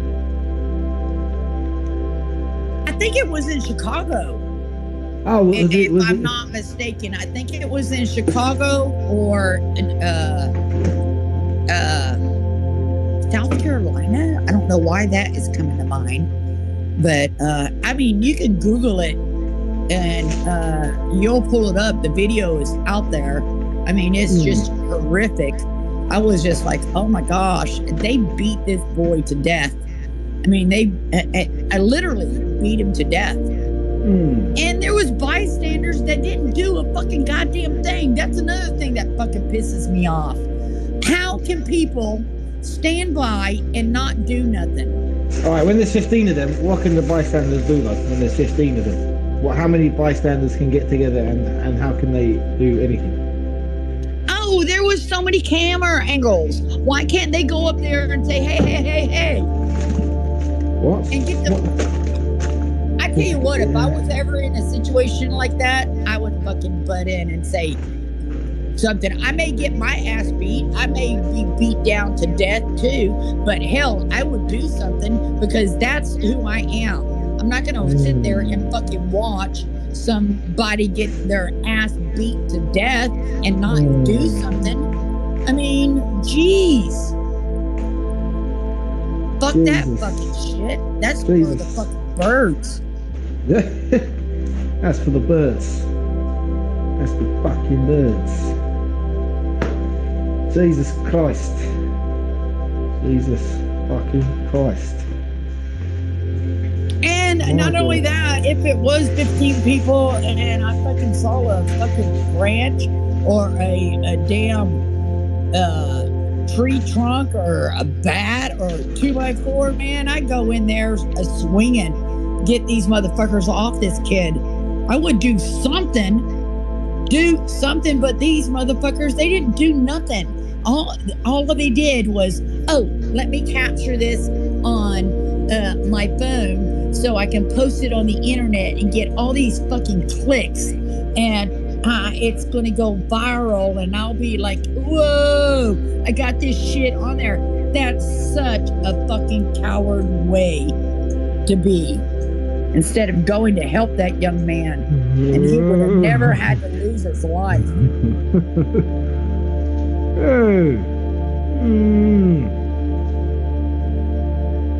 Yeah. Well, listen, it's because there's a video, because of the video footage, they were able to identify at least 5 of the attackers, like you said. Yeah, I think it was 5 or 7. I may be mistaken, but I know it was at least 5. That was due to someone whipping out their phone and videoing it. The person whipping out their phone and videoing it they're at risk as well. Because what if they just beat up the person videoing it? Oh, 1 second. Someone's calling. Oh, no, it's he. That's what I'm talking about. Didn't you just hear what I said? Yeah. Damn. You are not paying attention. Because if he gets his phone out and videos it, they can, there is now evidence of the crime that took place. The crime has happened, and there is evidence. You see? Well, this is true. This is true. You're right. They wouldn't have been captured, but there was other people there that still didn't do anything. Oh my gosh, there was a friggin' teacher there. The friggin' gym teacher there. He didn't do anything. Are you fucking kidding me? It just blew my that whole damn scenario blew my fucking mind away. I was just like, man, these people are fucking stupid. What have we came to in this country that we cannot, and I'm talking about the United States of America. I don't know where you are from, but in the United States of America, how did we get to a point that we cannot help our brothers and sisters out when bad things are happening? Are we just so pulled away and stretched so far that we cannot come together as Americans and fucking stand up for what is right? Do we have to be like so critical that, if I get involved, I am going to be targeted or what have you? It's gotten so fucking bad, and I am so fucking sick of it. I am just really fucking sick of it. That's why I don't like to go out in public, because these fucking people are stupid.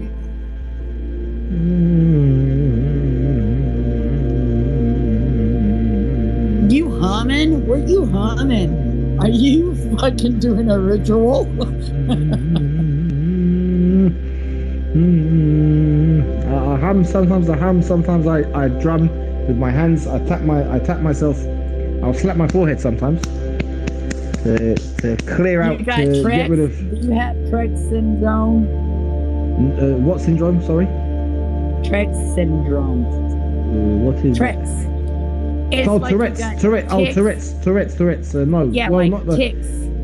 As far as I know, I don't have a lot of Tourette's or tics. Maybe many people have tics in them that they aren't too wary of. Obviously, many people have certain tics It's everyone. No one is completely without tics or without Tourette's or without whatnot.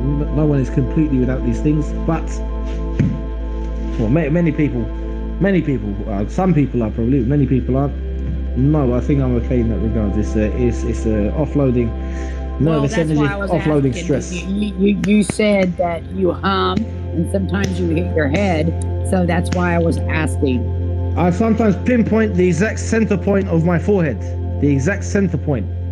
You know, that particular point. I target it and I slap it the right way with the right impact. That it. See, hit it a couple of more times because you need a smack in the. Because you do things like that, it releases stress and nervous energy.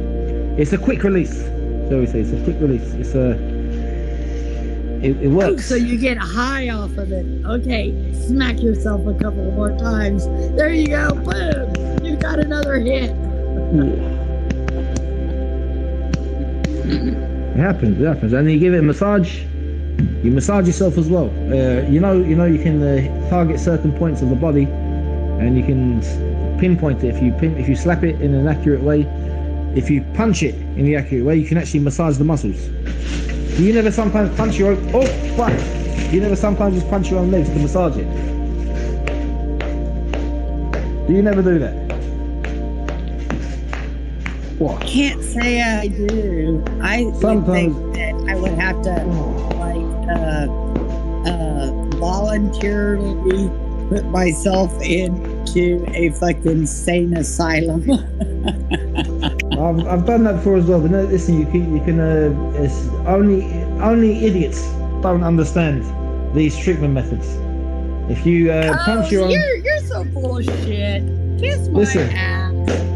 Only the idiots and the people and the psychopaths who want to accuse people and you know, drag people down, put people down wherever they can, are after labeling people as crazy due to these things. I think, all right, I'm going to concede, and I will always say when I am wrong, because I do have anxiety attacks, and I have found that if I have a rubber band on my wrist, I can have it on my wrist, and when I start having an anxiety attack, I can just take that rubber band and stretch it out and pop it, which will send a signal up to my brain to take me out of that anxiety attack. So yeah, so go ahead and beat yourself in the head all you want. That's perfectly fine. But I'm gonna just stick with my fucking rubber band when I have an anxiety attack.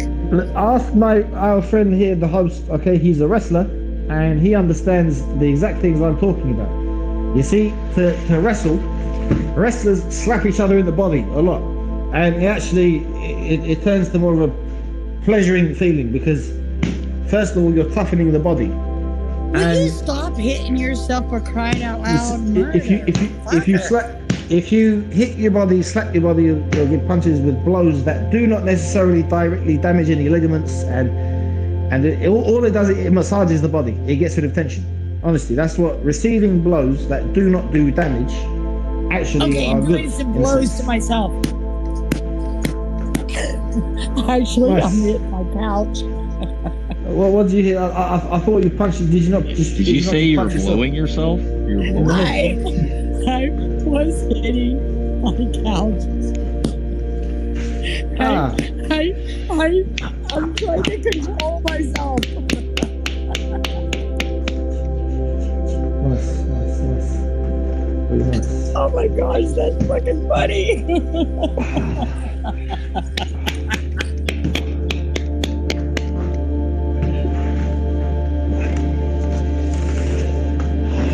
Y'all sound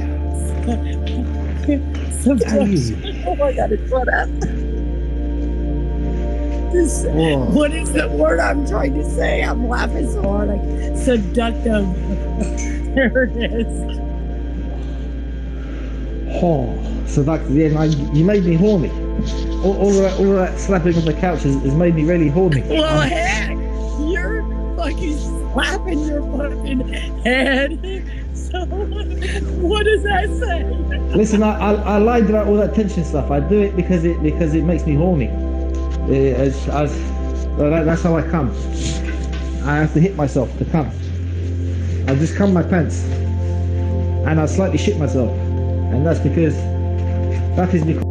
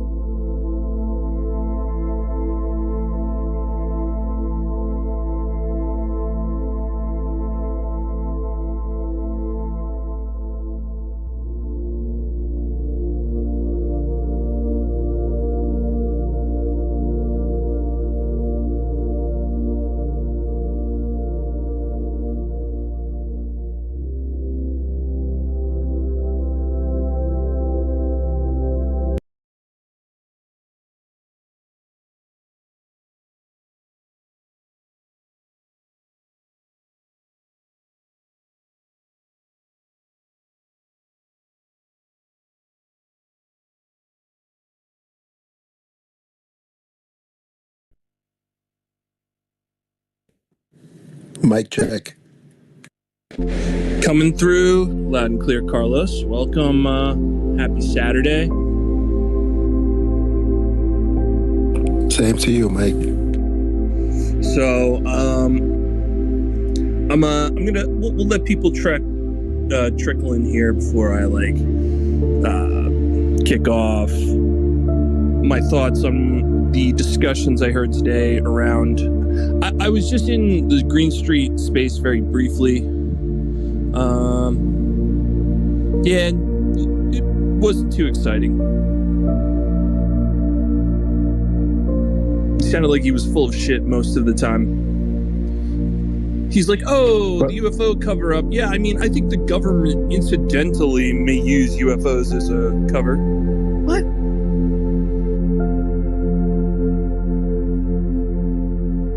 Yeah, the guy is definitely an op, man. You know, even the way he describes his previous work and profession, it doesn't sound good. I'm not saying it sounds bad or extremely nefarious, but it doesn't sound good when he's saying yeah, I did 12 months for the United States government targeting individual groups. And you're just like, all right, well, sounds you might have been doing some propaganda, maybe. What's up, Jason?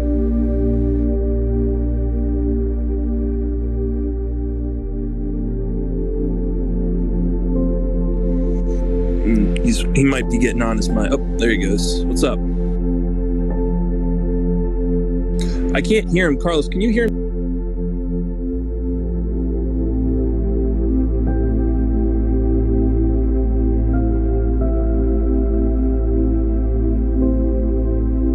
Whoa, okay.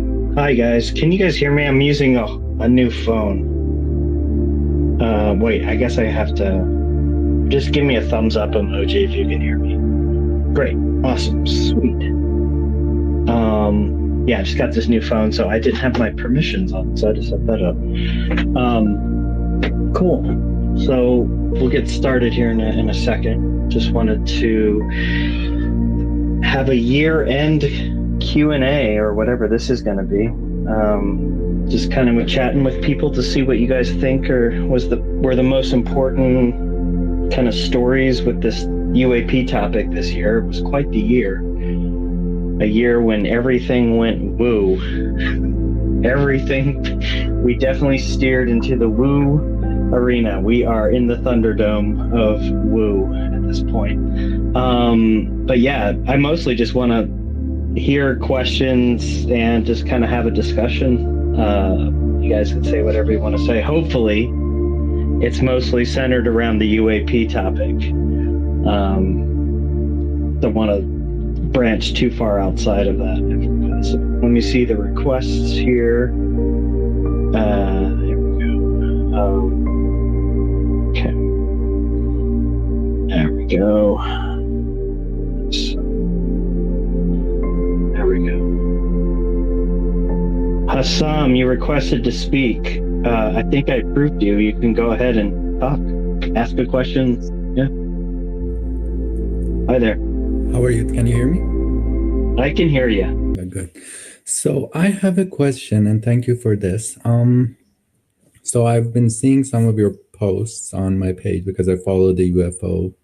And so my question is, so from public's point of view, there are several possibilities on why this subject was discussed in 2023. Grush's testimony, etc., articles. So what is your thoughts on the possibilities? Do you think it's a government psyop? Do you think it's obviously you don't think this is alien, so do you think this is a psyop created by government, and why? So if that's the case, if that's your view, why is the government trying to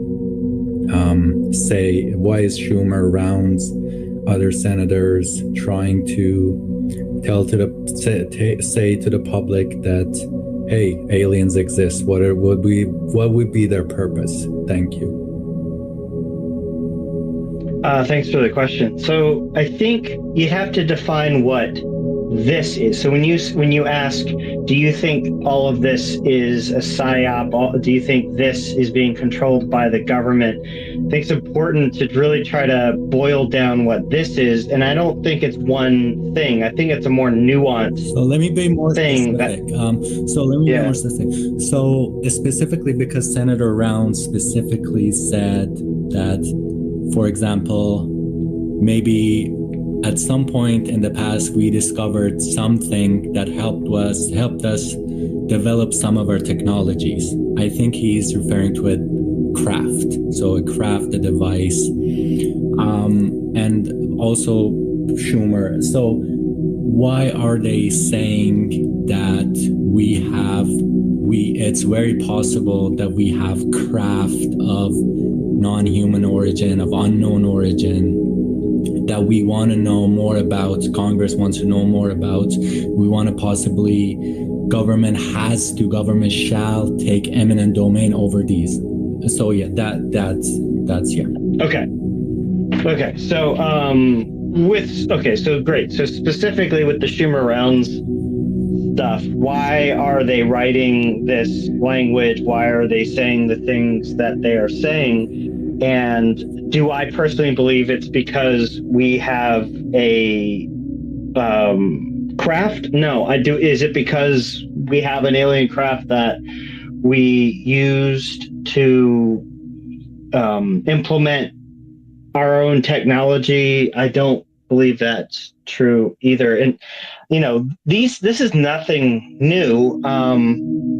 One of the things that I did that was beneficial to me with this topic was, instead of looking around at the here and now, who's saying what now, or what's coming down the pike, what do we have to look forward to, I turned around and I looked back through history, whether it be the last 6 years, the last 6 decades, and you learn that Grush is not the first government whistleblower.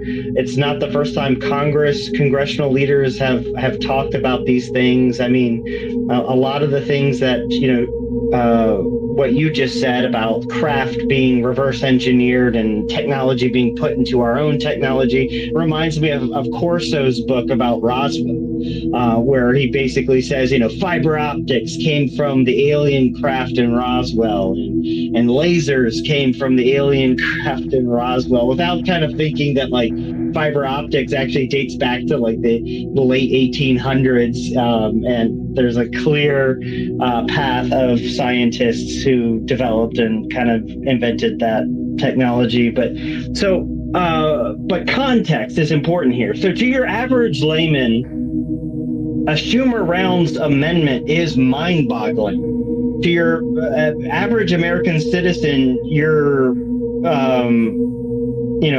reading this and hearing this and going, oh my God, one of the most powerful U.S. senators in America is writing about, literally in his amendment, flying saucers, flying discs, reverse engineering, eminent domain to acquire the craft, all this stuff. But context. So when you realize that, as the Daily Mail, Josh Boswell at the Mail reported, David Grush had a hand in helping draft the Schumer Rounds stuff. Lou Elizondo, whose story has been completely debunked, who is a dubious character who says things that aren't true, who claims things that aren't real, played a role in helping draft the Schumer Rounds.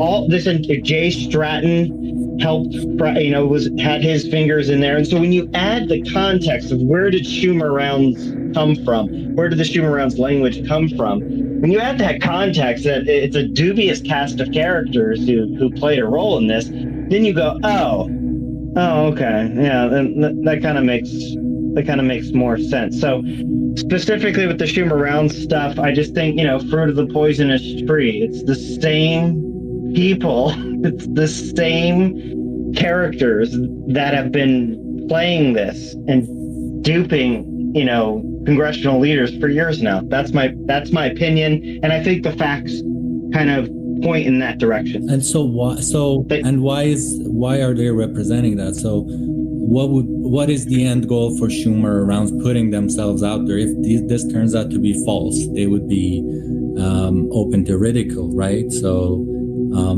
why would they say, for example, Schumer say we have credible people, right?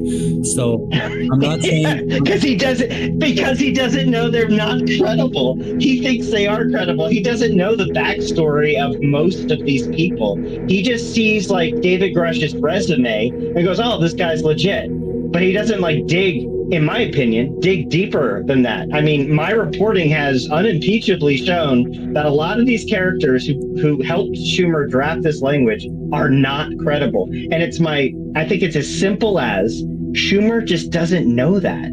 He doesn't have time. He's a busy guy. He doesn't have 3 days to like dig in to the put-offs and to NIDS and to connect the dots between OSAP and Lukatsky. He has no idea what any of this is. In my opinion, I don't think he knows. And so I think he's just taking it on faith that, well, of course these people aren't crazy. And of course these people are legit and, going forward with it.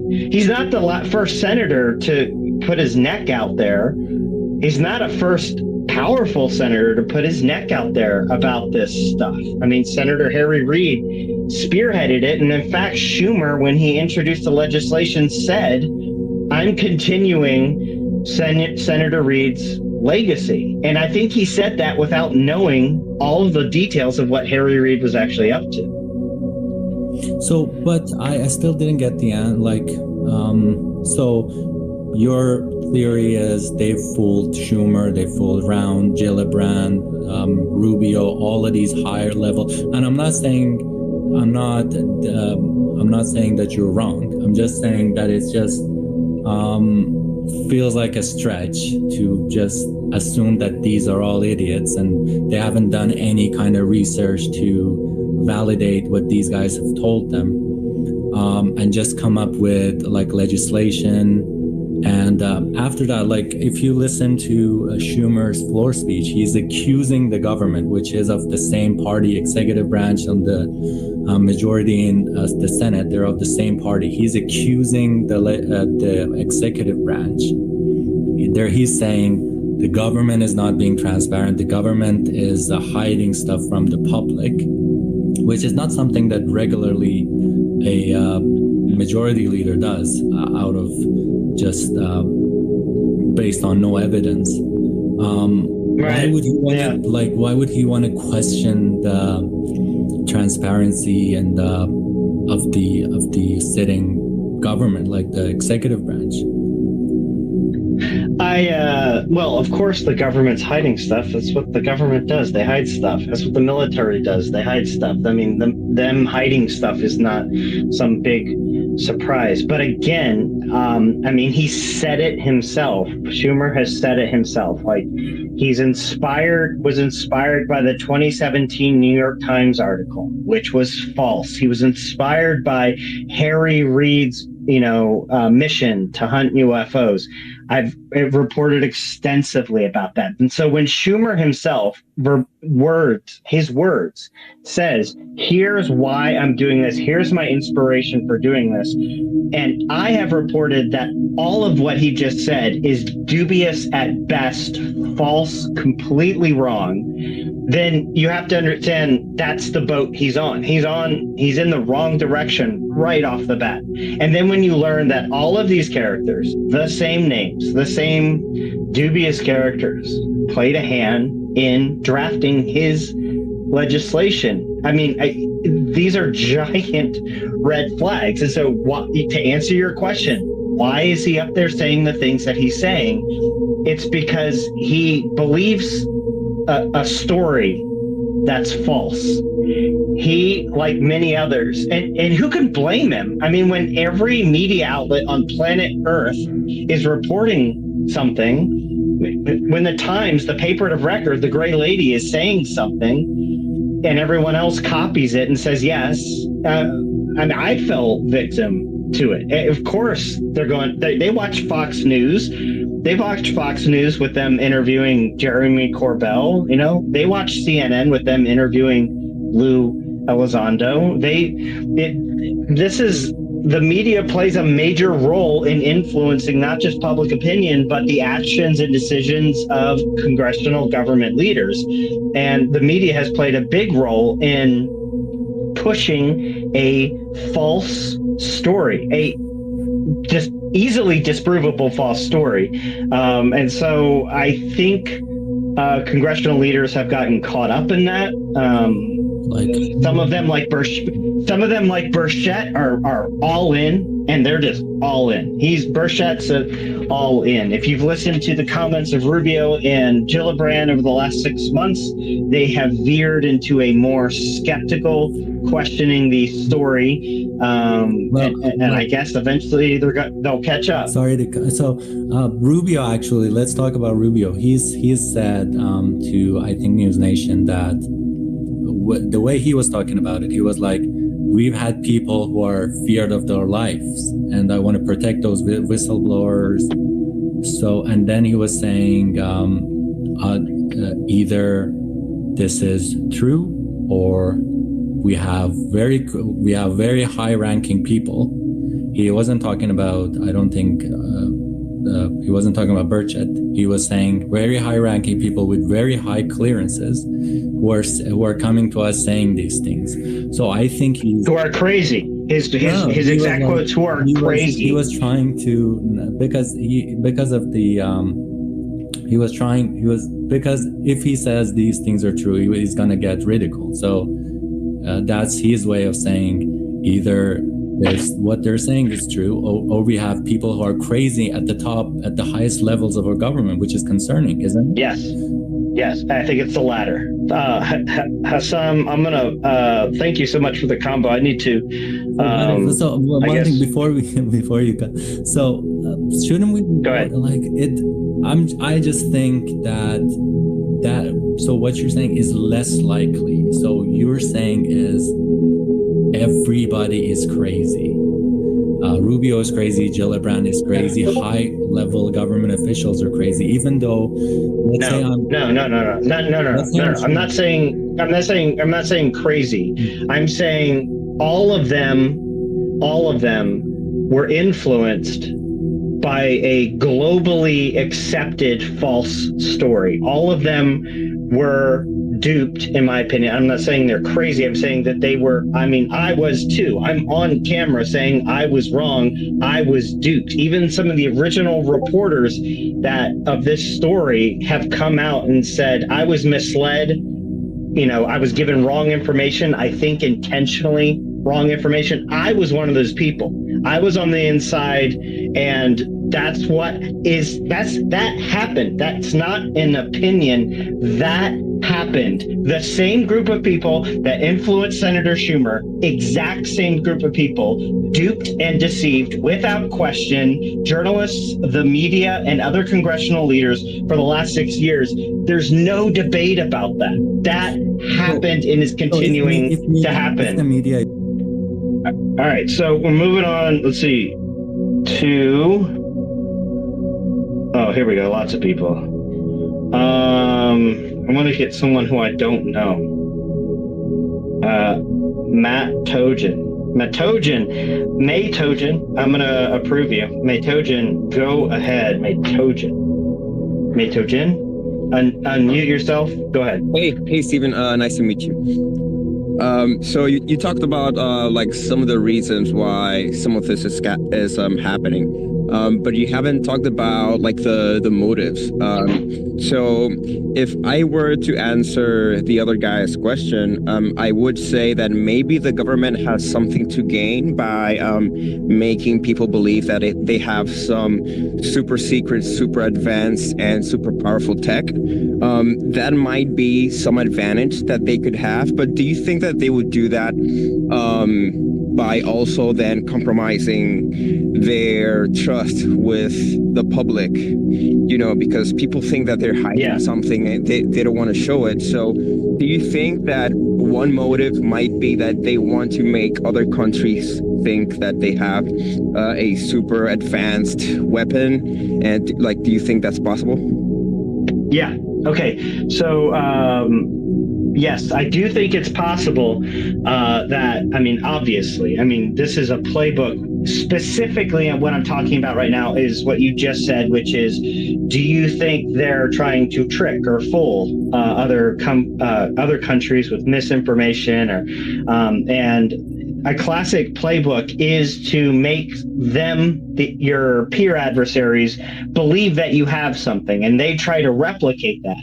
Whereas, in fact, what you had was bullshit, and the story you fed out there was bullshit, and suddenly your peer adversary is wasting time, money, and resources on something that isn't real. That's a real thing that, you know, everyone does. All the major powers on Earth do. They go, oh, looks like China's got this thing. Let's get on that. Let's figure out what this is. And, you know, it's a cat and mouse game, a gray area. Do I think that the government is intentionally psyoping everyone about UFOs? I don't necessarily believe so. I don't think, because think about this, follow these breadcrumbs. And if the government was, all of this was a big government psyop, that would mean Lou Elizondo's in on it. That means Lou Elizondo's actually a secret agent playing a role, playing a character, right? His mission was to go out and kind of muddy the waters. Jay Stratton would have to be in on this, and he'd have to be playing a character. When he talks about the werewolf in his backyard and he talks about the ghost he saw in Skinwalker Ranch, that would have to be an act. A normal person is coming on and saying these things to push something. And then you'd have to add David Grush to that. And you'd have to add all of these other people to that.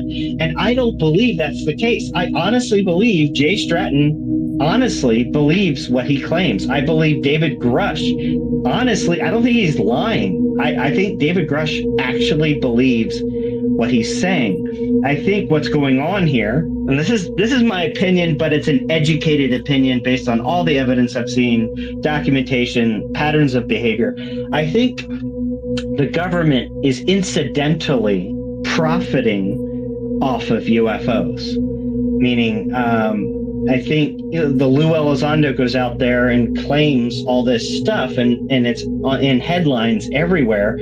I don't think they're too much in a hurry, the Pentagon. I don't think they're in too much of a hurry to rush out there and clarify and fact check.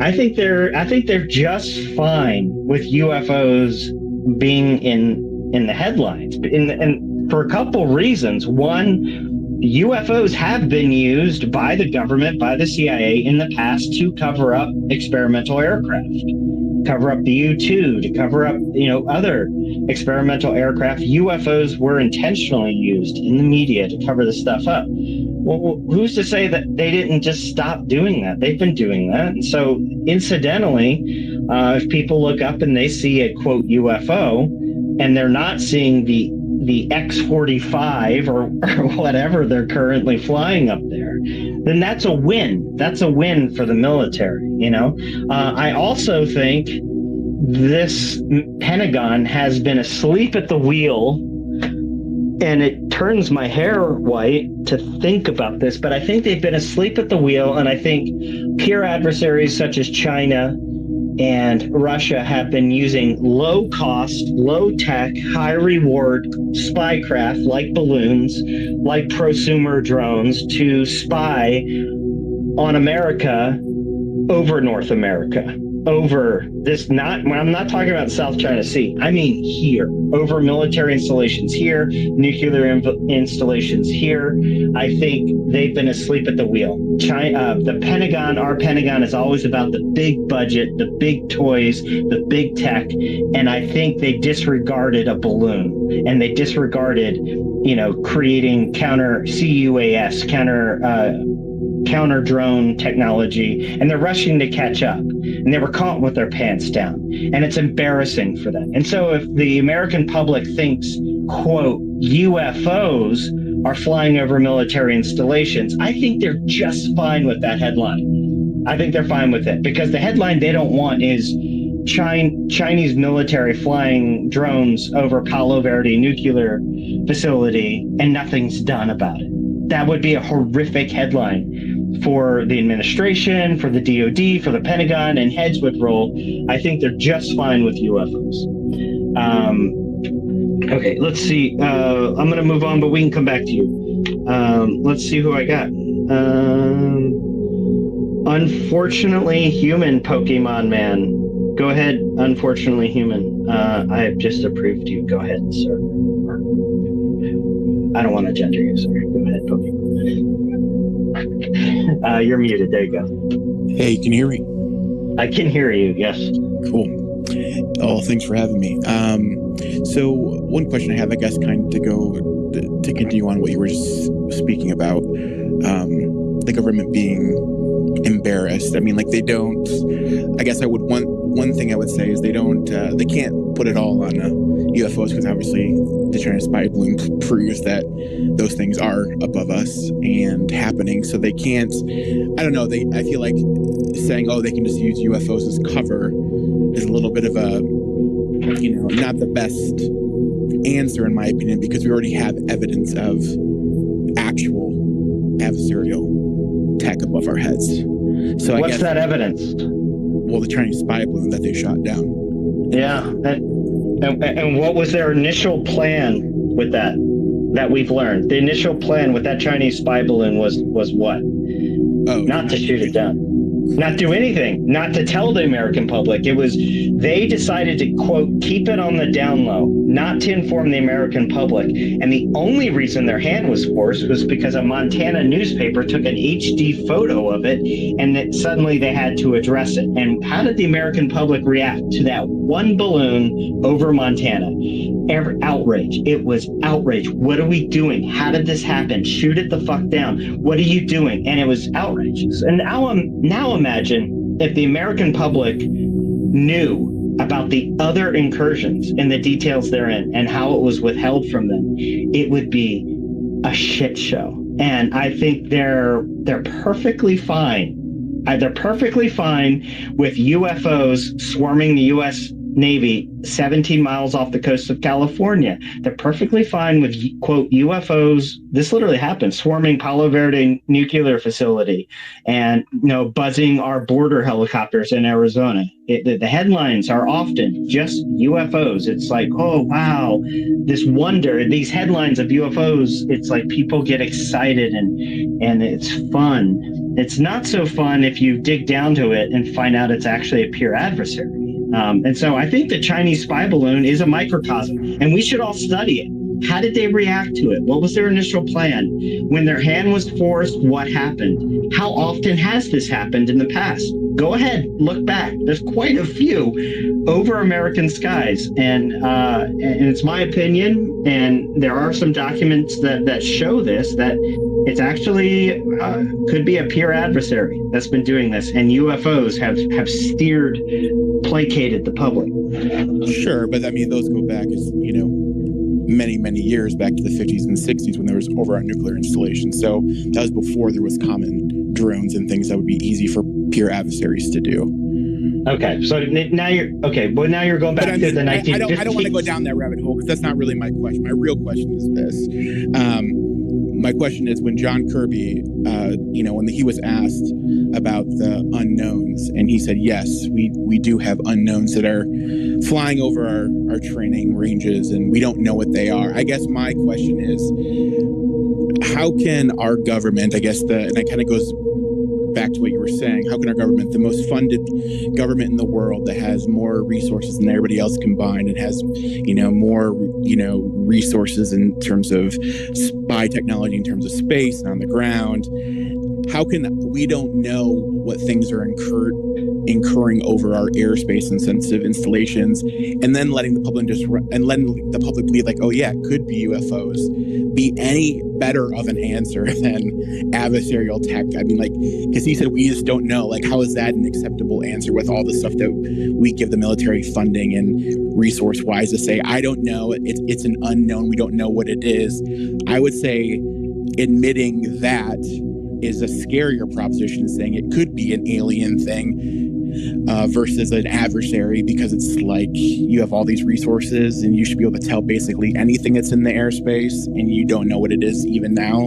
I think that's a scarier answer. It is a scarier answer, and I'm telling you, man,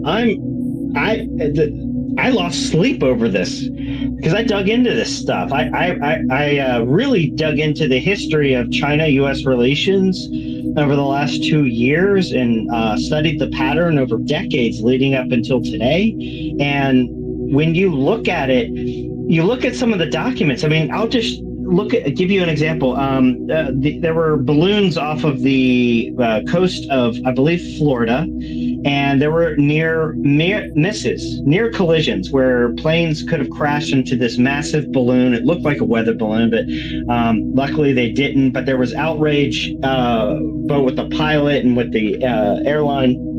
And the documents, these were released via FOIA, I believe, from Mark Saccotti and Adam Kehoe during their investigation for the drive. And the communications, actual government communications, establish no one knew what to do. No one knew what to do. X department was not communicating with Y department, and Z department was wondering why A department wasn't calling so-and-so. There was an absolute lack of communication when it came to a simple thing as a weather balloon and a near miss. And it could have been, and so it really you peek behind the curtain, and outside the curtain, the biggest military on earth, the most powerful military on earth, and you peek behind the curtain, and you realize there's a lot of disorganization. There's especially with emerging technologies. Drone technology is a new emerging technology. They haven't caught up. They have not caught up, and our peer adversaries are taking advantage of it. It's clear that that's been happening, and they're doing it so breathlessly. And so when Kirby says we don't know, I believe him. Like, they don't know. They haven't been looking or paying attention. When the guy said, this was a airspace gap awareness, that's true. They were unaware of some of these smaller, low-cost, low-tech threats. And it is scary. It is scary. And the last thing you want is the American public to panic, because the American public is for the most part, a panicky, scared creature with bloodlust. I mean, you saw it with the Chinese balloon. It's like, shoot it down, shoot it down, shoot it. Like that's Americana for you, man. And like the last thing you want to do is scare them. So like, anyway, that's a long-winded answer, my friend. I hope that answered a little bit. I'm gonna see who else has requested here.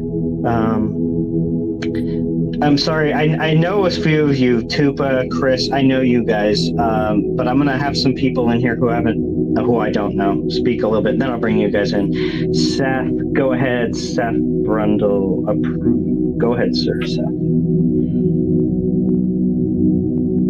Go ahead, you're muted, Seth. Go ahead and unmute yourself, Seth.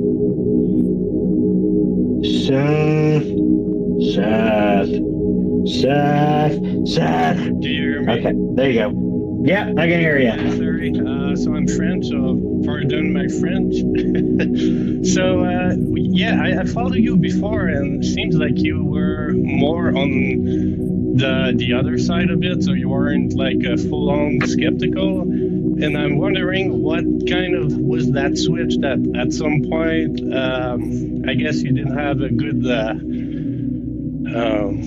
I would say that, a meeting with Louis Zando or something, and make you switch totally. But it seems like before you had a totally different kind of interest in, I guess, the subject.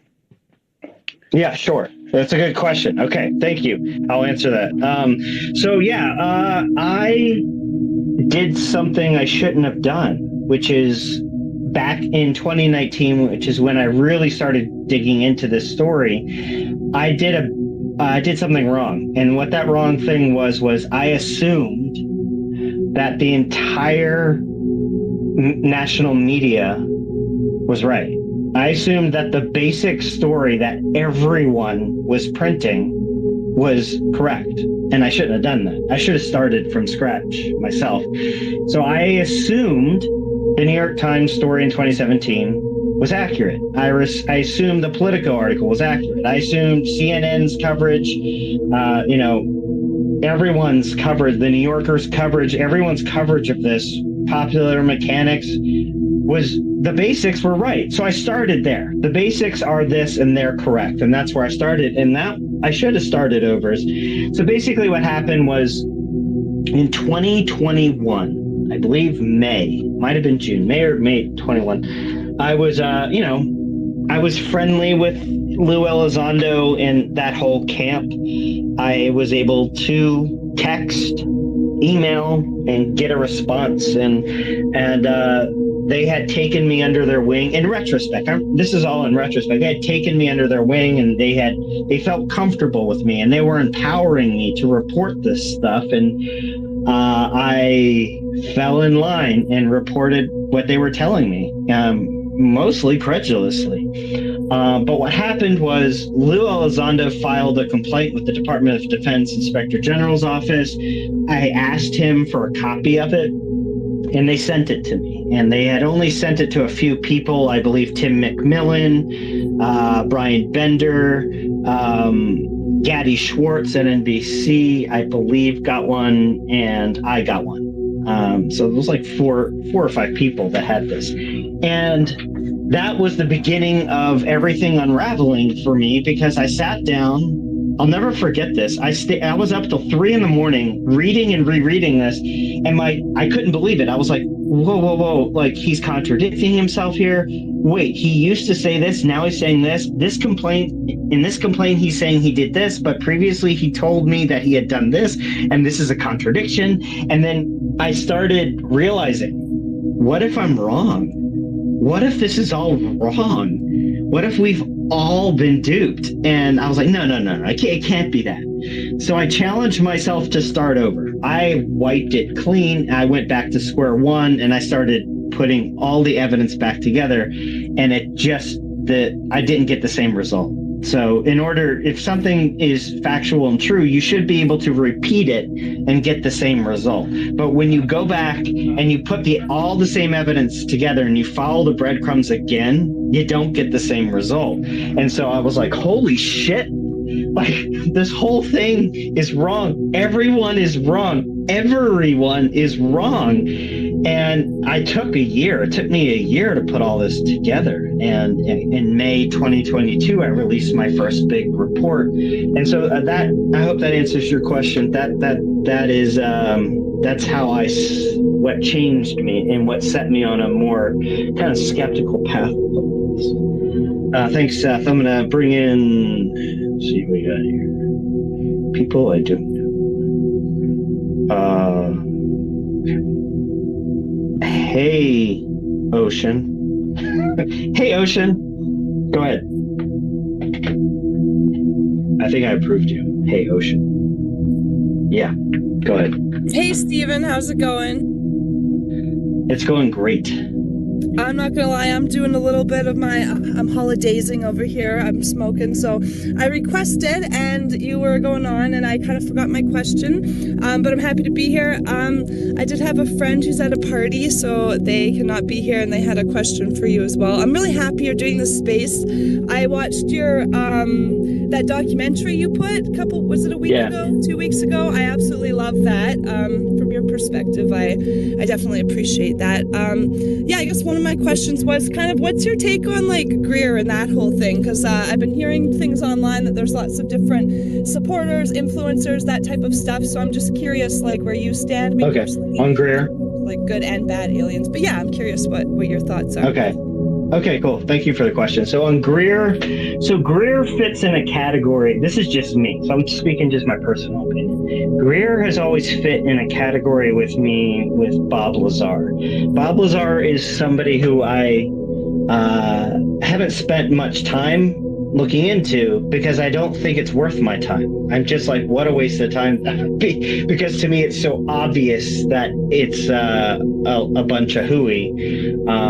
and wouldn't be worth my time. So with Bob Lazar, people ask me what I think about Bob Lazar, and I say I don't think about Bob Lazar. Like, it's just so, I don't think it'd be worth my time at all. I think his story has been debunked multiple times in multiple fashions. And with Greer, I have to admit that I'm familiar with the basics about Greer. I'm familiar with his main claims. I'm familiar with the whole $5,000 come give me money and I'll show you an alien spacecraft in the sky and we'll summon it, I guess, psychically summon it. And then the whole story about flares potentially being used, and, you know, that whole kind of seems like a money scam there. But Greer is like a whole different religion, isn't it? There's a whole dogma and way of viewing the UFO phenomena than like the Elizondo camp. So the Elizondo camp has kind of like their thing, and then Stratton, Grush have their thing, and then Greer seems to say, no, it's like this. It's almost like these different churches. I have a funny Greer story for you. There was a guy who worked at a source I was trying to communicate with. He worked at what's the name of the place? Mountain. Guys, what am I? Cheyenne Mountain. Worked at Cheyenne Mountain, deep intel, like where he worked with satellites and monitoring the Earth's atmosphere, monitoring space. He wasn't a senior member. Remember, he was more kind of like a middle rank guy, but he was talking about these fast walkers and that were seen sometimes at Cheyenne Mountain and some of the spooky things, quote unquote, that he saw. And I was like, whoa, like I seriously want to talk to you. So I finally had a brief chance to talk to this guy like one-on-one, and I was like, man, tell me more, like what do they think they are, blah blah blah. And he's like, actually, I'll just save you some time. I'll save you some time. He's like, you familiar with Steve Greer? And I was like, yeah. And he's like, go listen to Steve Greer. He knows what he knows. He's the guy who knows the most about all of this. And I was like, oh, God damn it. I was like, oh God, no. Okay. So he was like this super Steve Greer fan, which is great, be a fan, but it was obviously influencing what he was seeing in his day job. So that's my Steve Greer story. I haven't invested any time in Steve Greer. I have yet to feel justified doing so. I hope that answers your question. Hey, Ocean. All right, let's move on to Chris. I'm gonna bring you in, Chris. Average Chris, go ahead. Go ahead, Chris. Hey, Stephen. So I got a couple questions, but I just want to start off and say, thank you for what you've put out this year. I came onto Twitter or X back in February, and I, just like you, I actually came in a believer. I've been, rummaging around the paranormal community for years now, and of course, UFOs have always been on the radar, and aliens and all that. So the fact that I came in and I started reading some of your stuff, along with Greenwald and other people that put out, just quality information that kind of makes you sit back and think, well, dang, maybe I should look into this further. So I wanted to thank you for that. But I do have 3 questions here. And so one, we'll just go with the most recent. So what do you think about Jay Stratton's recent activity on X? Is that any indication of anything, in your opinion, referencing to, the KMF comment, and, then Jay Stratton goes and hides or disables his likes? Like, do you think that's an indication of anything from Jay Stratton? Jesus, it's like well, I'll get to your question, but going back in time, it was like another thing that with Elizondo that really disappointed me was, at first when Elizondo went public, he had this very stately manner about him. He came out on CNN with the suit. He was very well spoken. He was very articulate. He had this statesman. I'm talking 2018, 2019. He had this statesman air about him.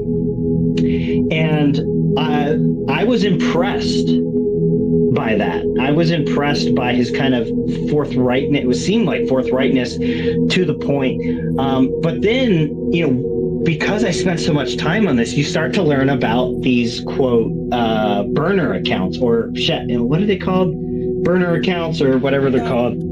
Sock puppets? Yeah, sock puppets. That's the word I'm looking for. Sock puppet accounts. And then you realize some of these sock puppet accounts are Lou Elizondo, and he's acting like this teenager.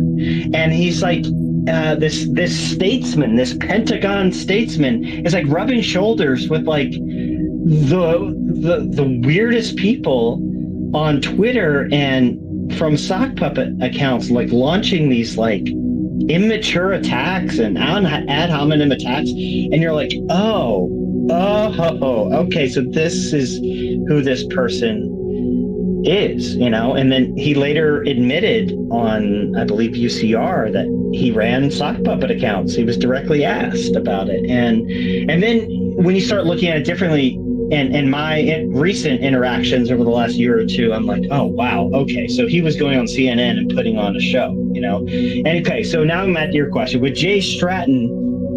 Jay was someone I was obsessed with a couple years ago because no one knew who the heck this guy was. This is before he came out with the George Knapp interview. We knew his name and we knew some of his positions, but we'd never heard from him, and I was just like, who is this guy? Like, look at his resume. His resume is incredible. Like, what kind of stories will this guy tell? And then he comes out, right? And you're like, oh, okay, he's on Skinwalker Ranch show. Oh, and he's talking about he's talking about werewolf. Right, and it's just like you get disappointed because you were hoping for something new, and it's more of the same. And so, with the recent whatever you're talking about with the likes, he's liking. He has been on Twitter since 2009. He liked only five tweets over those many years. Two of those tweets were attacking me. One of those tweets was from a king milk fart. So on the surface, you've got this like civilian equivalent of a 4-star admiral with this like amazing resume, access to like some of the most sensitive things in U.S. military, and he's like liking immature high school-esque tweets from a king milk fart. It's just the contrast there is just so bizarre and like disappointing to me. But I guess like once you get to know this group, it's kind of the same behavior over and over again. And so anyway, so there we go. That's a long answer to your specific question. Chris, I'll come back to you, man. Let's go to. It's weird that I only see. Oh, okay, great. Tupa, go ahead. Go ahead. Tupa. Thanks for hosting the space, man. This is really cool. Sure. I'm glad it's kind of blowing up too. Good questions so far. Great answers. Oh shit! Is it really blowing up? Yeah. Yeah. I'm just. Oh god. Well, you never host spaces, so there's a lot of people that are in the spaces community, so they're all here, as far as I can tell right now. Okay. Yeah, you covered so much, and in your recent piece, it was really eye-opening. I was duped too, right? The facade that Lou Elizondo presented, the statesman, very professional, I made videos about it. I posted because he was so well spoken in comparison to Tom DeLonge, right? Who would just say anything, it just seemed like, right? Give him a potato filmed video of a Sasquatch, he'll repost it. You know what I mean?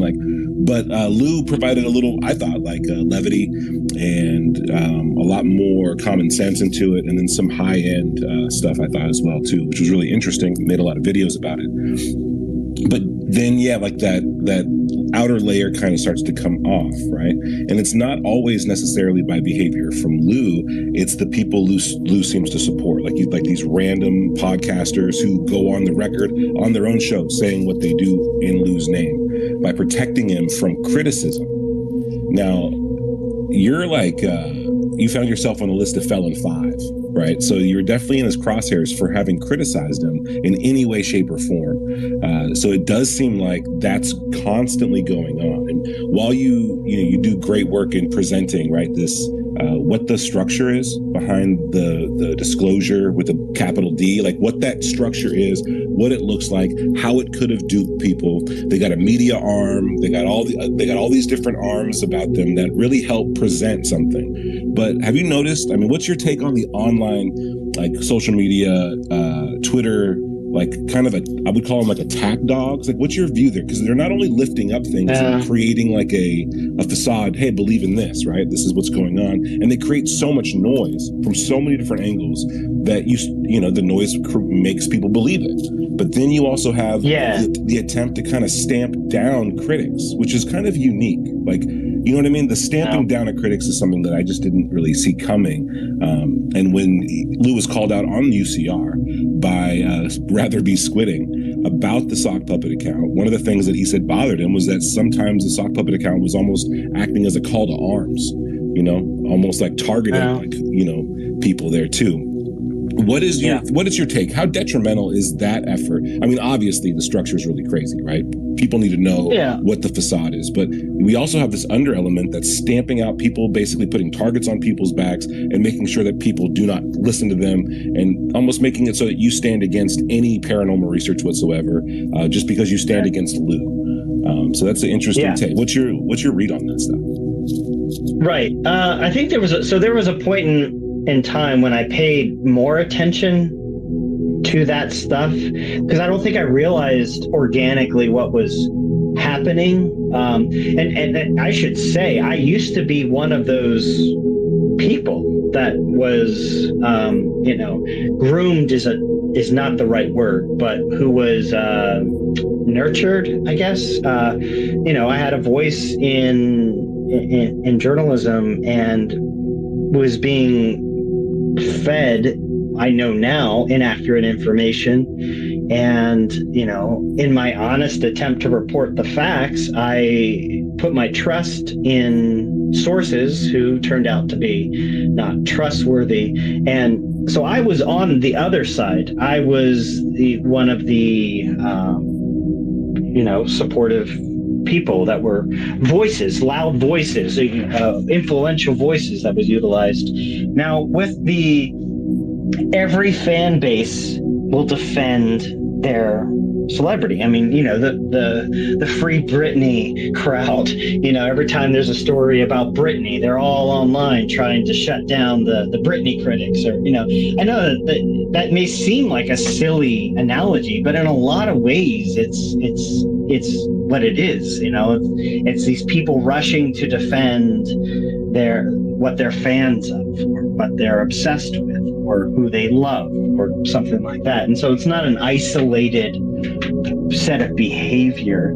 But I have, in the last year, removed myself from it because of what you said, noise. It's mostly noise, and I'm not really interested in the periphery. I am, but I'm not really interested in the noise and keeping up with the noise. I want to kind of it's a distraction. I was finding myself distracted by it. And I was like, you know what? This isn't, there are juicier there's juicier meat here, and I need to find out what that is. So that's more or less what I've been doing.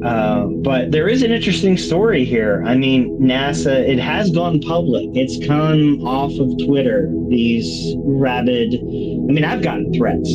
Can you believe it? I've gotten threats, but from folks. But when NASA openly said we've gotten harassment, we've gotten harassed. Kirkpatrick, getting harassed, and if you know, it's coming from the same sources. It's coming from the same group that you speak of. It's the same kind of harassment group, and therein is its own story. I mean, it's a soap opera. It's as the saucer turns, man. It is a very dramatic and turn of events, it seems, and people are tearing their heads off. And to be honest with you, I just kind of got tired of it and removed myself from it. I did see that Greer Steve Greer in one of his documentaries included the Felon 5 list, which which I think a lot of people, it's just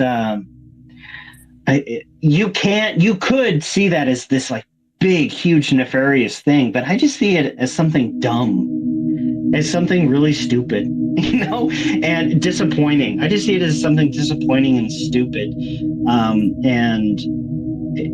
Anyway. But isn't it so stupid that it like fractures the integrity of the entire ship? Like it's not just kind of corny, you know what I mean? It's so corny. Like it is corny. It did bleed out into NASA, even into Congress and stuff. People are finding themselves on the opposite end of these UAP activists, and their social media is getting blown up, right? Mike Turner's one. Just go look through any one of Mike Turner's posts. It's crazy. No, I tweeted this a few times, but one of the things what I did that was advantageous to reporting on this was noticing patterns. When you notice patterns in an Elizondo or a Stratton, they said this, but they previously said this, and they seem to have a pattern of changing pieces of their story, and you put it all together and look at it chronologically, you see patterns emerge. And like a pattern with Jeremy Corbell, for example, is his language of war and bombs and kick the door down and get pissed and UFO. This is our UFO Vietnam, I think he said at one point, like very warlike language. And then when you understand that underneath of that are very angry, upset individuals who are fans, and some of them may be mentally unstable, and they're talking about Congress, like, and with January 6th, for example, I think January 6th was a good example about how something is as simple as a tweet with warlike language or aggressive language from a leader figure can lead snowball to dangerous areas. And so it's like, there is, I think it's its own story. No one's really covered it in the mainstream media. I personally don't have time I just don't have time and resources to do it, but it is a story. It's an interesting story, and one I hope to tell one day. I'm glad you're focusing on what you're focusing on, man. Your pieces are amazing. That last one was eye-opening, kind of shattering, you know what I mean? This whole thing. Right. In a way that allows it to be built up on something more realistic and less bombastic and less about character and less about personality, which is great. And so, glad you're focusing on what you're focusing on, man. Thanks, Ben. Thanks, Steve. Okay, moving on to, let's see who we got. How many we gotten to here? I only see 2 requests to speak. Okay, so I'm actually gonna talk for a second, and then I'll bring in author. So here, let me go back here. Okay, great. So I think with this, UFOs used to be fun. UFOs used to be fun. Pre-2018, UFOs, especially when I was a kid, but the idea of UFOs, the idea of a non-human intelligence and, finding these answers or feeling like you know something that others don't, like that you've been made aware of a truth or something, is exhilarating, and it's fun.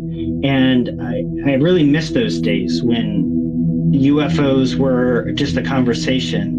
UFOs were this kind of like what if, and it's like because of the characters who have kind of appropriated and rebranded the idea of UFOs, it's become this kind of bitter topic. It's just it's just become kind of gross and weird and uninviteful, and Anyway, so I yearn for the days when UFOs can just go back to a cool conversation, intellectual conversation, philosophical conversation, scientific conversation, and we can get rid of some of the drama, the characters, and the drama, some of which we've talked about today. Author, go ahead.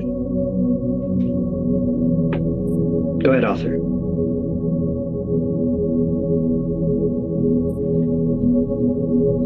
We've been digging into in the subsequent 3 shootdowns. I'm curious, are you thinking that those subsequent 3 shootdowns, like the one in Alaska, Yukon, and Lake Huron, are Chinese surveillance devices, and that the government is lying to us about that and calling them UFOs to kind of get us off the trail?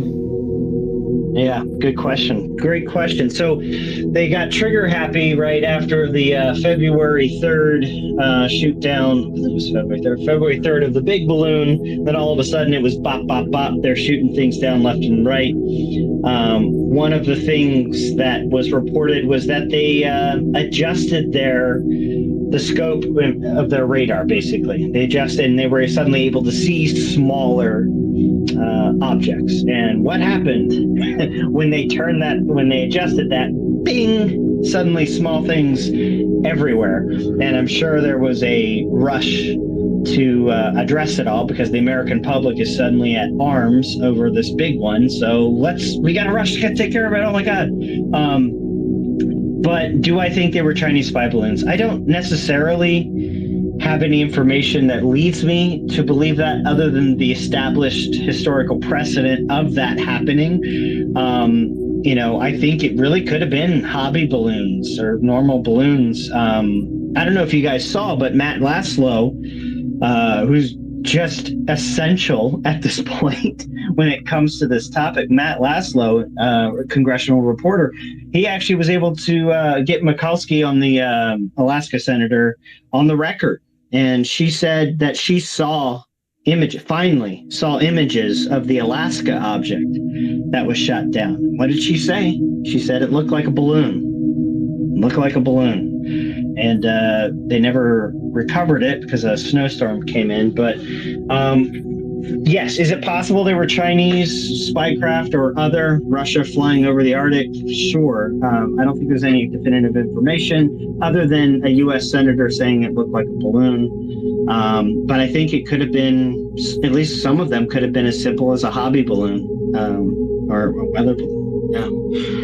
Well, I just think it's highly unlikely that it's a hobby balloon, just because of how much resources were devoted towards this. Do you think that the government is lying when they say they couldn't find the debris?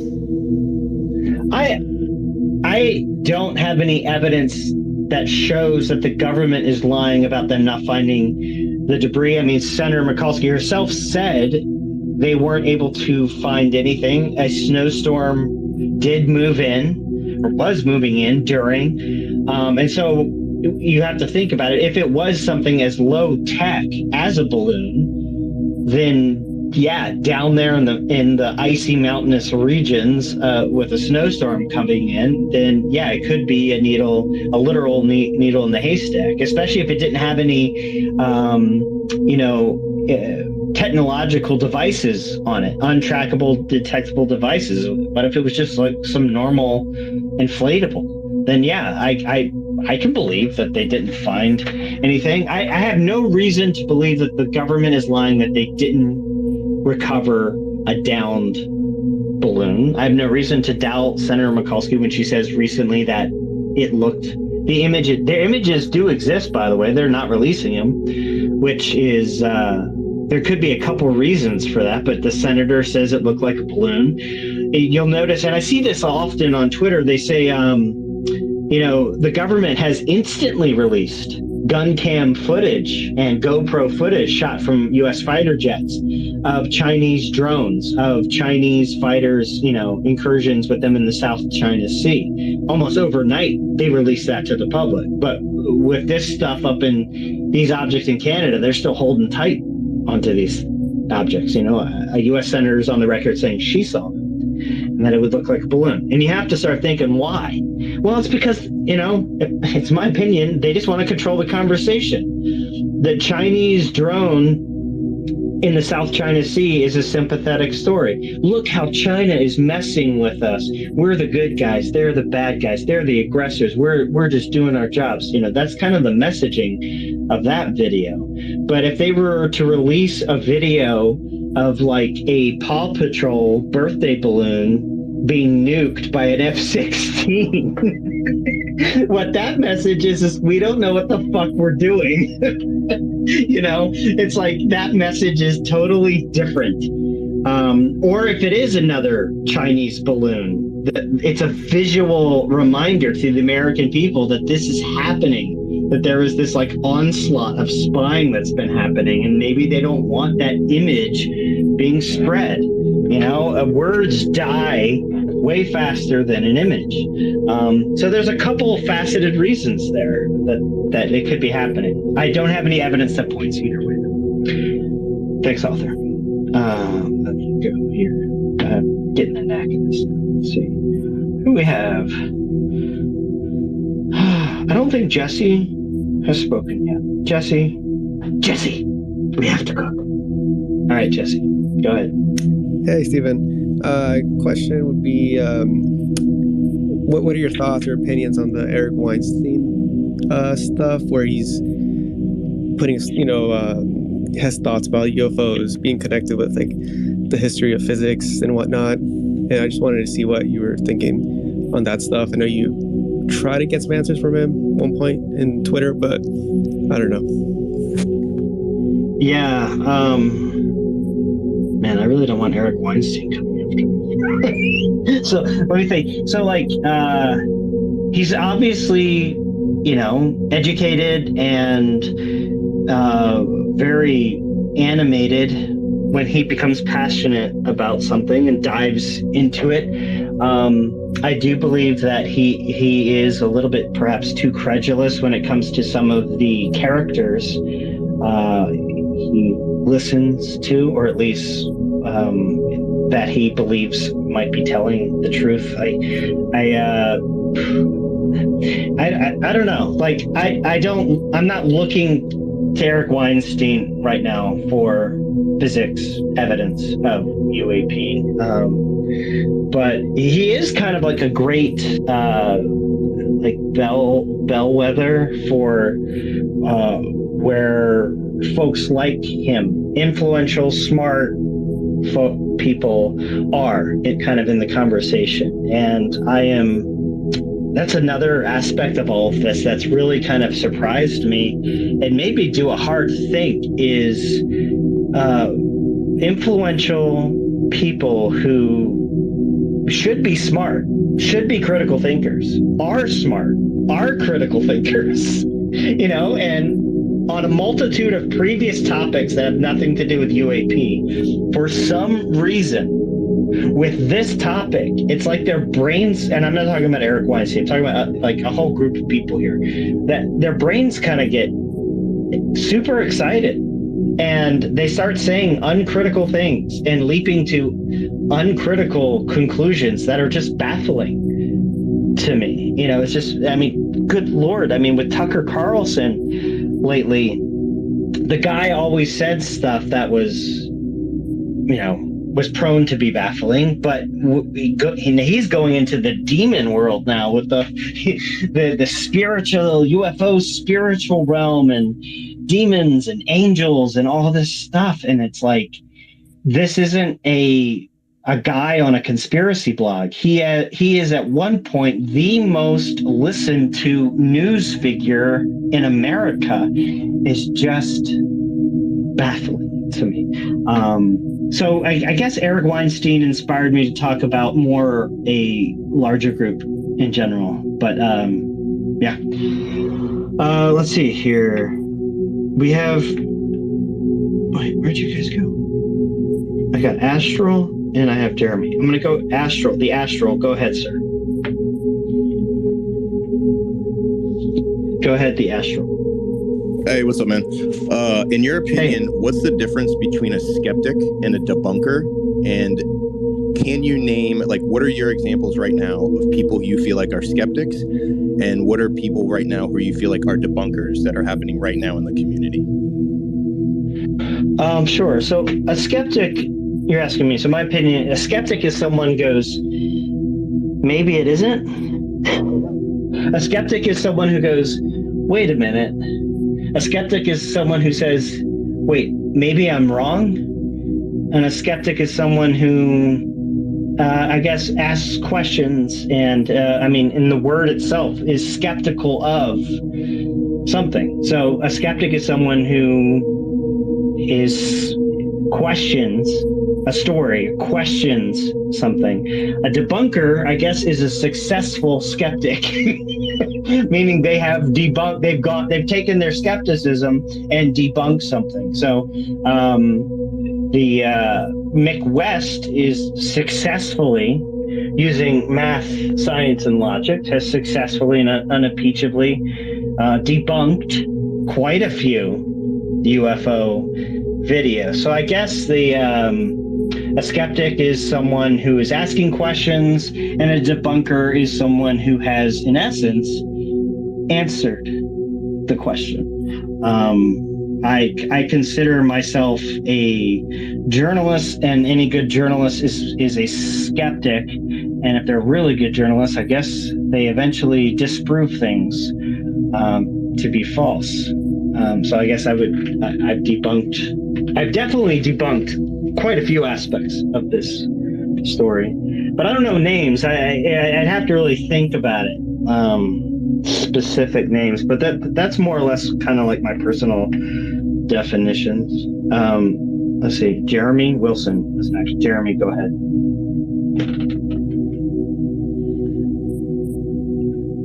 Request to speak. Jeremy. Hey, thanks for letting me speak.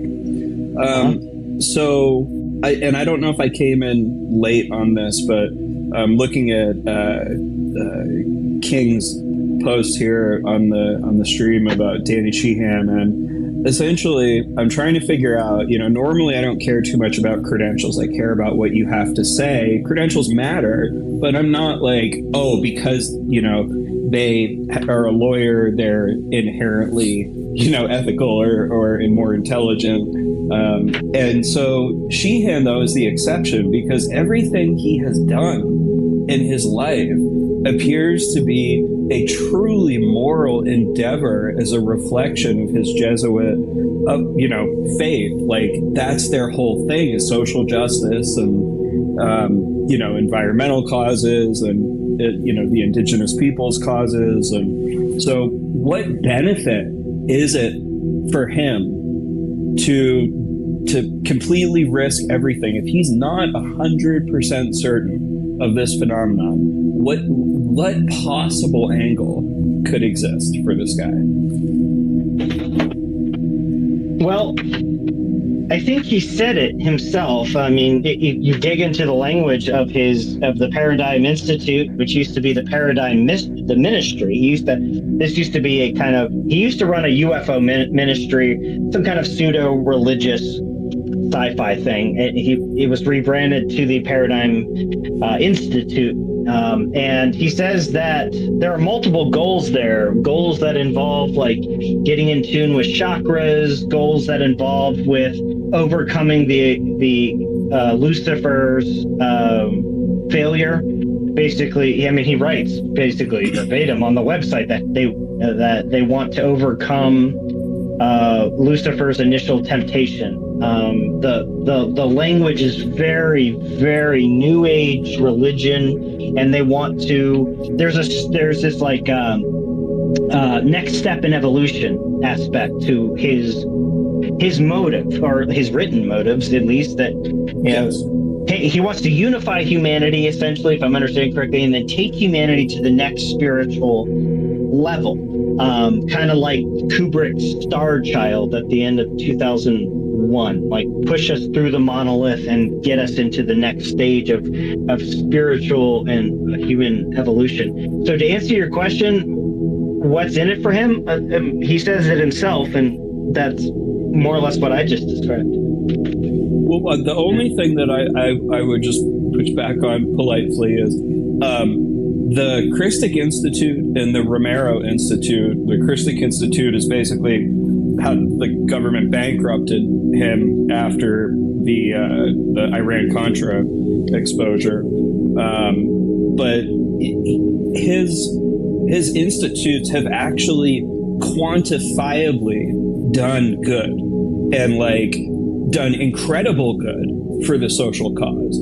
So it's just very peculiar. I'm not saying one way or another, but it's made me look at everything from a completely different angle. And I think that, you know, in a respectful way, there's more pressure that needs to be put on the relationship between Elizondo and Sheehan and what the hell is really going on. Well, it's clear to me that Sheehan honestly, at some level, believes all this stuff, like to his core.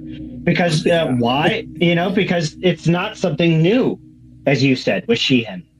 He's been doing this for a very long time. And I'm talking specifically about the pseudo-religious UFO spiritual stuff. Like, this has been a part of his life for a long time. And when you look back at his, not just the current institute, but his previous ministry that he had, this is just a thing.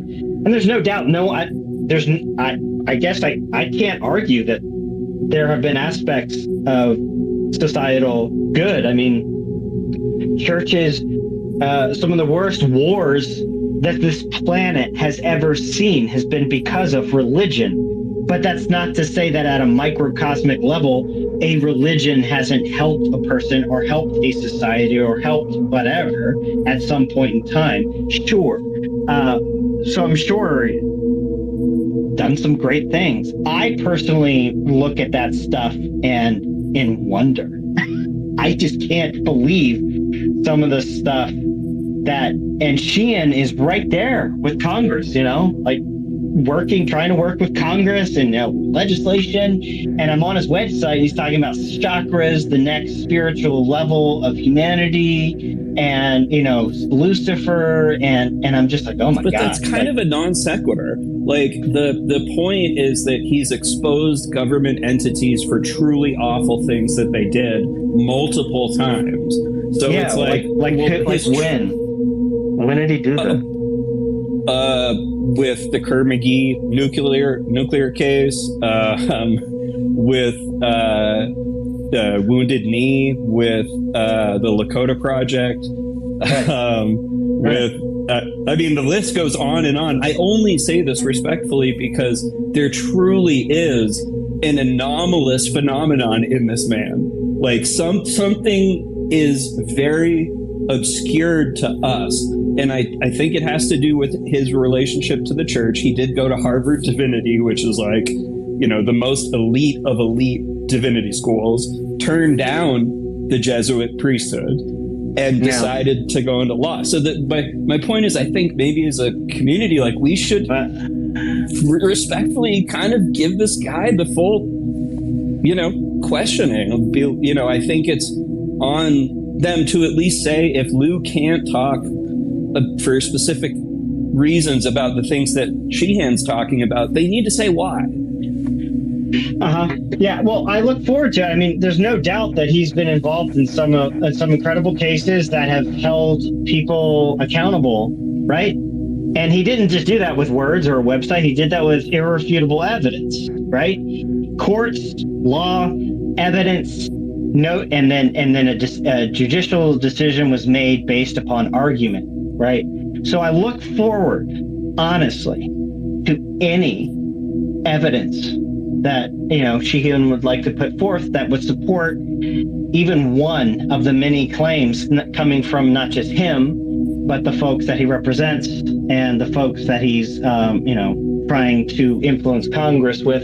I look forward to it. I'm all on board. I can't wait for Danny Sheehan to present evidence as he's always done throughout his career. What a game-changing day that would be. Danny Sheehan producing, you know, irrefutable evidence of non-human intelligence and Lucifer and whatever the hell else is on his website, man. Well, we're in for a ride if he does that. Thank All you. right, man. Thank you for letting me speak. I appreciate it. Of course. Yep, of course. All right, I'm going to requests. Who do I got here? Straylock.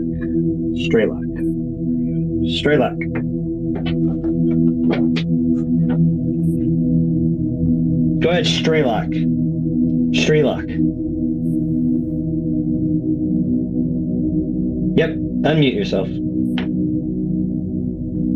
Hey, sorry, can you hear me?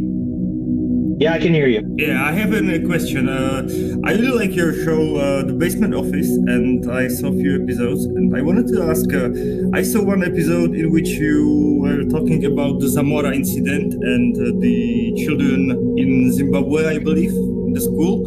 Yes. And I am quite interested, since you changed your opinion about that topic, I wonder, what do you think about the older cases, like Zamora incident, which is really interested, and that farmer in the France also is quite interesting a case. I wonder, what do you think about that right now, and what's your opinion? Right.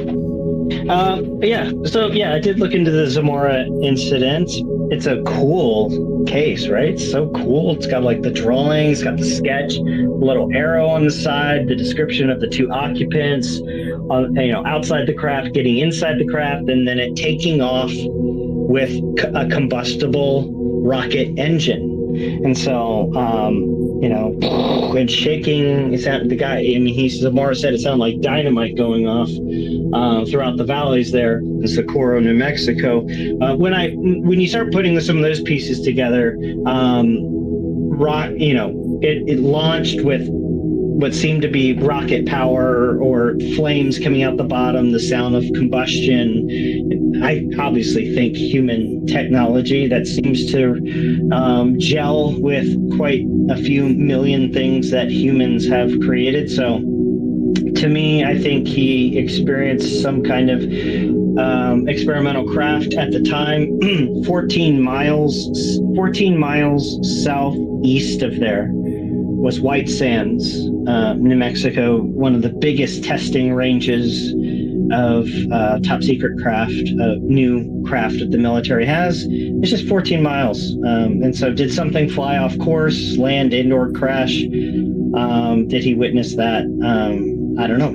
But to me, just my personal opinion, I think it was something human made. Zimbabwe was another case that at one point in my life I was absolutely obsessed with, and it's those children, right? So those testimonies of those children and the drawings that they made. I say that, don't I? A lot of people make fun of my accent. Drawings. I put an L in drawings, yeah. Drawings of the children, which are great, and such a great story, and it's so captivating. But when you begin to put things together as chronologically as you can. Okay, incident happened this day. How long until students first interviewed? What did they say in that first interview versus what did they say when John Mack interviewed them? When did they draw their pictures? You start putting those things together. I think it was it could be mass hysteria. It could be a story.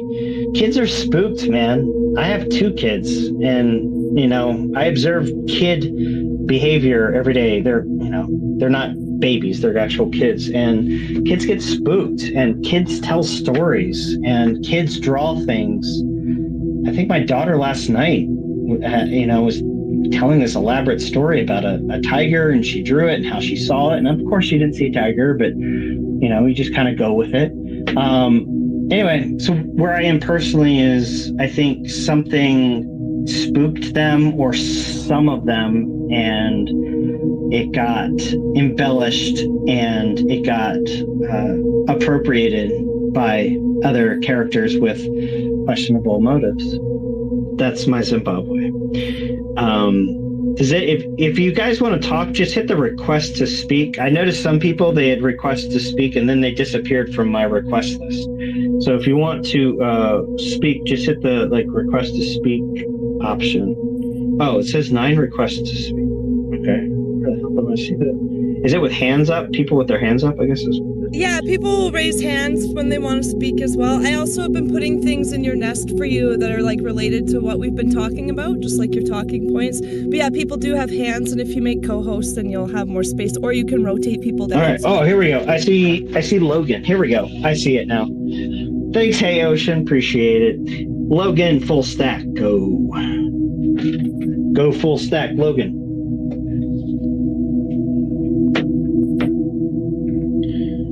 Logan. Batter up. Hey, batter. Hey, what's up, brother? Hey, I don't know if you remember the last time we hung out. Do you remember that time? I think so, yeah. That's unfortunate. But yeah, I wanted to say, like, how's Nick Pope? Like, are you guys good friends? And what's your take on what his beliefs are? And you guys have the similar beliefs? Nick is okay. So with Nick's like one of I consider a friend because he's been extremely helpful. Like I went into this in 2019 and it was like trying to drink water from a fire hose on full blast. It was, I basically wanted to know everything about UFOs since the 40s, and I wanted to know overnight, which is like impossible. And Nick was someone who was able to come in and is obviously, this is what he does. This is all he does is all the classics, all the greatest hits. He was helpful in telling the UFO believer side of the story. So UFO believers believe what happened. Tell me the story about Roswell. Tell me the story about, whatever case. And he was able to kind of fill me in on that. And then that was kind of like a starting point for me to then go and dig up other things. And so he was great. And he didn't have to, let's be honest, like Nick Pope is a UFO celebrity. That guy is he is the UFO Hollywood. He's like an A-lister, man. And when I was starting my little UFO show, I was like, I want to get someone who knows this stuff and has known this stuff for a long time. And I reached out to various folks, and to be honest with you, I actually think I reached out to Jeremy Corbell. This is back before I really knew Jeremy Corbell, and I think he was one of the people I reached out to be my co-host on Basement Office. Could you imagine that, by the way? If it was Jeremy Corbell and me, oh my God, that would have been a totally different show. But Nick, he came in and I think we were only supposed to do one episode with Nick. He was only supposed to be there for one episode, and he was like, you know what? Like, if you want, I'll do all the episodes with you. And I was like, really? Like, that's great. And we just hit it off. Like, I don't know. He's a funny Brit, he's got, some pizzazz, and we hit it off great. And he was extremely helpful to me. And so I owe him definitely a lot and he didn't have to. Like, he totally didn't have to help me the way he did and kind of like be a friend the way he was. So he's great. I like Nick. And while we now disagree on probably a ton of stuff, that's fine. That's okay. I do believe that his claims of running a MOD UFO program are embellished and not necessarily completely accurate. I don't even, I think that when the news media says this guy was running a UK UFO project, I don't personally believe that's completely accurate, though his name is on MOD UAP documents. They're there for the public to see. You look up MOD documents, you're going to see Nick Pope, his name, his signature, and stuff. So was he involved with UAP stuff at MOD? He was. Probably not to the degree that, a lot of folks say it was, but he was.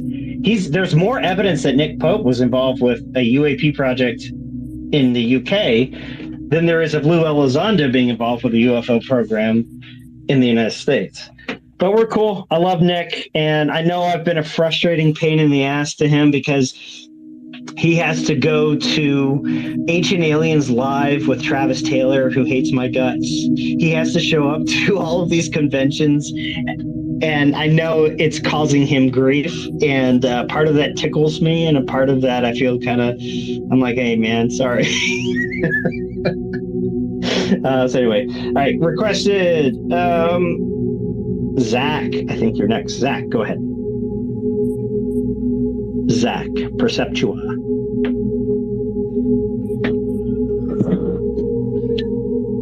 Zach, you talking?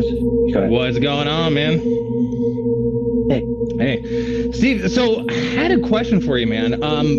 First of all, I want to say I really appreciate you doing this space. It's really interesting to kind of hear you speak about it as opposed to just reading the tweets.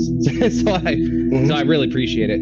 My question for you was, I'm curious as to your thoughts on the whole UFO phenomenon as a whole, right? Because obviously it's a conspiracy that really not only expands further back in time, well before Elizondo and Grush and all them, but more broadly in scope, right? When you start talking about various anecdotes of abductions, encounters, and things of that nature. So what's your broad take on the phenomenon? I guess more specifically, to really dial that in, what degree of validity do you give the possibility that we're being interacted with by a non-human intelligence?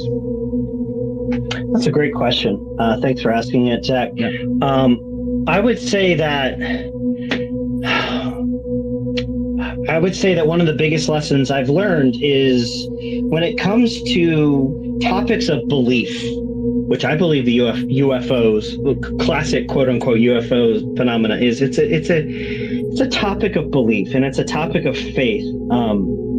Otherwise, we wouldn't be having this space, because it would either be true or it would not be. So it's in a lot of ways, it's a question of belief and a question of faith. And I think humans tend to have an either or mentality regarding things.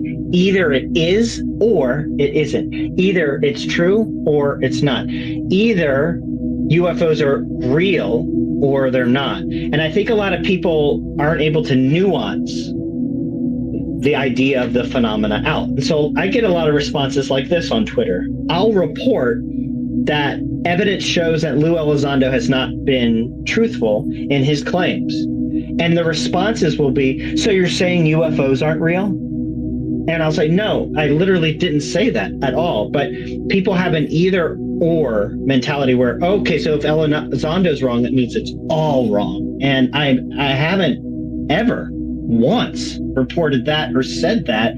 I do believe that there are UFOs and that they're real from the nuanced perspective of unidentified flying objects in the sky that you can't identify. I'm sure at some point stars were UFOs, the sun was a UFO, the moon was a UFO at some point in humanity. So that idea, there are things in the sky we can't identify, UFOs. But go further. Is there anything that appears to be otherworldly? Something that is strange and not understood yet? Maybe. I'm on the maybe of that. Who knows? I'm on the maybe of that. Is there stuff, potentially natural phenomena that we haven't seen and or learned about? Yes. Yeah, I'm on the maybe side of that. And I'll say that because I have spoken to some people who I just don't think are crazy. I don't think they're crazy, who have told me some stories, and these are people who I know. So these aren't people who I'm just hearing about for the first time. These are people who I know or have known, and I've heard some stories, not like abductions or anything like that, but stories about some phenomena that have made me raise my eyebrow, be like, okay, well, that sounds kind of weird.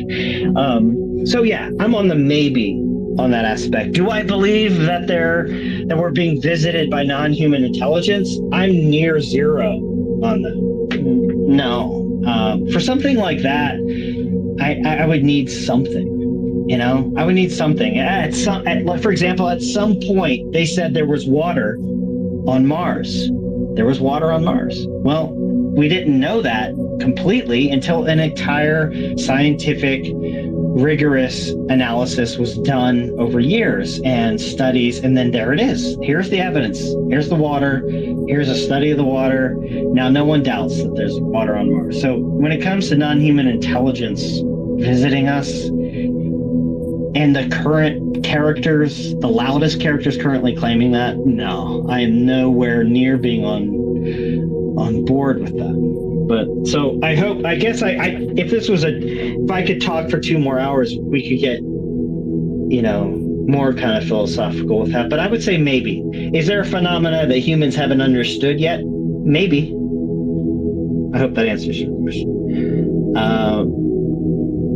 On that note, I wanted to ask, did you heard about Terence McKenna and some of his speeches? In some of his speeches, he's talking about UFO encounters and highly strange phenomena, and he's like, yeah, we were taking psychedelics and we had those type of hallucinations, and it's strange.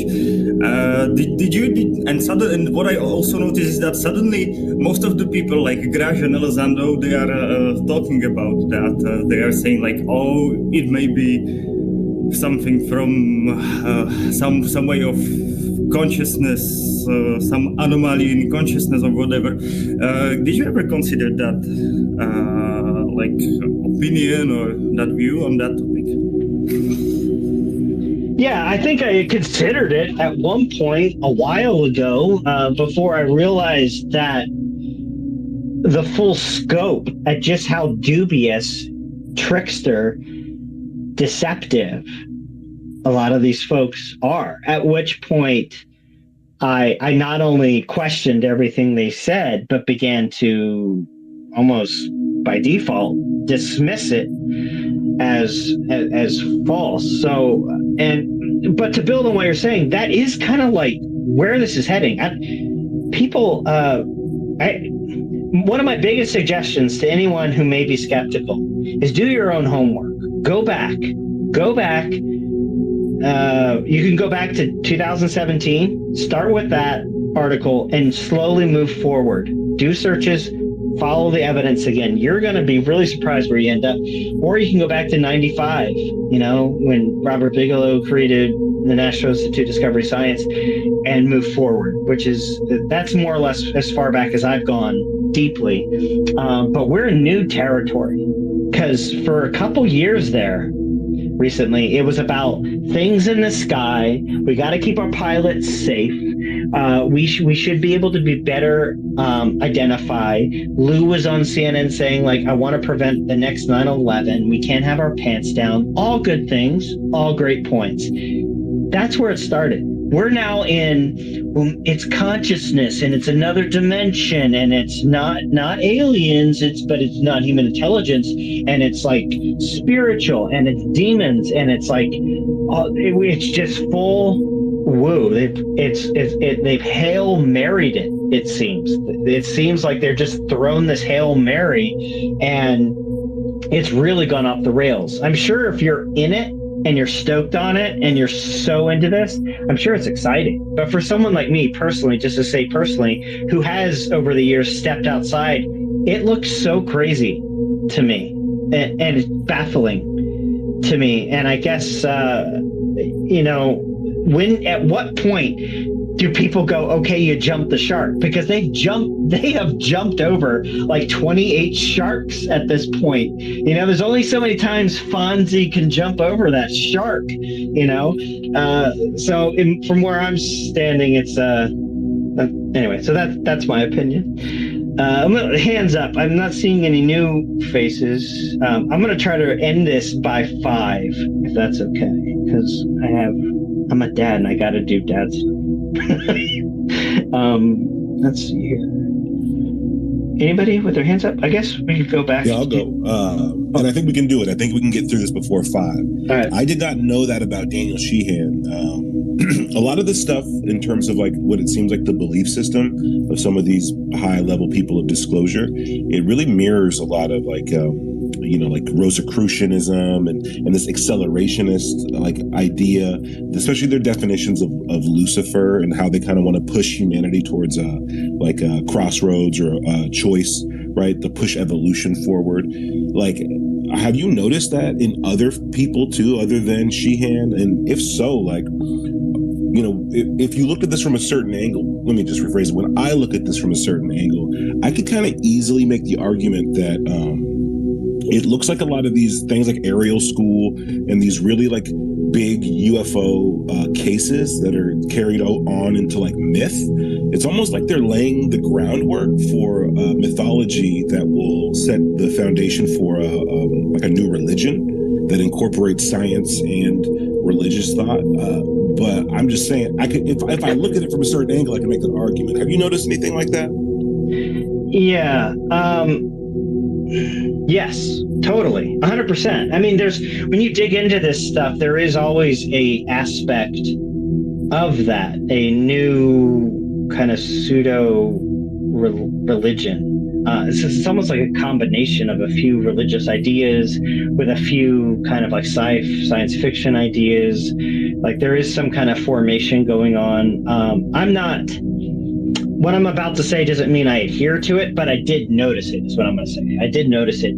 There does seem to be some kind of new world order talk. And what I mean, I don't mean that from the like classical conspiracy sense, but from the like one world unity, one world government, one world. You know, I noticed that at the end of the News Nation interview with David Grush, that was the sentiment. You know, Grush and Coulthard are like, you know, like hopefully ultimately like this phenomena brings everyone together and we can all fall under the same thing, the same borders or whatever. And then I've noticed that, you know, a lot of other that mentality, the Sheehan's mentality, which is like unify humanity, propel humanity to the next spiritual level, that there is this, there's commonalities between a lot of these kind of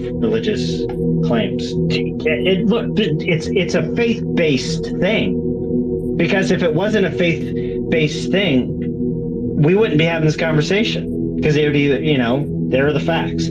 But a lot of folks, they have faith. Faith is believing in something that you can't see, that's not in front of you. So a lot of folks have faith, and with faith tends to come religion. But which came first, religion or faith? So yeah, that's a long way. I don't want to get too deep in the religious stuff on this stuff, because even it confuses even me. There was a request I had missed for a while. Where did she go? Yeah, so what's happened is I think you're filled up with speakers now. So I think when people are done asking, like when I'm going to ask this question, I'll just drop down. That way that gives more room for okay. All right. There we go. Okay. I see what happened now. Thank you I'm a noob at this, I guess. Jeez Louise. Okay. I got you. All right.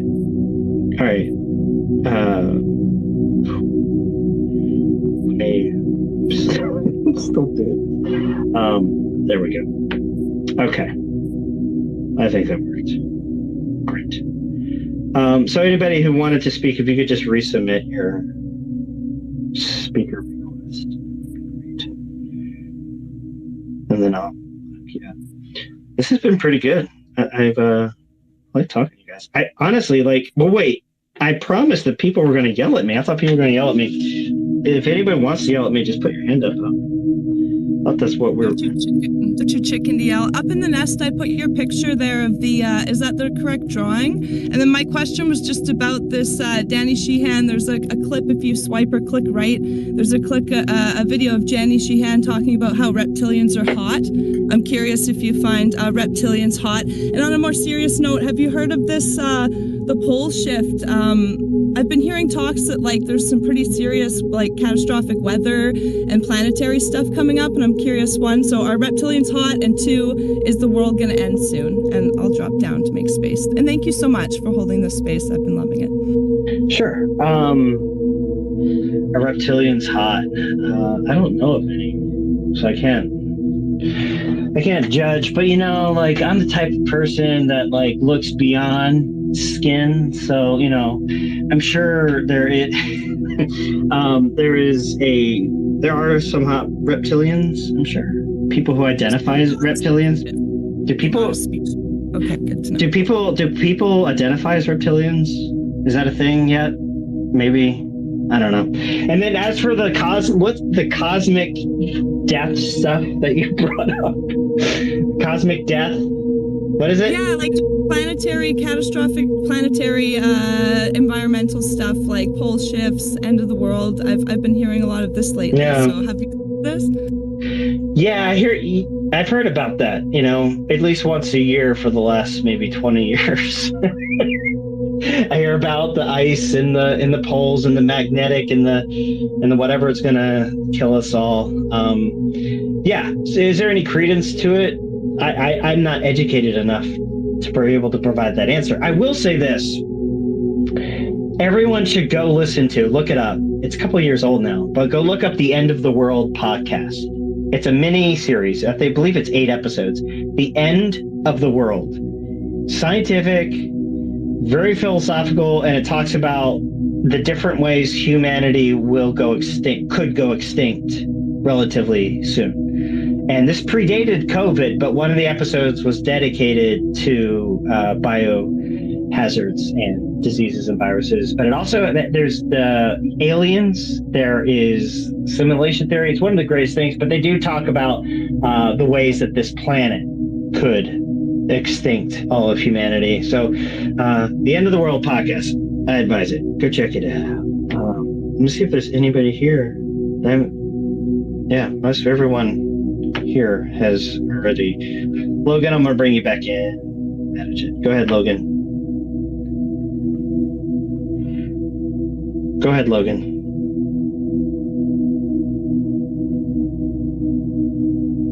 You there, Logan? It takes about 10 seconds to connect, yeah. Man, you really know your spaces. I do. Man, that's awesome.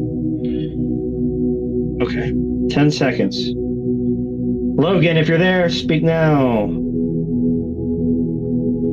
Emily, did you want to say something? I just invited you. I saw your hand up.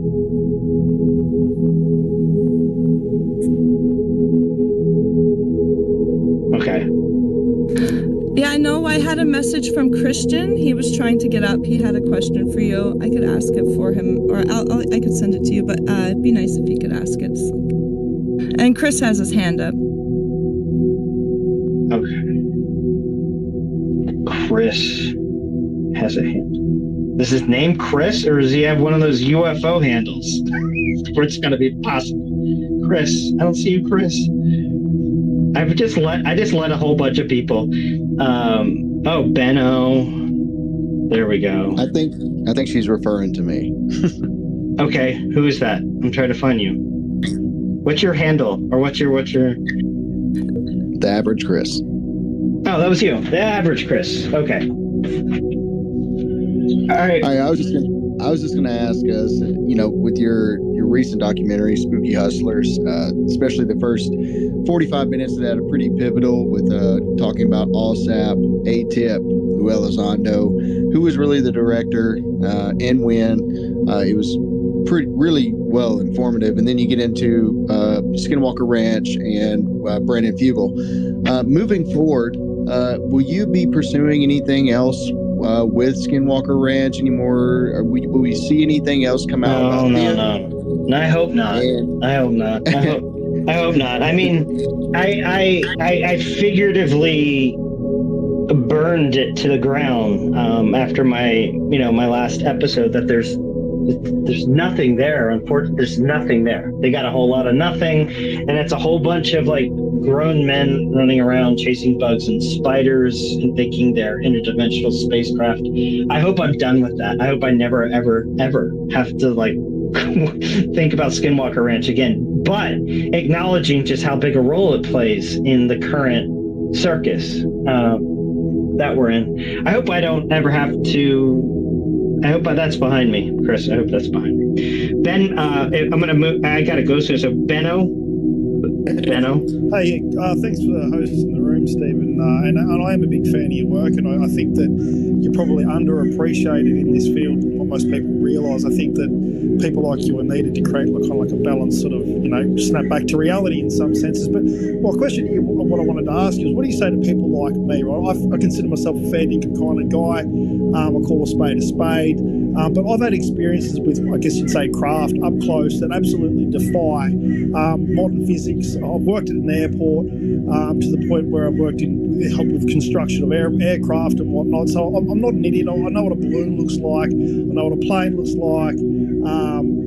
I'm a pretty simple kind of guy, but of call a spade a spade. So when I've had an up-close experience many years ago, which set off subsequent experiences as well, but I mean, as long as I'm talking to you, this conversation's real, so is what I saw. So what do you say to people like me when you, because you made a claim earlier, like UFO is more like the belief, like religion, like it's not for me because I've seen things that I can't explain. I'm not saying they're from green men from another planet. I'm not saying that they're deep state technology, but they've kind of got to be either or one of them, don't they? It's got to be either human or non-human. So what do you say to people like me where I'm beyond the belief sort of? Sure. Well, first of all, I say I believe you. Would be the first thing I say is I believe you.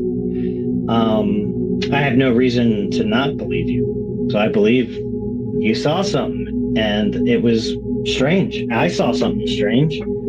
Not close, but close-ish. My experience with a boomerang-shaped object with bluish lights on the bottom that silently flew overhead and didn't make a sound, and it creeped the hell out of me in 2003. I saw that, and I don't know definitively what the hell it was. And I have seen things that look similar to that, but nothing that exactly was what I saw. And I can't put a period on that. It's still a question mark, and yours is still a question mark. Now, for me personally, with my sighting, I don't have any reason to think it was aliens or non-human intelligence.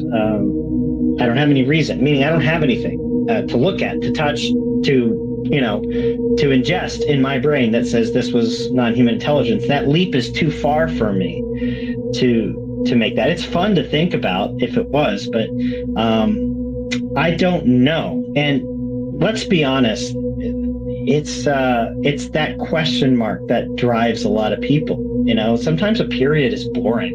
Like if I was to find out it was some like balloon or dirigible, I'd be like, oh, okay.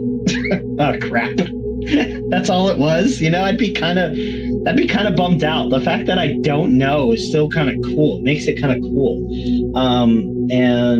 So yeah, I would say I believe you, and you're not alone, because tons of other people have seen weird stuff. And I said earlier in this space, like I've spoken to people like yourself who have told me stories that raised the hair on the back of my neck, and I can't explain it. I have no data, photos, any kind of information to kind of verify that story, but the story itself I have no reason to doubt them, and they seem sincere. So I believe you.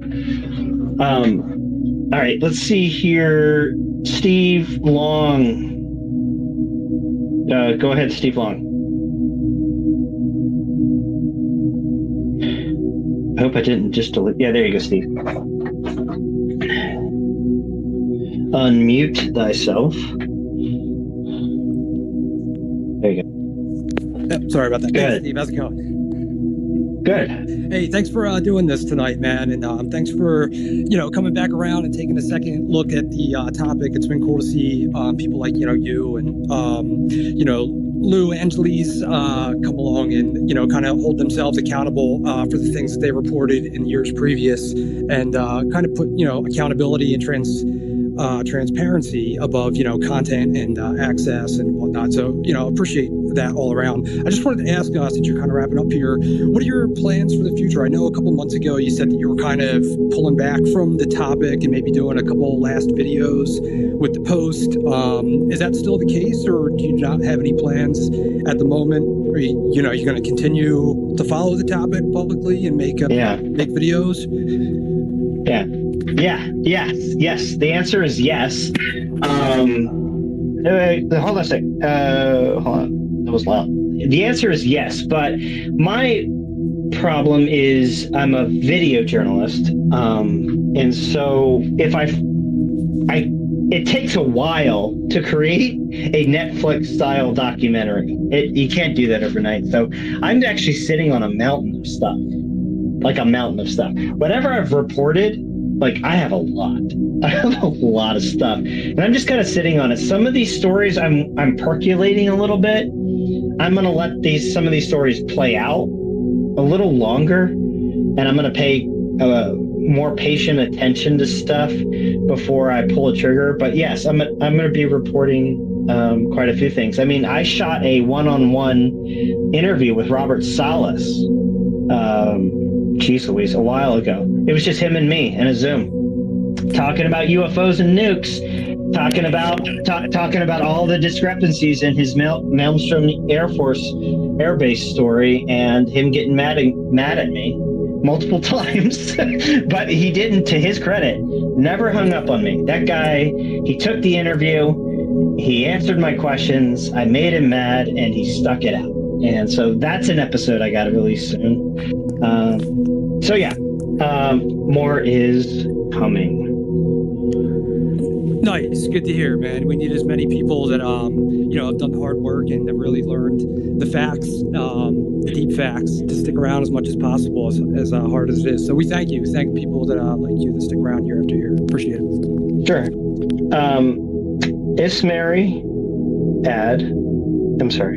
Ismary Sosa. Go ahead. Yep, you're on the air. West of the Rockies, east of the Rockies, west of the Rockies. What did Art Bell used to say? Ismary Sosa, you can go ahead. You're muted. Hi. Thank you for hosting.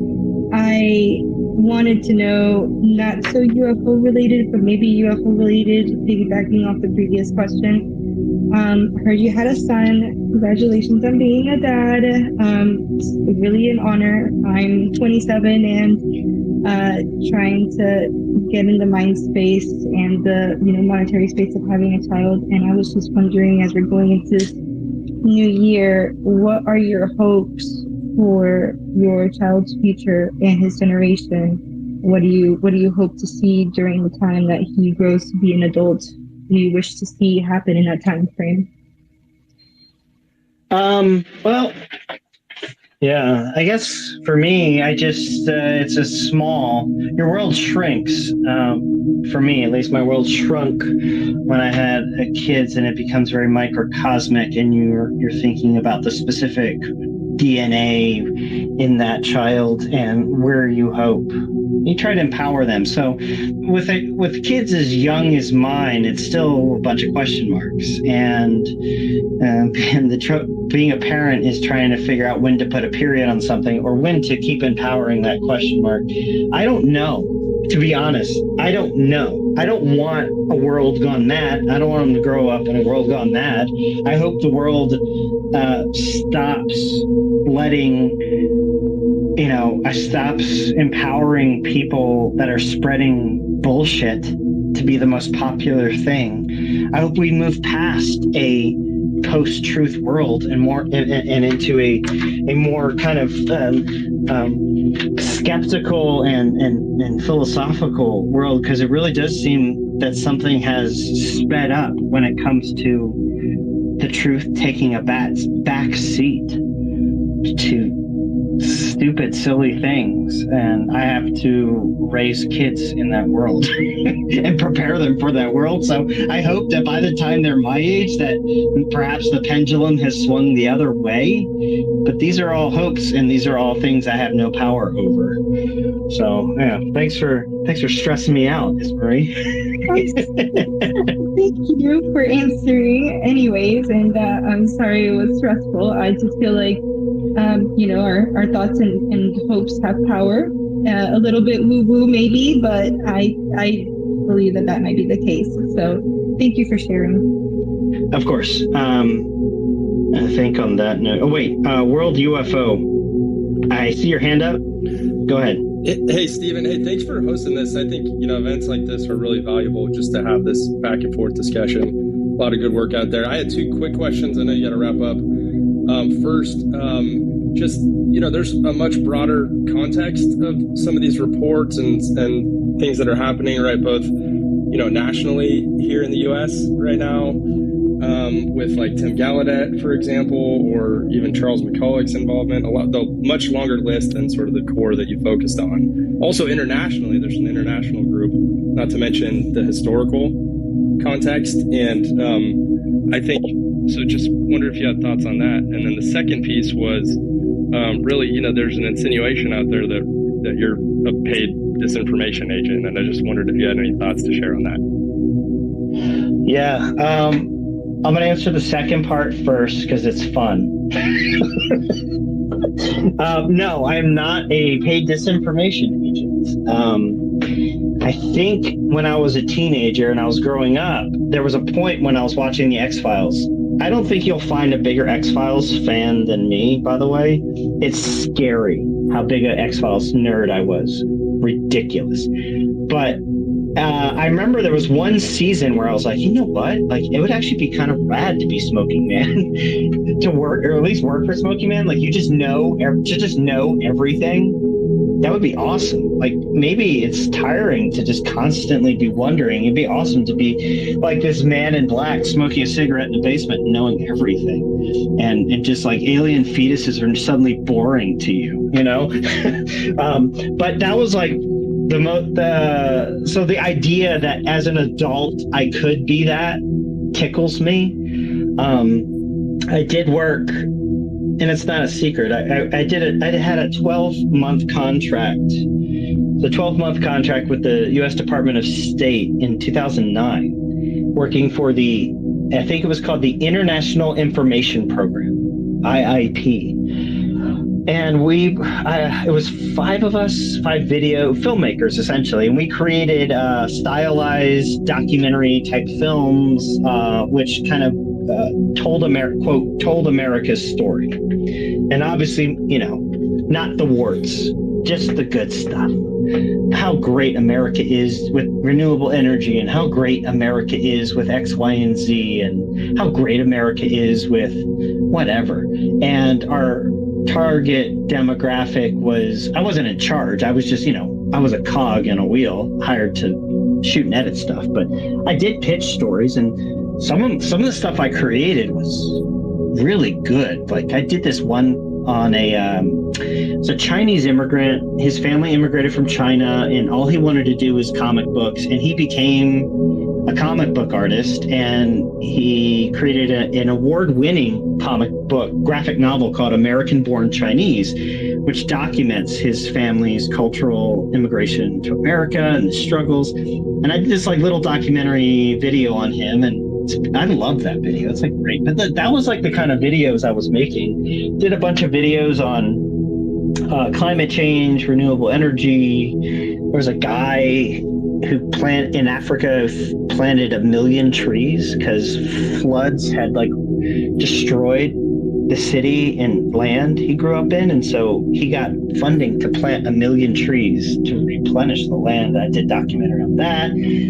But that's and I did that for 12 months, and then my contract was up and I moved on to other things. But that's the extent of cigarette Smoking Man X-Files stuff I did for the government. And my contract was up in spring 2010. So no, I'm not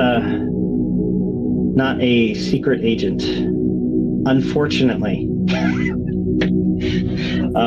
And I forget the first part of your question, but time's up anyway. So I gotta go, guys. But it's been awesome.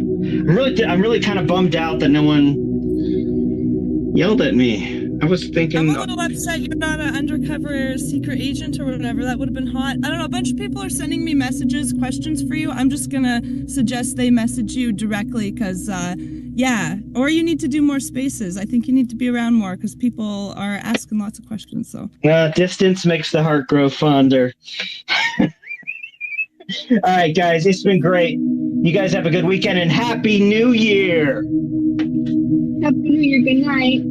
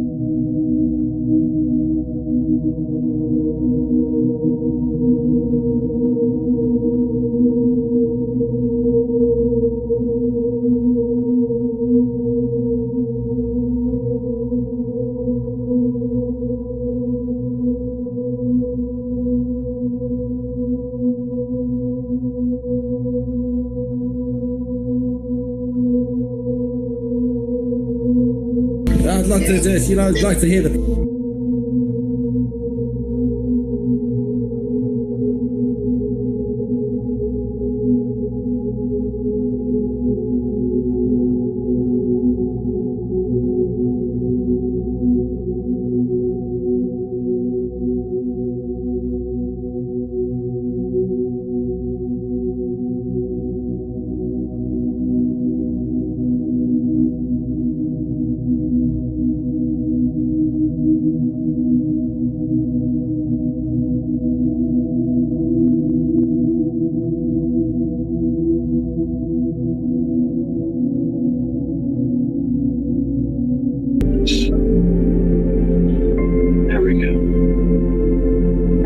Hassam, you requested to speak. I think I approved you. You can go ahead and.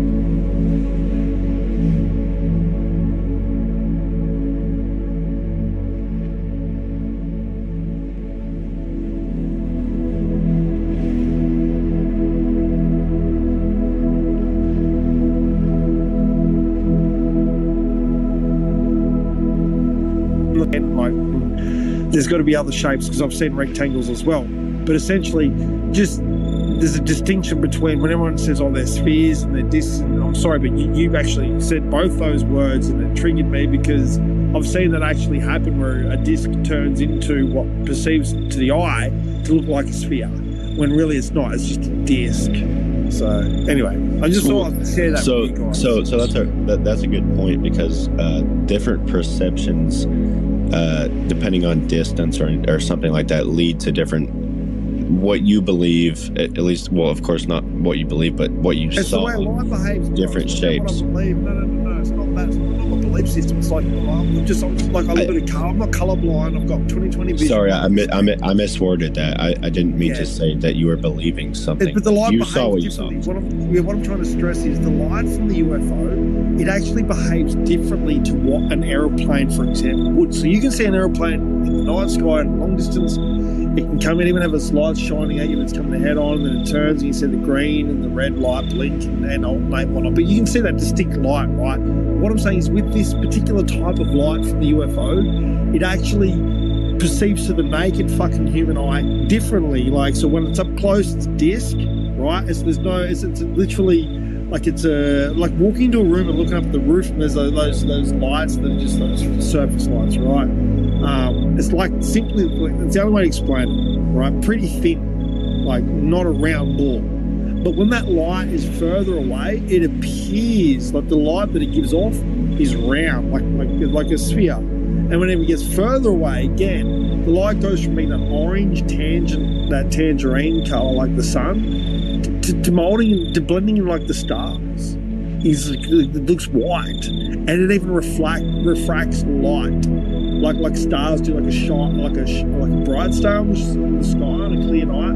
If you look at it long enough, it will reflect blues and reds and greens and stuff like that, right? So the light itself perceived to the human eye, there's a gap there. That's what I'm trying to say. There's not just a simple case of it's round and it's that. It's not that. It goes much deeper. There's something to do with the actual light, the way that the light works through atmosphere into the naked human eye, and the way our brain interprets that. Yeah, man. Well, I understand what you're saying. All I'm saying is that there are different perceptions based on distance and everything that kind of like what you perceive to be an orb or like a, oval type prototypical like UFO shape, whatever, all based on distance, things like that. And for whatever reason, the orb is the most prototypical common UFO sighting based on statistics. Pragmatically put, that is the most common shape, because like if you want to try to understand the subject, you want to try to understand the most common shape, the most. And in the day, let me ask you, then in the daytime, would you say, like, if I've read the reports too, right? So in the nighttime, it appears to be spherical, right? Which, like I just explained, like a disc gives off the light of a sphere at night. But in the daytime, would you also argue that there's spheres? Then again, there are spheres in the day, but I'm just saying, like the through the 50s, 60s, 70s, like when the height or like most reports come through, they were the sources. They were actually before the acronym UFO came out, before UAP was UFO, before UFO was flying saucers, they were saucer shaped. And most daylight like sightings were like saucer shaped. The fact that we're actually getting spheres as far as the DoD goes reporting, like recently, to me is like, and they're showing spheres, or it's almost like it throws into that ambiguous part of balloons, because balloons are round, right? So now we've got the debate of, is it a balloon or is it a sphere? Like, so we can debate that, right? Well, another way. Yeah, I get that argument, but it's not just like, okay, well, if UFOs mostly were just seen around the invention of aviation, right? When airplanes were invented, early 1900s, right at the beginning.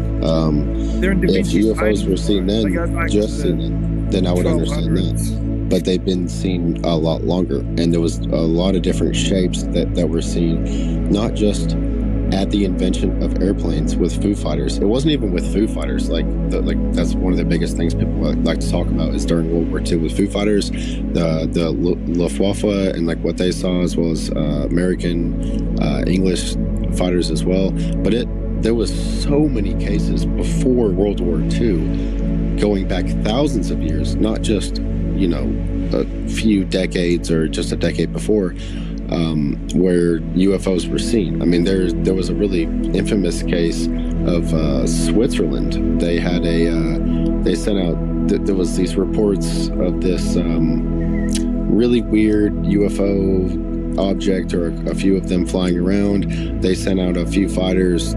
They actually crashed. The pilots survived, but then they sent out, there was a guy that was an officer. He went skiing out there. He disappeared.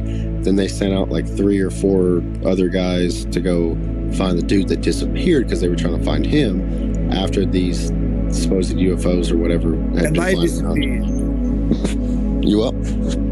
And they disappeared also.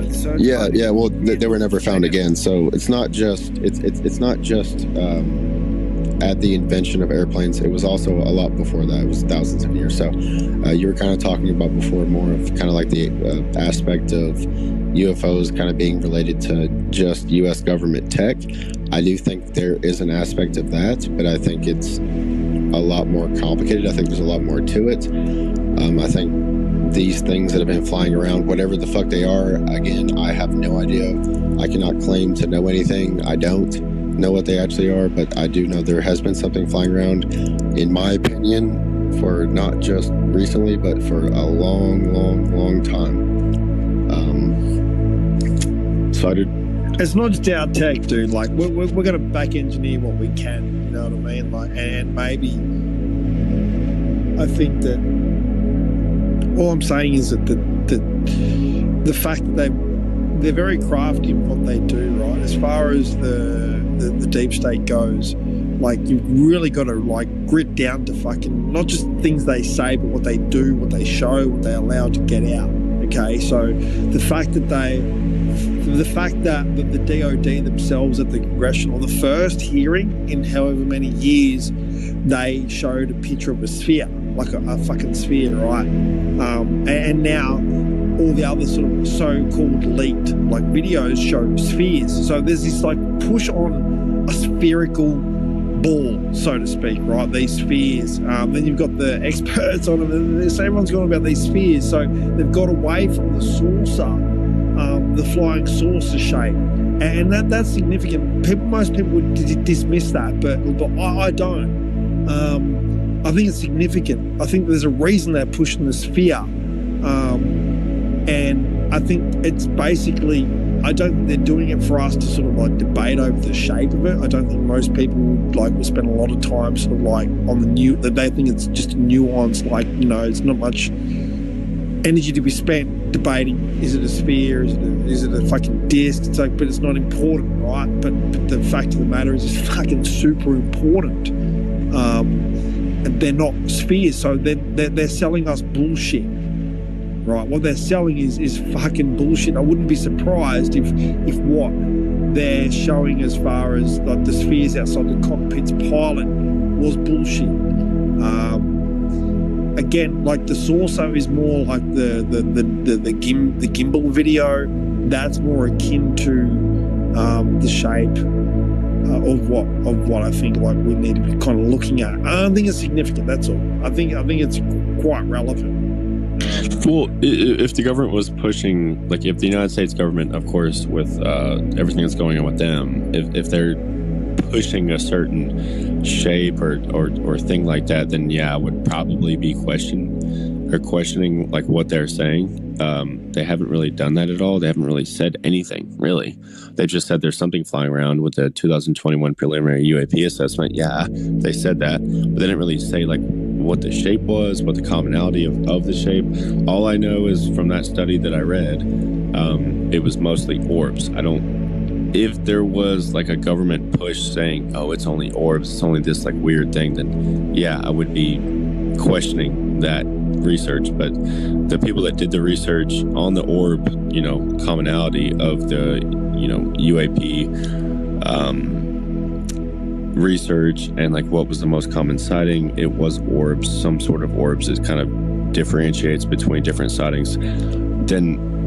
But with them, I don't really question it because I don't really see why they would be lying, but I don't know, man. It's really interesting. It's not ours. I don't think I honestly don't believe that the technology is ours. I believe that we've got that kind of tech. And here's my fucking stupid opinion that nobody cares about, but my stupid little basic opinion, I kind of think what's going on. If I could like bet on it, right? If I wanted to bet all my money, I think that there have been crash retrieval programs. I think there's been a few. I think we've got some kind of basic technology from these crash retrieval programs. I think we've been trying to reverse engineer it, but it's kind of like how I like to relate it is putting a nuclear reactor in the Stone Ages and being like, reverse engineer this. I think it's kind of like that for us. I think we've, not to that extreme, but I think we've been able to reverse engineer it just a little bit, maybe make some technology, some of it like the TR-3B might be ours.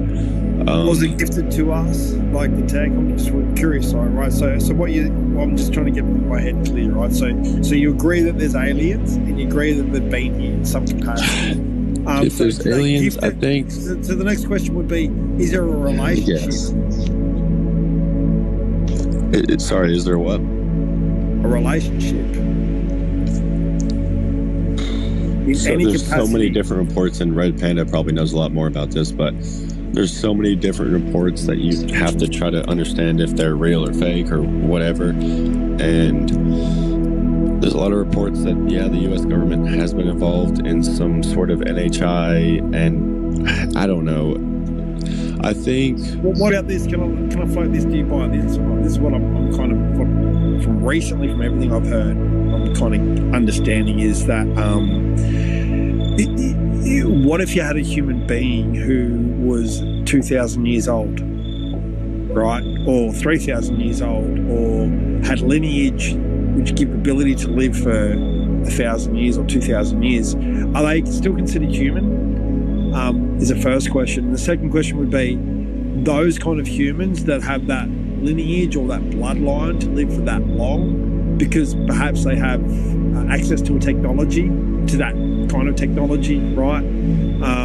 Then again, they would be the people who would kind of run this planet. You know what I mean? Like I'm kind of getting that vibe that the technology, the UFO technology that is interdimensional, intergalactic, or interstellar, it goes hand in hand with other things that would seem like magic, and one of them would be longevity of life. You know, and not only that, like it also has to do with the connection of consciousness and time, right? So time and consciousness, that fucking connection is like somehow brought into question with this technology, and it, in essence, offers those who have it longevity of life, knowledge, wisdom, power, access, those things that are just that like 1% ahead of us, but essentially they're still human, but they've got that technology, and here they are, they're with us. You know, that's I'm kind of getting that impression. That's kind of the feel I'm getting. Yeah, no, I definitely get that. I think if you try to explain it, excluding kind of the religious way, you know, of course, there being a God and all those things, like if you kind of exclude that, hypothetically, if that's false, humans, we always want to try to explain everything. Why are we here? What the fuck?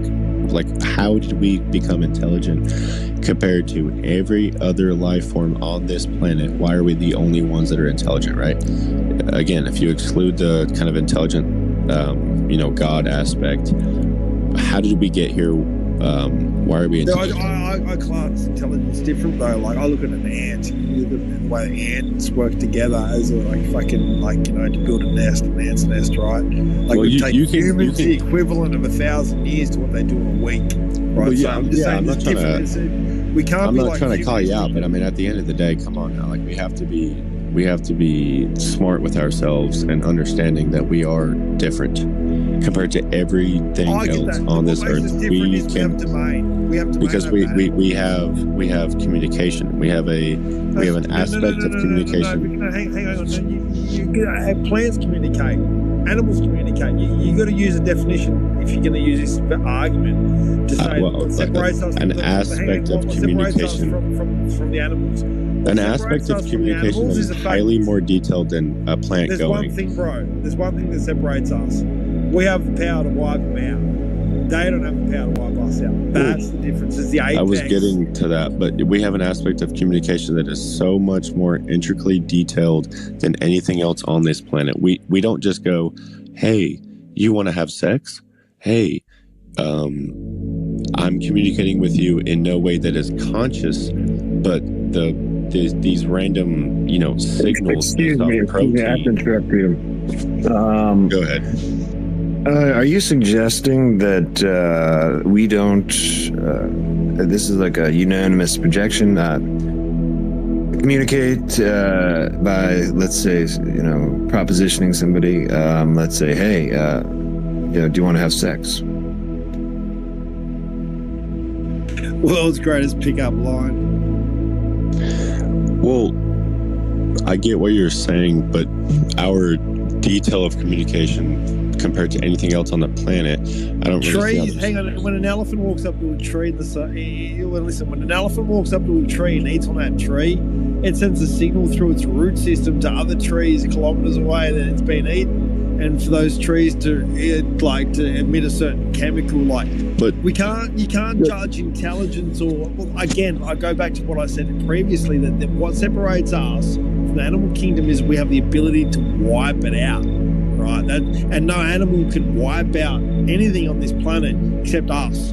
That's the only and we walk upright. No other thing does it except the bird. Is there anything in the animal community where they go and sit in a lecture hall and understand organic chemistry? That's different. To the I get that. I get that. We're that much smarter. I agree with that. We level are way of consciousness, smarter. so I get that.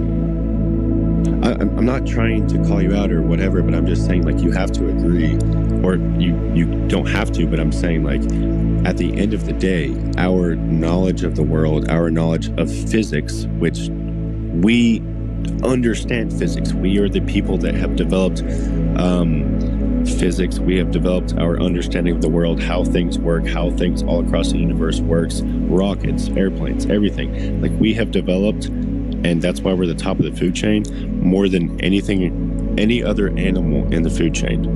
We are that much more advanced. We are that much more intelligent. We have intricate systems of relationships, education.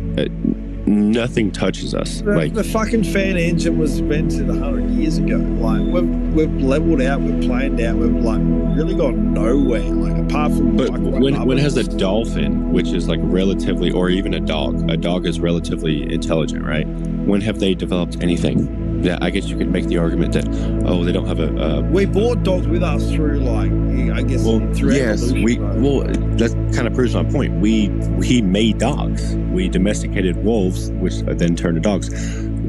A dolphin, right? We haven't really fucked too much with dolphins, unless they're in a horrible, SeaWorld situation. They've been working for the Navy for the better part of 50 years, 60 years. Yes, but there is. My main point is, besides all this other shit, nobody has the capacity. Yeah. Well, listen. What about this? What if the animals and this, let's say, hive mind are so much more compassionate than human beings, that they too maybe also possess the capacity to wipe humans out, but have not, because they're compassionate, more compassionate than human beings. Well, yes, exactly. What other animal or whatever on this planet shows the degree of empathy that humans do? I kind of got sidetracked, but come on now, humans by far are much more intellectually intelligent. Show many more degrees of emotion than anything else on the planet. I understand what you're saying because we contextualize and how do you know the birds aren't talking a deeper fucking conversation with each other than you and I having right because now? they're fucking stupid compared to us. See, they are. They're stupid compared to humans. What are you doing right now when you say that? You're undermining like the complexity of life. Period. Right. So you can't. If I gave you $1 billion trillion, if I gave you all the money in the world, you could not, for in one moment, create a living cell. Right, you need living cells to create living cells. All we can do is we can create a thing called AI and fucking computers, whatever, and go close to trying to claim it as being something that will. Yeah. I mean, Benno, I just saw this video of birds, like massive, like massive of crows in China. It's posted on the timeline. Now, it seems to me like the crows, they're reproducing. They are utilizing this creative aspect of cellular regeneration to such a degree that is maybe suggestive of an intelligence greater than a lot of humans, because a lot of humans today not only are not reproducing, but they are literally castrating themselves. So, well, it's kind of funny to me because people are like, oh, wow, animals are so smart. They figured out water density. If you, like, you'll see crows put rocks inside of a water bottle to allow the water to raise up.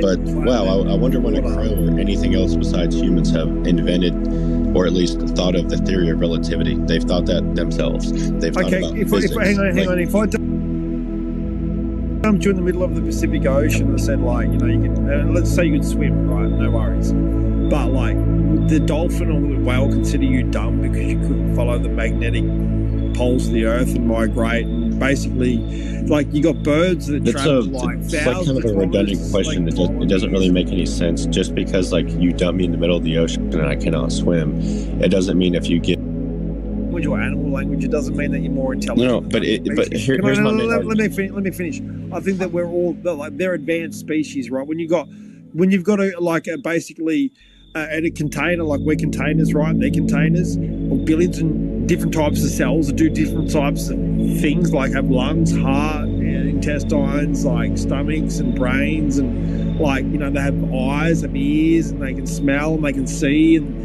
like a snake sees in infrared, like a dog sees in black and white. Like we see the world, the way we see the world is the way we see the world. Everything on this planet sees the world uniquely the way it sees it. So for us to sit here though and say, because I see the world the way I see it, I'm superior to that, for the simple fact that you have domain over this like world because you can wipe that species out, it doesn't make you more important or more special or more smarter or more, I think it makes you different, and they're all different from each other. I think we're a lot more special than any other animal on the planet just because of the diverse and intricate relationships that we can develop with other people, as well as technology that we can develop compared to anything else on the planet. I agree they're made for us. I agree they're made for us. I agree with that. Yes, but there is no way you can tell me that. There is no way that you can explain to me, and I would love to hear the argument because I just don't think there is one, that the super detailed, intricate aspects of humanity in terms of like the relationships that we can develop, how deep they can get, the level of emotion that we feel to different people, like when does an animal... But you're saying that an animal doesn't have emotion, like a fish, for example. Animals have, yes, animals of course have emotion, but not to the same standard that humans have. That's not to the same standard of... chemical is stress. And when you catch a fish, it goes under stress, therefore it tastes different. How is do animals marry each other? Do animals get that level of, like, no, they just fuck, and that the only thing they want to do most of the time is to make more of the animal because that's their inherent duty in their life. Structures in other like primates, for example, and whatnot. But at the end of the day, you're talking about like the physical world, right? Like let's go a notch above that, the ethereal, like the dimension that makes this what it is, right? So this is kind of like a reflection of the other side. And so these things wouldn't exist unless we needed them to exist for the whole ecology, for everything to work the way it works. It's like it's perfect, like it's a fucking perfect symphony. Like it's, you know, it's something to be in awe. Well, yes, like, I get what you're saying, but at the end of the day, dude, like humans compared to any other species on this entire planet. We are so much more advanced just because of our brain power, even though we're plump, weak things. If we were not, in terms of brain power, advanced as we are, we would die off. That's what has allowed us to be the top of the food chain, top predator in the food chain, is because we are so smart. What other animal has developed guns, ways of killing each other, nuclear weapons that can take out? I think we're just different types. I don't understand. You're right. Well, I think we're, you know what it is? I think we're just different types of energies, right? Manifest in the physical. So a lion, for example, has a lion's energy in it. A lion is a lion, right? And for it to exist in the physical, that's how it takes on a physical appearance. Well, a lion's a fucking idiot compared to humans. We could shoot it with a gun and kill it in 2 seconds from a fucking mile away with a 50 cal. Like, humans, I think we have to understand that. I think we have to inherently understand that we are smart. Isn't it cavemanish? So my gun is just like an advanced fucking...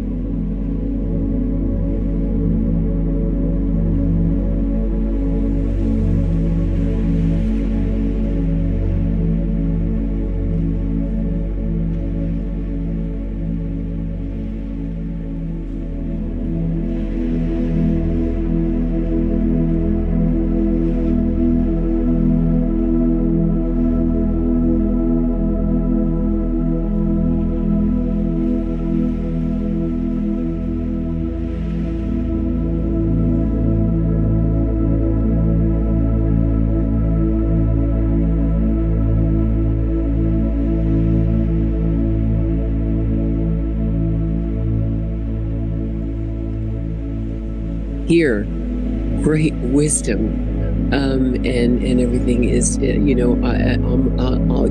and delivered throughout the day. My day is peppered with it. It's wonderful, and it's just to step into the gratitude of all of that and continue to work on my focus. Probably to spend a little less time socializing in spaces, spend more time in the spiritual communities and doing my studies into my Saint Germain books. But this is the same resolution as it is in every moment. So that's my goal. It's like for the year and for the moment as well, because quite frankly, Spirit's not on our time, we're on its, as far as I'm concerned. And that is the most noble of intents and goals. Thank you for sharing that. And it is all about love. That's all there is. Truly, there is love, and then everything else is illusion or illusory. Because anything that is separate or separates or appears to separate itself from love is just a counter idea, but it's just an idea. It's just a reflection. It has no more tangibility as a being than the figure in the mirror. Existential, good to see you, brother. Happy New Year's Eve. Blessed New Year's Eve, brother. Brother Hermit, sisters all over, all transient. I'm just so blessed, so grateful to be here this New Year's Eve, this moment. I give that glory to God, consciousness and nature entwined. Reflecting on just that goal is to not have a goal. To not have a goal is the goal. To love is not to love. To be is not to be. And the contradictions that appear and the relationship between that which appears contrary. Mary, Mary, quite contrary, how does your garden grow? You know, the rhyme, it's the rhyme, yeah. You got the rhyme, there's no rhyme with a reason. You can't reason with rhyme, and I'm just here in that divine time. And when we've been learning together this year, which is that infinite moment, what I was, you know, just appreciating the craft of thinking that there is the answer, then letting it go all over again. Loving the process rather than the answer of the process, and how the moments of deja vu or divine timing just continue to then flow, where one cannot be trapped in the idea of let's figure out the meaning of that which is, but be that which is. So the love that I'm, you know, wanting to learn with you or me, like right now, is that learning. Like right now is meditation, right now is loving, right now is doing everything that's meant to be done. So to have that acknowledgement to every emotion that would come as well, to also, when it came to the idea of the good or bad or setting the resolution, we're resolute. So there's resoluteness being exemplified now in the moment. It's living by that example that it need not be that which is in the next moment to have a plan for. To have no plan then lets in, as was said there about spirit, how spirit finds that time, and love to that spirit, that it may not appear to one's own physical or mental facilities or faculties that it's the right thing in the right moment. But if I said no to that, for example, anger or indignation, that would then to be going against that which is. So that self-negative talk, that kind of, you know, moving away from religious or cult indoctrination, various, we can be in circles of others, which of course is a reflection of ourselves, but then to admire that they are us at the same time. So if it feels like I'm not, or we are not, or anybody's not going with the program or how things are meant to be, that's a success. To be that which disrupts. And I wanted to bring on here Brother Hermit with it. You know, the empire and the rebels. You know, the dark and the light. And if one tries to be the empire, if one tries to hold on to a sense of goodness, thinking that they know the answer, then that becomes the force which stops that love. So that spirit of playfulness and rebellion and questioning is how the light came through, that force.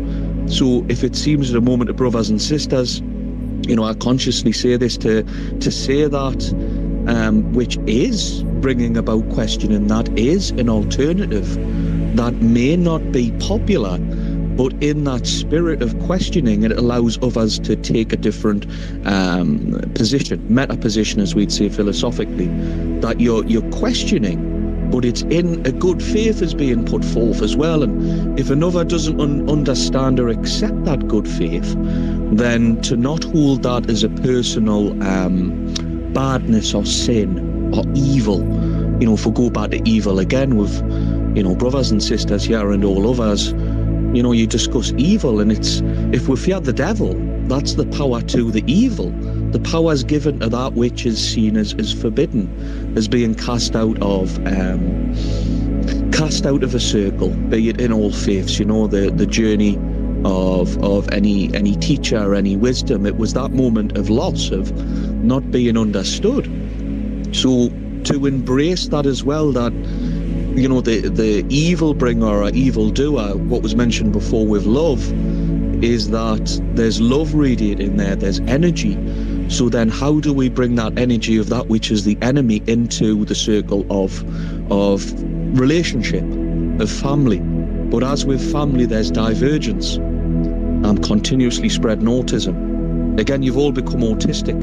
You know, it's wild when you know that can happen. But it might bring fear to that which is different in the family that seeks to be normal or healthy. Or, for example, what comes to mind is if we stick to, we must do this year, we must eat only certain foods. We must avoid the sugar. Sugar, oh, honey. Love the sugar, yeah. It's then when you can step back and admire the sugar, because that which is the sickness and the divergence, it brings something else. And of course, like when there's a moment of discomfort in that unit, for anyone to say within the colony of that which, well, I'd say I could never worship an empire, or that which, you know, loves the empire. That which is divergent to the empire, think, right, is this just a different layer? Is that which is different, an aspect of ourselves? And I love and appreciate you all and all your differences, all the sadness, all the everything is meant. So yeah, this new year, just have that with myself, with yourself, loved ones, enemies, and free Palestine. I freaking love you too, bro. I'm telling you what, we've been like in so many spaces together since I came onto Twitter in June. And honestly, I think I've been probably in more spaces with you than most others, just by happenstance. And I just appreciate you, because not only like do you bring that non-dualistic wisdom and insight and understanding, but also you marry it with a reverence for God, like a love and a reverence and nature and all of those things. And it's just, which is all part of the same thing, right? But to bring in, to combine an understanding with a reverence, I think is a powerful thing. And you are consistent with that. And everything that you say has beautiful truth to it, and is truth, because it transcends our dualistic this or that thinking, but also inspires us with a love for the divine, you know, in that acceptance. And truly, like, so much of what we're going to talk about is that in that acceptance. And you've been flying that banner for a while, brother. And thanks for coming in. Thanks for chiming in. And you're much loved and very welcome here. And it's been a great year to get to know and spend that time and follow your journey. It's been awesome. Richard, go ahead, and then we'll let Veritas. I'm sure he's got a few bookmarks, and so go ahead, Richard. Sure. Oh, honey, you're my candy girl. Go ahead, Veritas. You know what? Actually, when you did that, it reminded me of the sugar. The existential is like, for some reason, the existential was like, love the sugar, love the sugar. I was thinking about like sad guru or something, you know what I mean? But like, we've got like Irish guru here who's just like, yeah, love the sugar, man. You know what I mean? Like, especially the Lucky Charms with the marshmallows. You're like, if you could get all the marshmallows, you're better off. Love that sugar. Thanks, Richard. You get that song in my head. It started growing in my head when Existential, I think, said something. Because as soon as you said it, I was like, oh, that's been playing in the background. Now it's like just a little bit louder. Yeah, it's I concur, Existential, with a lot of what you said about the good and evil. I was talking to Faith the other day. Actually, let me do it this way. So, if anybody wants to imagine, actually, I'll just say it. No, I'm not gonna do it that way. I'll do it this way. We were talking about choices in our lives, right, that we have made. And at the time when we made the choices, or shortly thereafter the choices that we made, they were things that we regretted and we felt guilt and or shame about. And then at the time, and then we fast forwarded to this day. And you could have had a friend, it could have been a significant other, someone you're in a relationship with. You didn't think that the way you interacted with them is the way you'd want to do it now. And years have gone by and they've gone on with their lives. And perhaps it was, like, for example, let's say it was a significant other. Right? You're with them, you don't feel like you were your best self. you guys separated, they went on with their life, and let's say maybe they got married, and maybe they have kids. Now, wouldn't that be interesting if there's someone that you knew in your life that you think you had wronged in some way that's gone on to have children? Now, if we look at things factually, if that engagement and interaction did not happen between you and that person, their life would have taken a dramatically different approach. And whether or not they had kids with that same person isn't consequential here, right? They had those kids. Everything had to happen exactly as it happened, or those children don't exist. And why I would never change a single thing about my life, no matter like how shitty and traumatic or crazy or weird or, you know what I mean, or shameful it was, because every single one of those things, like, man, would have changed so many chains of events, of decisions that led to my 2 daughters. And man, as a dad, I could not be more proud of those girls. Let me tell you what, phenomenal beings on their own merits. And boy, did I ever luck out. But it wasn't luck, right? Luck is just a word for another law we don't yet understand. And this is how it is, you know? And so would I go back and, man, I had wanted to be in the Air Force. I wanted to be in the Navy. Top Gun was my thing, man. I wanted to be a naval aviator, right? And fly F-16s and Tomcats and whatnot. And I ended up joining the Army, right? Like years later, and like, okay, went to Iraq and like basically did nothing that I had envisioned myself doing in the military, like all my entire childhood. Yet it was that chain of events that led to me connecting with my very good friend Thomas, who, you know what I mean, we served together over there. And, you know, we came back, we were going through a really tough time, reacclimating, being home. I invited him to come live with me for a while. He came up, brought his girlfriend. I got his girlfriend a job. She met this girl, introduced her to me, da-da-da-da-da. I mean, like, that whole thing would have never have happened. So many ways that would not have happened to have my 2 children, and I wouldn't give it up. Why? Because my 2 girls taught me unconditional love. They were the key that taught me vulnerability, right? How to be the right kind of man, how to be in touch with my feminine, right? And balance that with the masculine and be a whole being. And I found my Christ itself in that balance, right?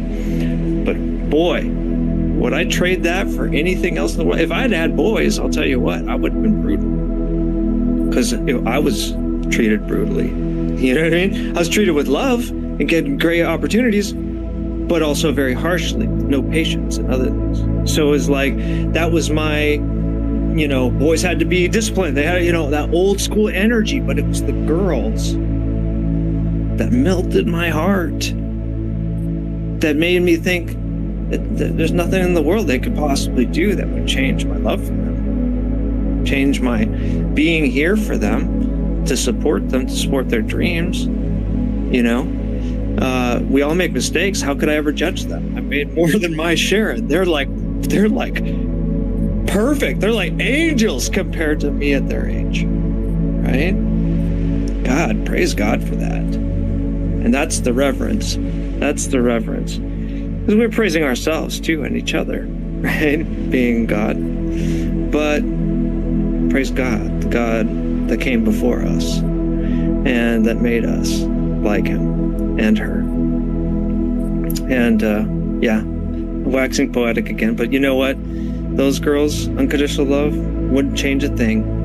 Go ahead, Veritas. Now let's take it a little deeper, right? So, not your girls exist because of the choices you made, but every single person you have ever interacted with in your entire life that went on to have children owe it to you. Because one conversation with one person can change everything. And now think about how a baby's born, right? You get all these sperm, and then one has to make it, and it's all this time. Like you delay that person by 2 minutes for having a conversation with them, that changes everything. So you can look at it that every person you have ever interacted with in your life on this physical plane that has babies right now, you participated in making babies with them. All right? It's crazy, man. It's really, really crazy. So here's an interesting thing, right? So as far as good and evil is concerned, so then you can say, all right, I can kind of get the good and evil thing. Yeah, there's no evil. All right, I can kind of get it. But then what's the point of everything, right? And now that's where things get really interesting, because there's affinity. You can have an affinity for something, right? You can want something. You can want to create an experience, right? So if you ate an ice cream flavor that you didn't like, it doesn't have to be a bad or evil experience. It was an opportunity and an experience to try something so that you could try something else that you like more. So that thing that appears to be quote unquote bad gave subjective interpretation and degree of relativity so that you could go experience liking something more than others. So we don't have to condemn liking things and having an affinity for things. You know what I mean? And that's what's really, really, really cool. And, existential, and the other thing too, as far as like what kind of impact we've had on our lives. So there's the thing, I don't know if anybody's heard of it before, 6 degrees of separation. They say that there's 6 people between you and any other person on the planet, right? And so minus the fact that even though this world looks physical and we all feel like we're separate from each other, my belief is that we're all interconnected to each other. All minds are joined on kind of an ethereal plane, so all of your thoughts are affecting the world too. But if we don't even want to take it that far and we just want to leave it in the physical plane, we can all accept the idea that one person could have been infected with some microscopic little germ back in 2020 or whenever it was, right? And that within less than a year, that little tiny invisible germ was able to spread to the entire world and infect almost everybody. So when you think about the impact that you've had on the world in your life, you know what I mean? Like every choice that you made created the world that we're in today. So you've actually, I would argue that that nobody here has ever made a mistake, ever, And so does that mean that I can't like doing this or I can't want something? Yeah, but you don't need to. You can want to, right? That's if there's a resolution that I have, it's kind of this internal direction that I'm heading in where I'm going to do what I want. I'm going to do what I want. And it just so happens, I want to be kind to other people. Just so happens I want to watch cat videos, and I have like an obsession with cat videos. I don't know why, I just do. Going back to something else that you're saying, Hermit, this is an interesting thing. So I had gone through some stints on my transformation where, I was only eating lentils. Faith's known me as I've gone through them, where, I was having these very strict diets. I fasted a bunch of times, doing all this stuff, only purified water, blah, blah, blah, only distilled water, blah, blah, blah, blah, blah. And then, Jesus said, go out and, heal the sick, cast out demons, cure lepers, right? But whatever they put in front of you, eat whatever's put before you, for it's not what goes in you that will defile you, it's what comes out of your mouth that will defile you. And I started to wonder something. I've been so worried about sugar all of a sudden, and bread and all these other processed foods. I grew up on by that mindset, a terrible diet. Like we would eat boxes of poison, with little toys in it, like cereal, like according to that, like that's all I ate. In my 20s, we used to party all the time and eat ramen noodles, and I thought I was adding nutrients in it by cracking an egg in my ramen soup. You know what I mean? And I was fine. So did you have fights over the marshmallows? Mine. Yeah. So now I'm trying something out. I'm gonna do whatever I want. If I want a cookie, I'm gonna eat a cookie. If I want ice cream, I'm gonna eat ice cream. I don't care, because why? Because I'm not gonna be. If I realize my divinity and I realize my power more and more and more, and I'm not gonna become more powerful and then put these limitations on myself that a cookie can hurt me. You know what I mean? That's crazy. So this is what I did all this work for, to recognize my divinity, so that I have to be scared of cookies and cakes and ice cream and all that stuff. Why don't I just transmute it? Everything's made of the same substance. It's all light anyways, and the source of my thinking created the stars in the sky, the heaven and the earth, and it can't transmute a cookie? It can't take that light and just change it into something that I want? You know, so that's kind of my new thing. And now, granted, maybe the process I had to go through is I had to go through the steps that I did to get to this point, you know. But now I'm here, and cookies. I was thinking of Denzel Washington. King Kong don't have shit on me. Cookies don't have. That's not. Denzel Washington did not sound Southern. I'm sorry. Where the hell is that coming from? I have not seen that. Yeah, keep it going. Keep it. That was blessed. But just to wrap it up, so it's I'm trying it out. I'm going to do what I want to do. Oh, that's it. That's the last thing I'll say here on this. So do you remember when we were kids, how many people here when you were kids used to say, like, you could only have ice cream sometimes, some kind of delicious treat, right? Think back to whatever delicious treat you liked when you were a kid, and the adults told you you couldn't have it all the time. And how many of you said, when I become a grown-up, I'm going to eat ice cream every day, right? And then you became an adult and you don't eat whatever that is every day, right? And so I think part of this process that I'm doing is I'm allowing that child in me, whatever that part of me is, to just do what it wants, because I'm spiritually 100%. Yes. And just let it do what it wants. And guess what? If I'm eating these cookies now, right? Because what ends up happening is the kid wants the ice cream because they can't have the ice cream all the time. So they want it more. So we have all these, like, they experience lack. They create lack. I need to not have it, but I want it. So I'm basically saying, hey, indulge, I'll protect you, you're good, eat as many cookies as you want. And you know what's happening? I'm getting sick of the cookies.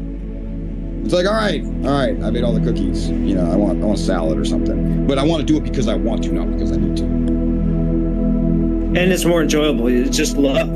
That's just loving yourself. You just feel the love in yourself when you give love to yourself that way, you know? And it's like you treat yourself, right? Take yourself on a date. Take yourself and go pamper yourself sometimes. It's okay, you know? And that feeling is good. It's just really good to love yourself in a non-conceited way. And when we love ourselves, we learn to love ourselves. We truly know how to love and give love to others. What's up, brother? I just want to say this last thing. Yeah, it's like, I have reached a state of enlightenment and limitless bliss, but I can't do this, or this. Or I'll be... Plus, I have to speak in a monotone, you know, dry, non-emotional, unattached, indifferent, like unified whole of a being. No, we're here. We develop these personalities. This is part of the finite transitory self that's going to go away when we die, and we'll reincarnate and get another one, like we always do, right? But this is just temporary, but that in that temporariness, there's something special about that. Actually, it's actually very special. Why? Because it's temporary. It's more rare, right? So, in that rarity is the value, and so why not give it the value it deserves? The soul that is eternal and is the true self, like, loves the little self. It wants to give to the little self and take good care of the little self. But the little self gets crazy ideas and gets flattened by a lot of things in its quest for happiness, right?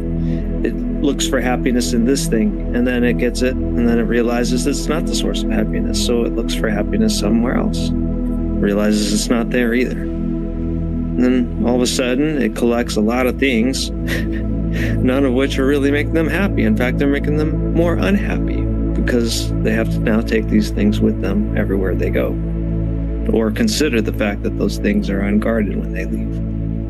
So when we let go of those things and we just go where the wind blows, we are the freest and the most aware we could ever be, because we are in the now moment, embracing our divine.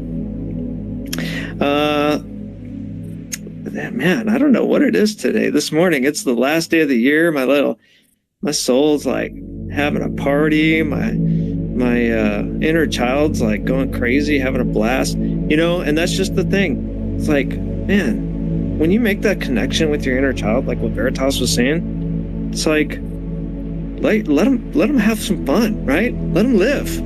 I did. It was like 6 o'clock in the morning.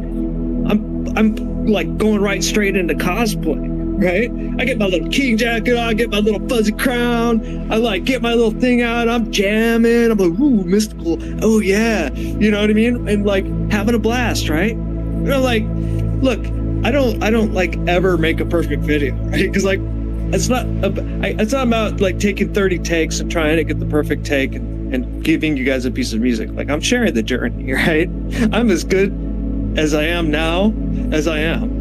Like I was as good then as I was then. Like things change and I'm sharing that change, and there's mess ups and then there's whatever, but it's all fun, right?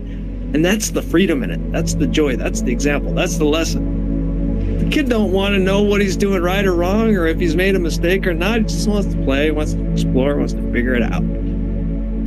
So let him have it. Let him have it.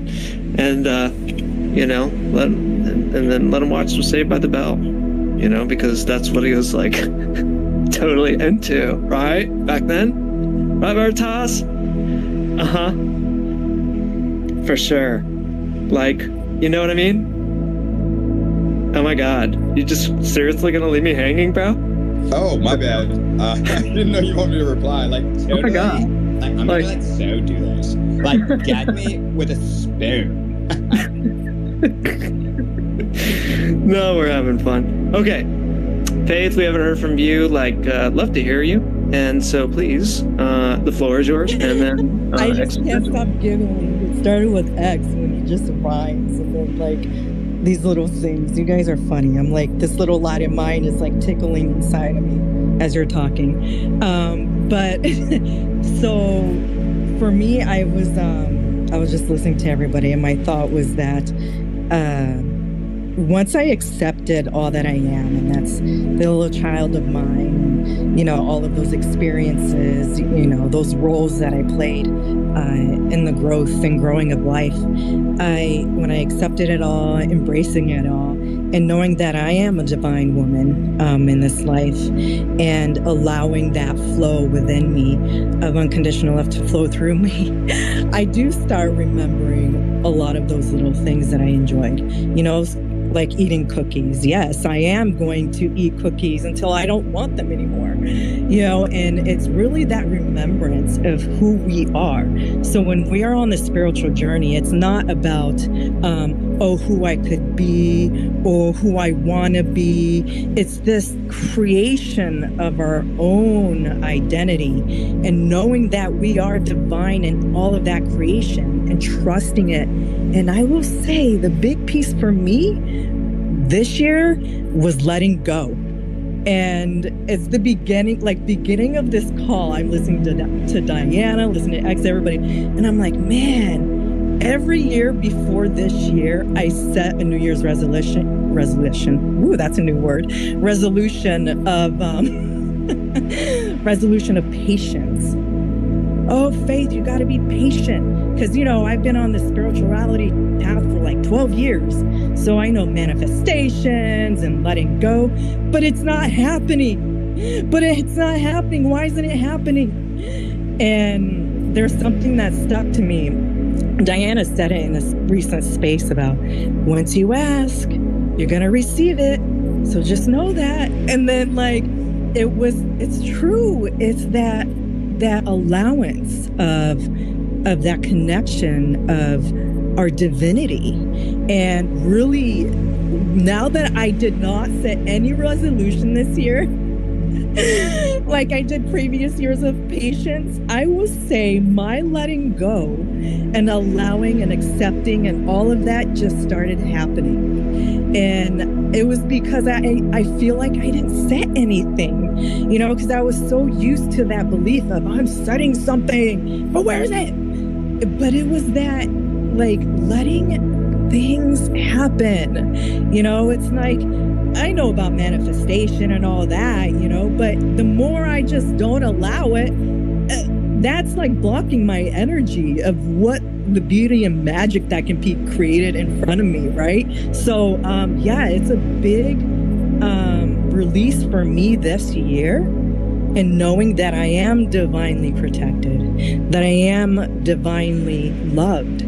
And it is my soulmate, it is my inmate, and it's just trusting it and allowing it to flow through me and accepting every moment through every person that is presented, every animal, every rock, every tree, whatever it is, that is showing me something inside of me to grow within. That's the divine showing me something, and it's a beautiful thing. And I will say I will continue on with that growth and just continue to expand in it, and knowing that I am loved, and I am always divinely loved, and there's no separation, and it's really that union of myself, that nothing's separate within me, therefore nothing is separate without me. Those masculine and feminine energies, the mind, body, spirit, those are all energies inside of me and my world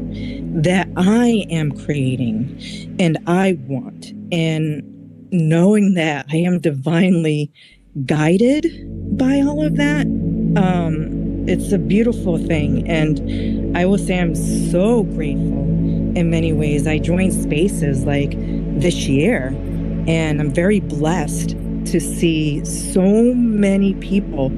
I never even would have thought that this would occur in my life. People sharing who they are through feelings, through pass-throughs, through growth. It showed me a lot about myself, and I'm very, very appreciative.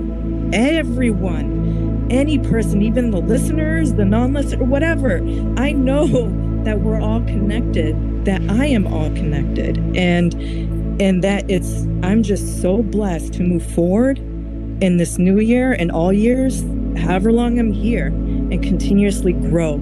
There's a lot I don't know, but I do know now, right now, in my present being, that I am blessed, and I am grateful, and I am happy, and I am joyful, and I am I'm just very, very just graceful, and I have so much faith inside of me, and I appreciate every single one of you.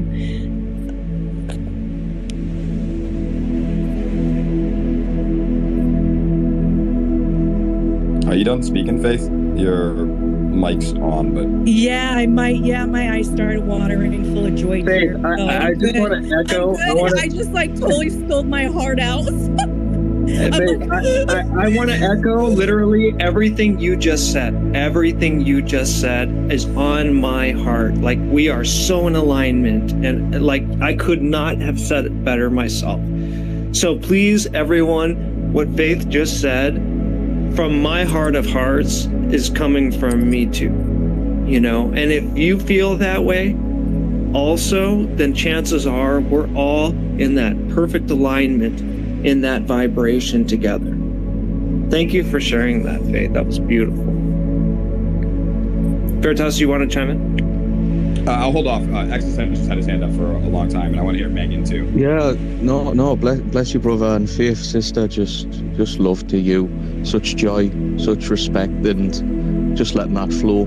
With Sister Megan, would you like to go? I can wait and listen, because we're just all here. It's whichever's best for you, Megan. Honestly, existential, I don't mind waiting, truly. Okay, my dear. Oh, well, I. Quality. I can be proper joyous here when Megan gets up, She'll now's the crack. We can switch it up. Just love you all. Really, I love me. I love the sacrifice.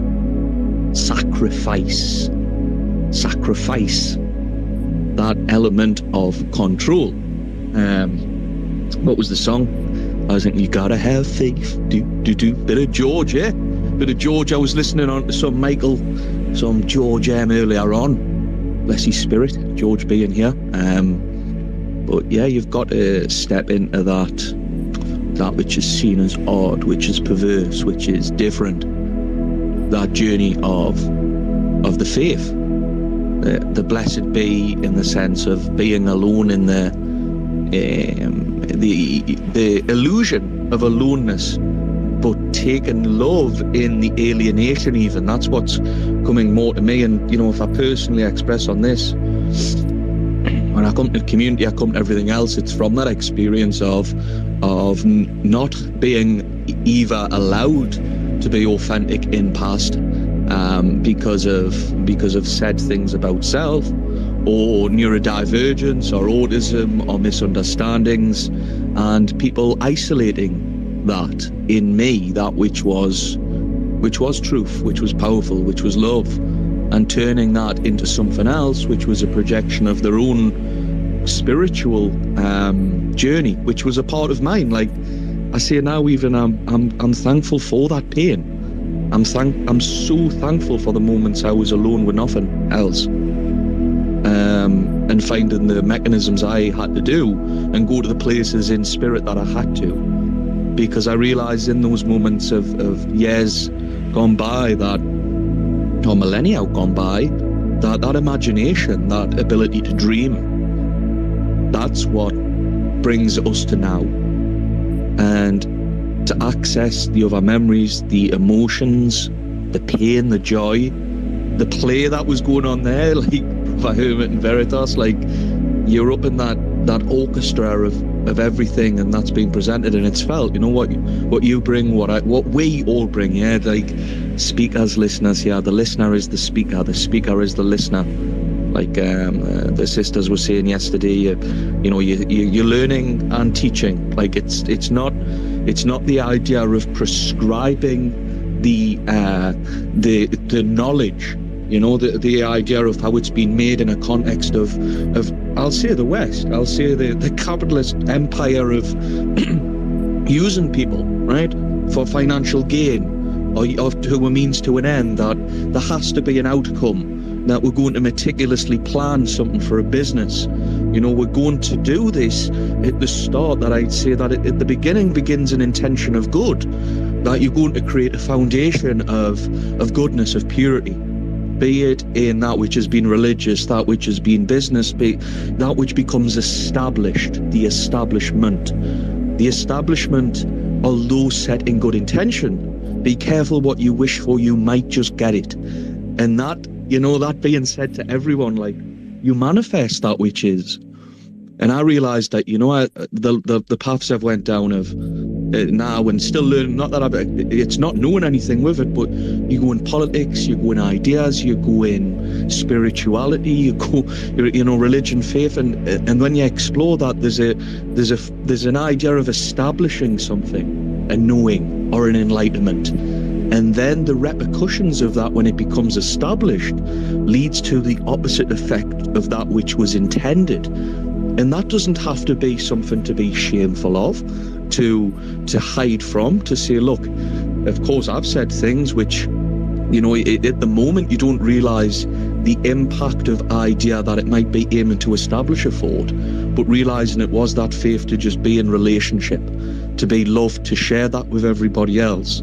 And the idea can be let go and be put at peace, but only in the destruction of it, of the sacrifice, of the fire and the water, of the masculine and the feminine. You know, where was that? I laugh, you know, because ones who know in the community, yeah, they were like, existential, he's now saying Christ was trans.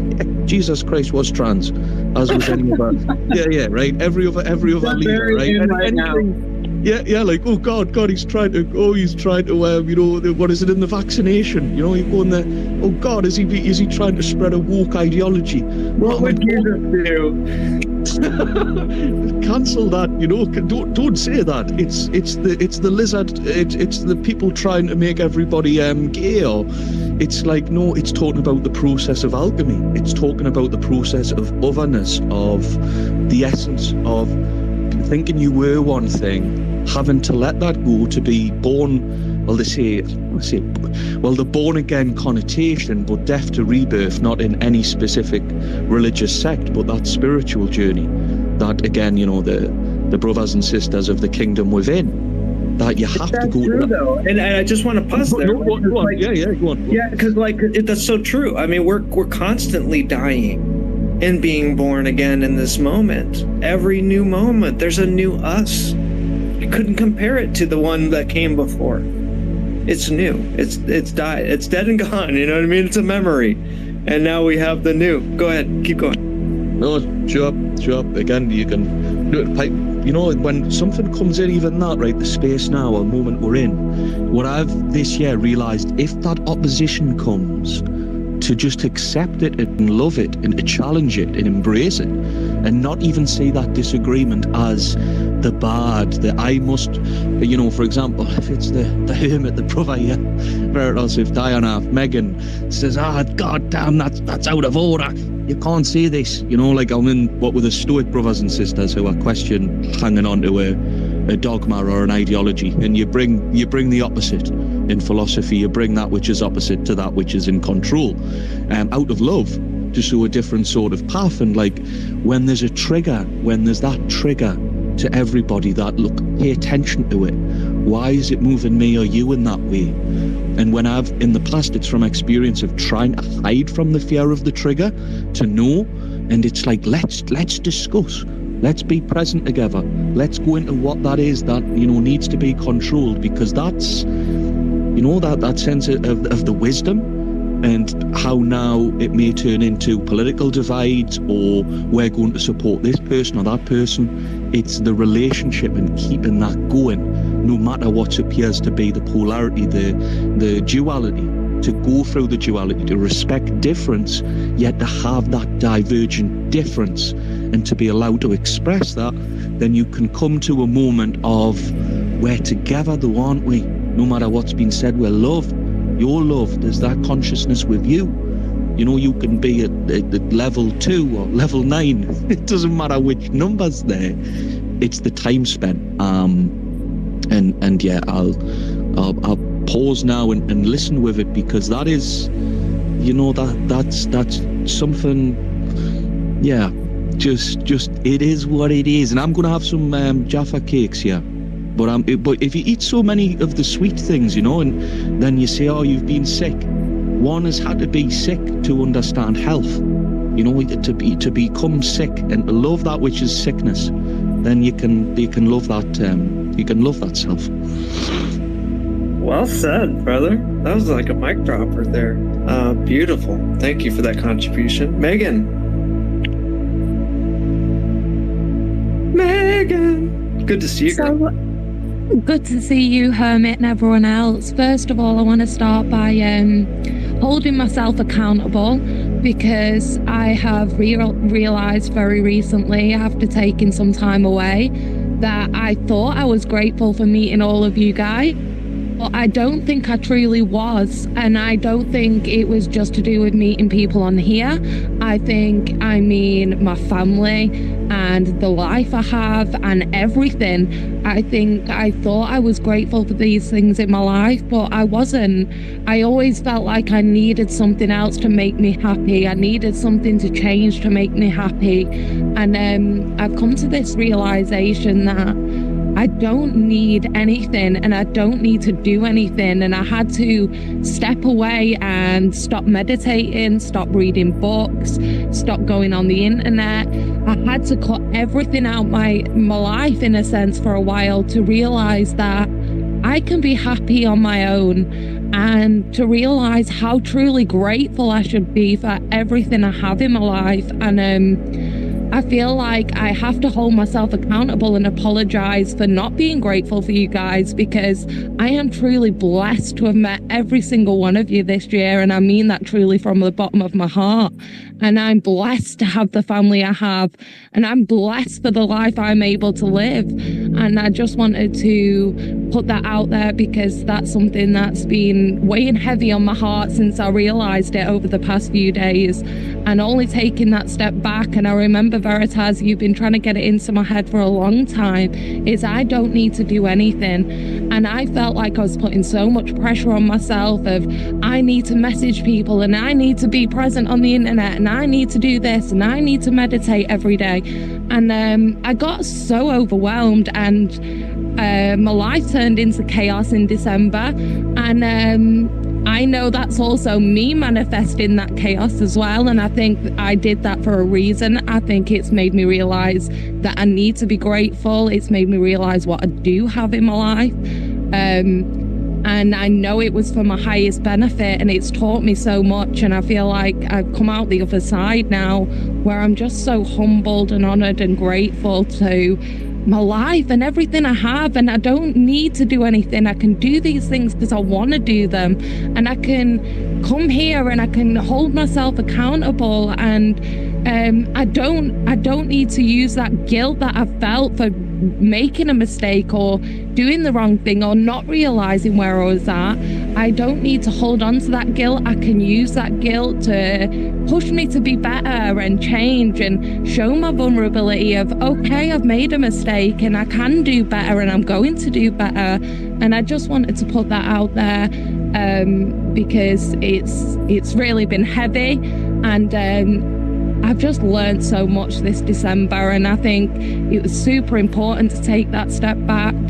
And yeah, I just wanted to put that out there. So I just wanted to thank you all and just say I'm truly blessed to have met every single one of you. It's been an honor. And I might have done this journey by myself, but I think without you guys, I don't think I'd be where I'm at now. And yeah, I just wanted to put that out there, and I'm going to stop now because I'm about to cry. Woo!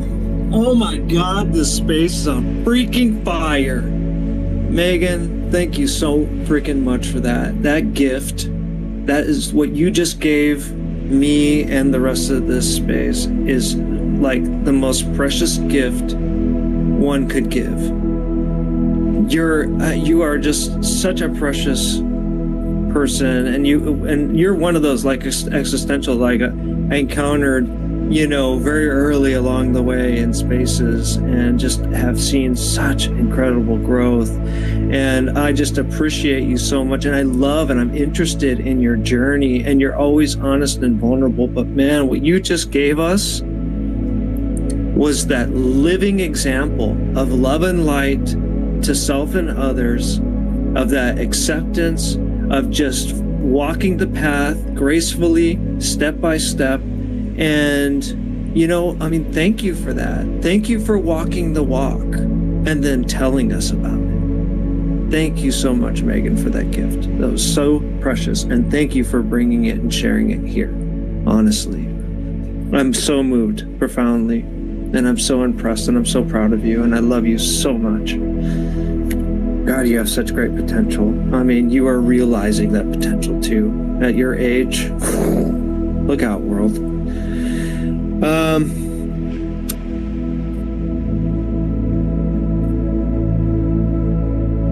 Richard, and then my man Veritas will take it away.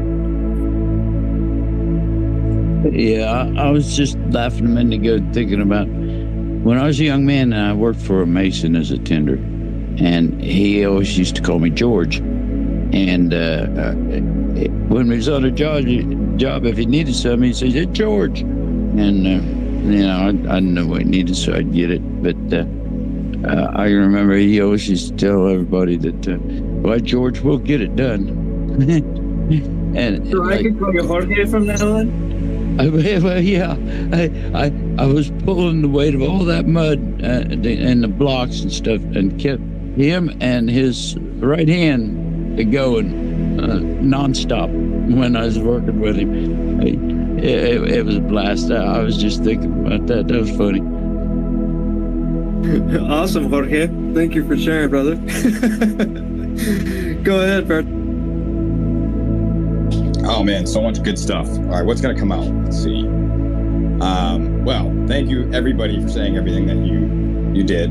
One of the things I really like about these spaces too is you start hearing other people making references to their own personal experiences they're going through at the moment or recent past, and you can find similarities in the things that you've been going through. And even though we do communicate with each other in spaces, it can allude to the fact that perhaps, just perhaps, we're interconnected with one another in ways that we can't see. And as you heal, others heal. All of the transmuting that you're doing and transformation that you're doing is spreading out to everybody else through the ether, right? And this, what we see in these spaces, is kind of a manifestation of what's happening. in that world. And yeah, that to me is the one thing that's really helped me. I was going to say directly to Megan, but to everybody, that was then, this is now. It's a very, very important phrase for me, because the way that I see things now is humanity as in the macro and us as individuals in the micro went through an experience wherein we were divided against ourselves, right? And as Lincoln said, was it Lincoln? Yeah, a house divided against itself cannot stand. That fall, right? Like if you even look at the Bible, right? How much controversy do I want to stir up here? All right, little. I only want to do a little. Okay, so in the Bible they worshiped this God, right? And it was a God who was supposed to be omnipresent, meaning he is everything. And he got mad at 1/3 of himself for rebelling, and he cast 1/3 of himself into hell. It's kind of weird, right? Why would you throw half a third of yourself into hell, right? You say, well, is that crazy? It was part of the process. Herman and I have talked about this. That fall, when you're in heaven and you have everything and you can create everything, there's no meaning. Nothing matters, right? So to get to the next level of creation, there was the fall, right? So it was the banishment of 1/3 of the self, or Adam and Eve having their fall, however you want. There's a whole bunch of the prodigal son. Right? It was a separation of God's self in like 1/3, so that there would be 2/3 bias towards God actually, which is goodness and love. So like the separation was a smaller degree of separation, so that there would always be a higher degree of the truth that there's a bias towards. But the separation was pivotal in having the corresponding inverted reflection. That's where you're going with that. Well, and it's part of infinity. So infinity has to continuously unfold itself as it creates one thing. It basically, so like if let's say, just to make this easy, imagine you draw a circle and you create south. As soon as you create south, now you have a vertical line in that circle. So you have south, center, north. Once you make those, you now create an inversion, which would be west, center, east, right? And then that cross, what's an inversion of a cross? It's an X. So now there's an X through it. You have northwest, southeast, southwest, so on and so forth. Once that's made, now there's a new circle on top of that one, a new circle below, a new circle to the left that makes another cross, and just kind of goes on infinitely forever. So this, where we find ourselves at now, is in a place of creation where it went from Eden, where you could create anything but nothing mattered, right? The material, or you could actually look at it. So I've talked about the masculine before, how I see it. Masculine is energy. It's the least needy, limited, and defined component of something. And the vibration, or the feminine, is the most limited, needy, and defined aspect of that thing. And so when we see the banishment to hell, right, of that 1/3, it was the banishment of the feminine. It was the banishment of the material, right? So interestingly, you hear about, some people like the experience of entertaining the notion that we live in some matrix dominated by all these control beings and reptilians, as existential made, and they're trying to control us and all that stuff. But the word matrix and the word matter both come from the same Latin root word, which is mater, M-A-T-E-R. It means mother. It means mother. Right? So even with the prodigal son, there's 3 in the prodigal son there too. There's the Trinity. There's the father. There's this one of the sons who stays home. He never goes anywhere. And where does the prodigal son go? He goes out into the world with riotous living. He goes out into the material world, and he goes and does human stuff. You know what I mean? Goes and be's a person where you can, quote unquote, make mistakes and things like that. And when the son returns home, he thinks his father, he's like, my father will never take me back as anything other than a servant. So when I go back to my father, I'm going to say, Father, I have sinned in the eyes of heaven and in earth. I'm willing to come back as your servant. And that's how I think a lot of people on our journey, when that 1/3 of ourselves that we reject. And that's a lesson on humility, by the way. that it's in the spirit of humility that he comes back to his father and saying, like, I would be happy to be a servant. You know what I mean? But here's the thing. He doesn't actually go back to, like, that's part of the process, right? So I look at it like we're all three. We're the father, we're the son, so think about yourself, right? So when we have the good bad notion, you have a part of yourself that you take pride in, you know, or have taken pride in, right? The good part of yourself. And then you have the part of yourself when you made mistakes in life, certain things, you suppress them into your subconscious, your unconscious mind. You know, we project onto others to see other people that exude more of those characteristics to make ourselves feel better about the parts of ourselves that we're hiding and cutting off and all that things, right? So we're also the son returning home, and it's all three. And so when the son comes home, the father, he doesn't become a servant for the father. The father instantly replaces his wardrobe, transforms him instantaneously, gives him a new wardrobe, new rings, new slippers. He doesn't say, all right, now son, now that you've come home, I need you to do this. You can't have any cookies. You can't do this. Don't do this. Don't do this. Don't do this. Don't do that. No, he just says, poof, here you go, right? And then, but the other son, the good one, and I think that I would imagine that there's others in this room that have had kind of a similar issue where that, like for me, that part of myself had trouble forgiving the bad part of myself. Like I couldn't understand, like, wait a second, why does he get to come back? Like he doesn't deserve it. I've been trying to kill him the whole time, cut him off, throw him in the garbage, deny him, suppress him. What do you mean? I've done all these good things and he gets the same treatment as me. You're throwing a party for him? What's going on, right? And the father turns to that son who's mad, the wrath of the elder brother who was always home. And he says, son, thou art forever with me. All that is mine is thine. And so it's that returning home. We're just returning home to the truth. You know, that ultimately you are divine and you've never made a mistake and there's nothing you need to do. I mean, look at this universe, right? We can all accept, you know, if we go by science, right? Science says there was nothing and then a big bang happened and it created everything out of nothing at no charge. God wasn't like, well, when this nothing behaves itself and does what I need it to do, then I'll create it. No, everything was given. Every single thing was just given to us out of nothing, right? And so I believe that we went through an old experience of an energy where we saw a world outside of ourselves that was divided against itself, and we saw ourselves internally as divided against ourselves. And for me, you know, I was talking to Hermit about this. So gremlins, right? Gremlins come from World War II.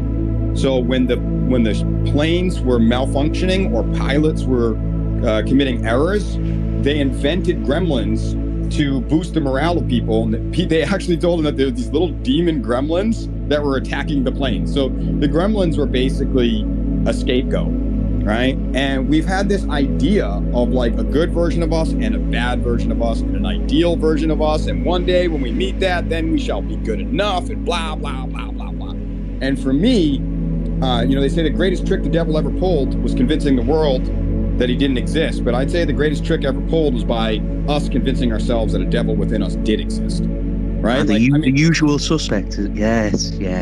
I mean, think about yes. How could I be in heaven if I think that there's some all-powerful evil being trying to manipulate me all the time, and I can't even tell if it's my thoughts or its thoughts, but it could potentially lead me down a path that's destructive and I could burn in hell for all eternity. Like, that sounds like hell already. It is hell already, actually. And like hell, actually, I would say it's the easier thing it's the easier pill to swallow than the hell that we're living in when we're unaware. And we're repeating the same things over and over, and we're just getting ground to dust, and we don't even stop to ask why. You know what I mean? I mean, we're asking why, but we're always looking for that scapegoat, right? We're blaming something else, those little gremlins.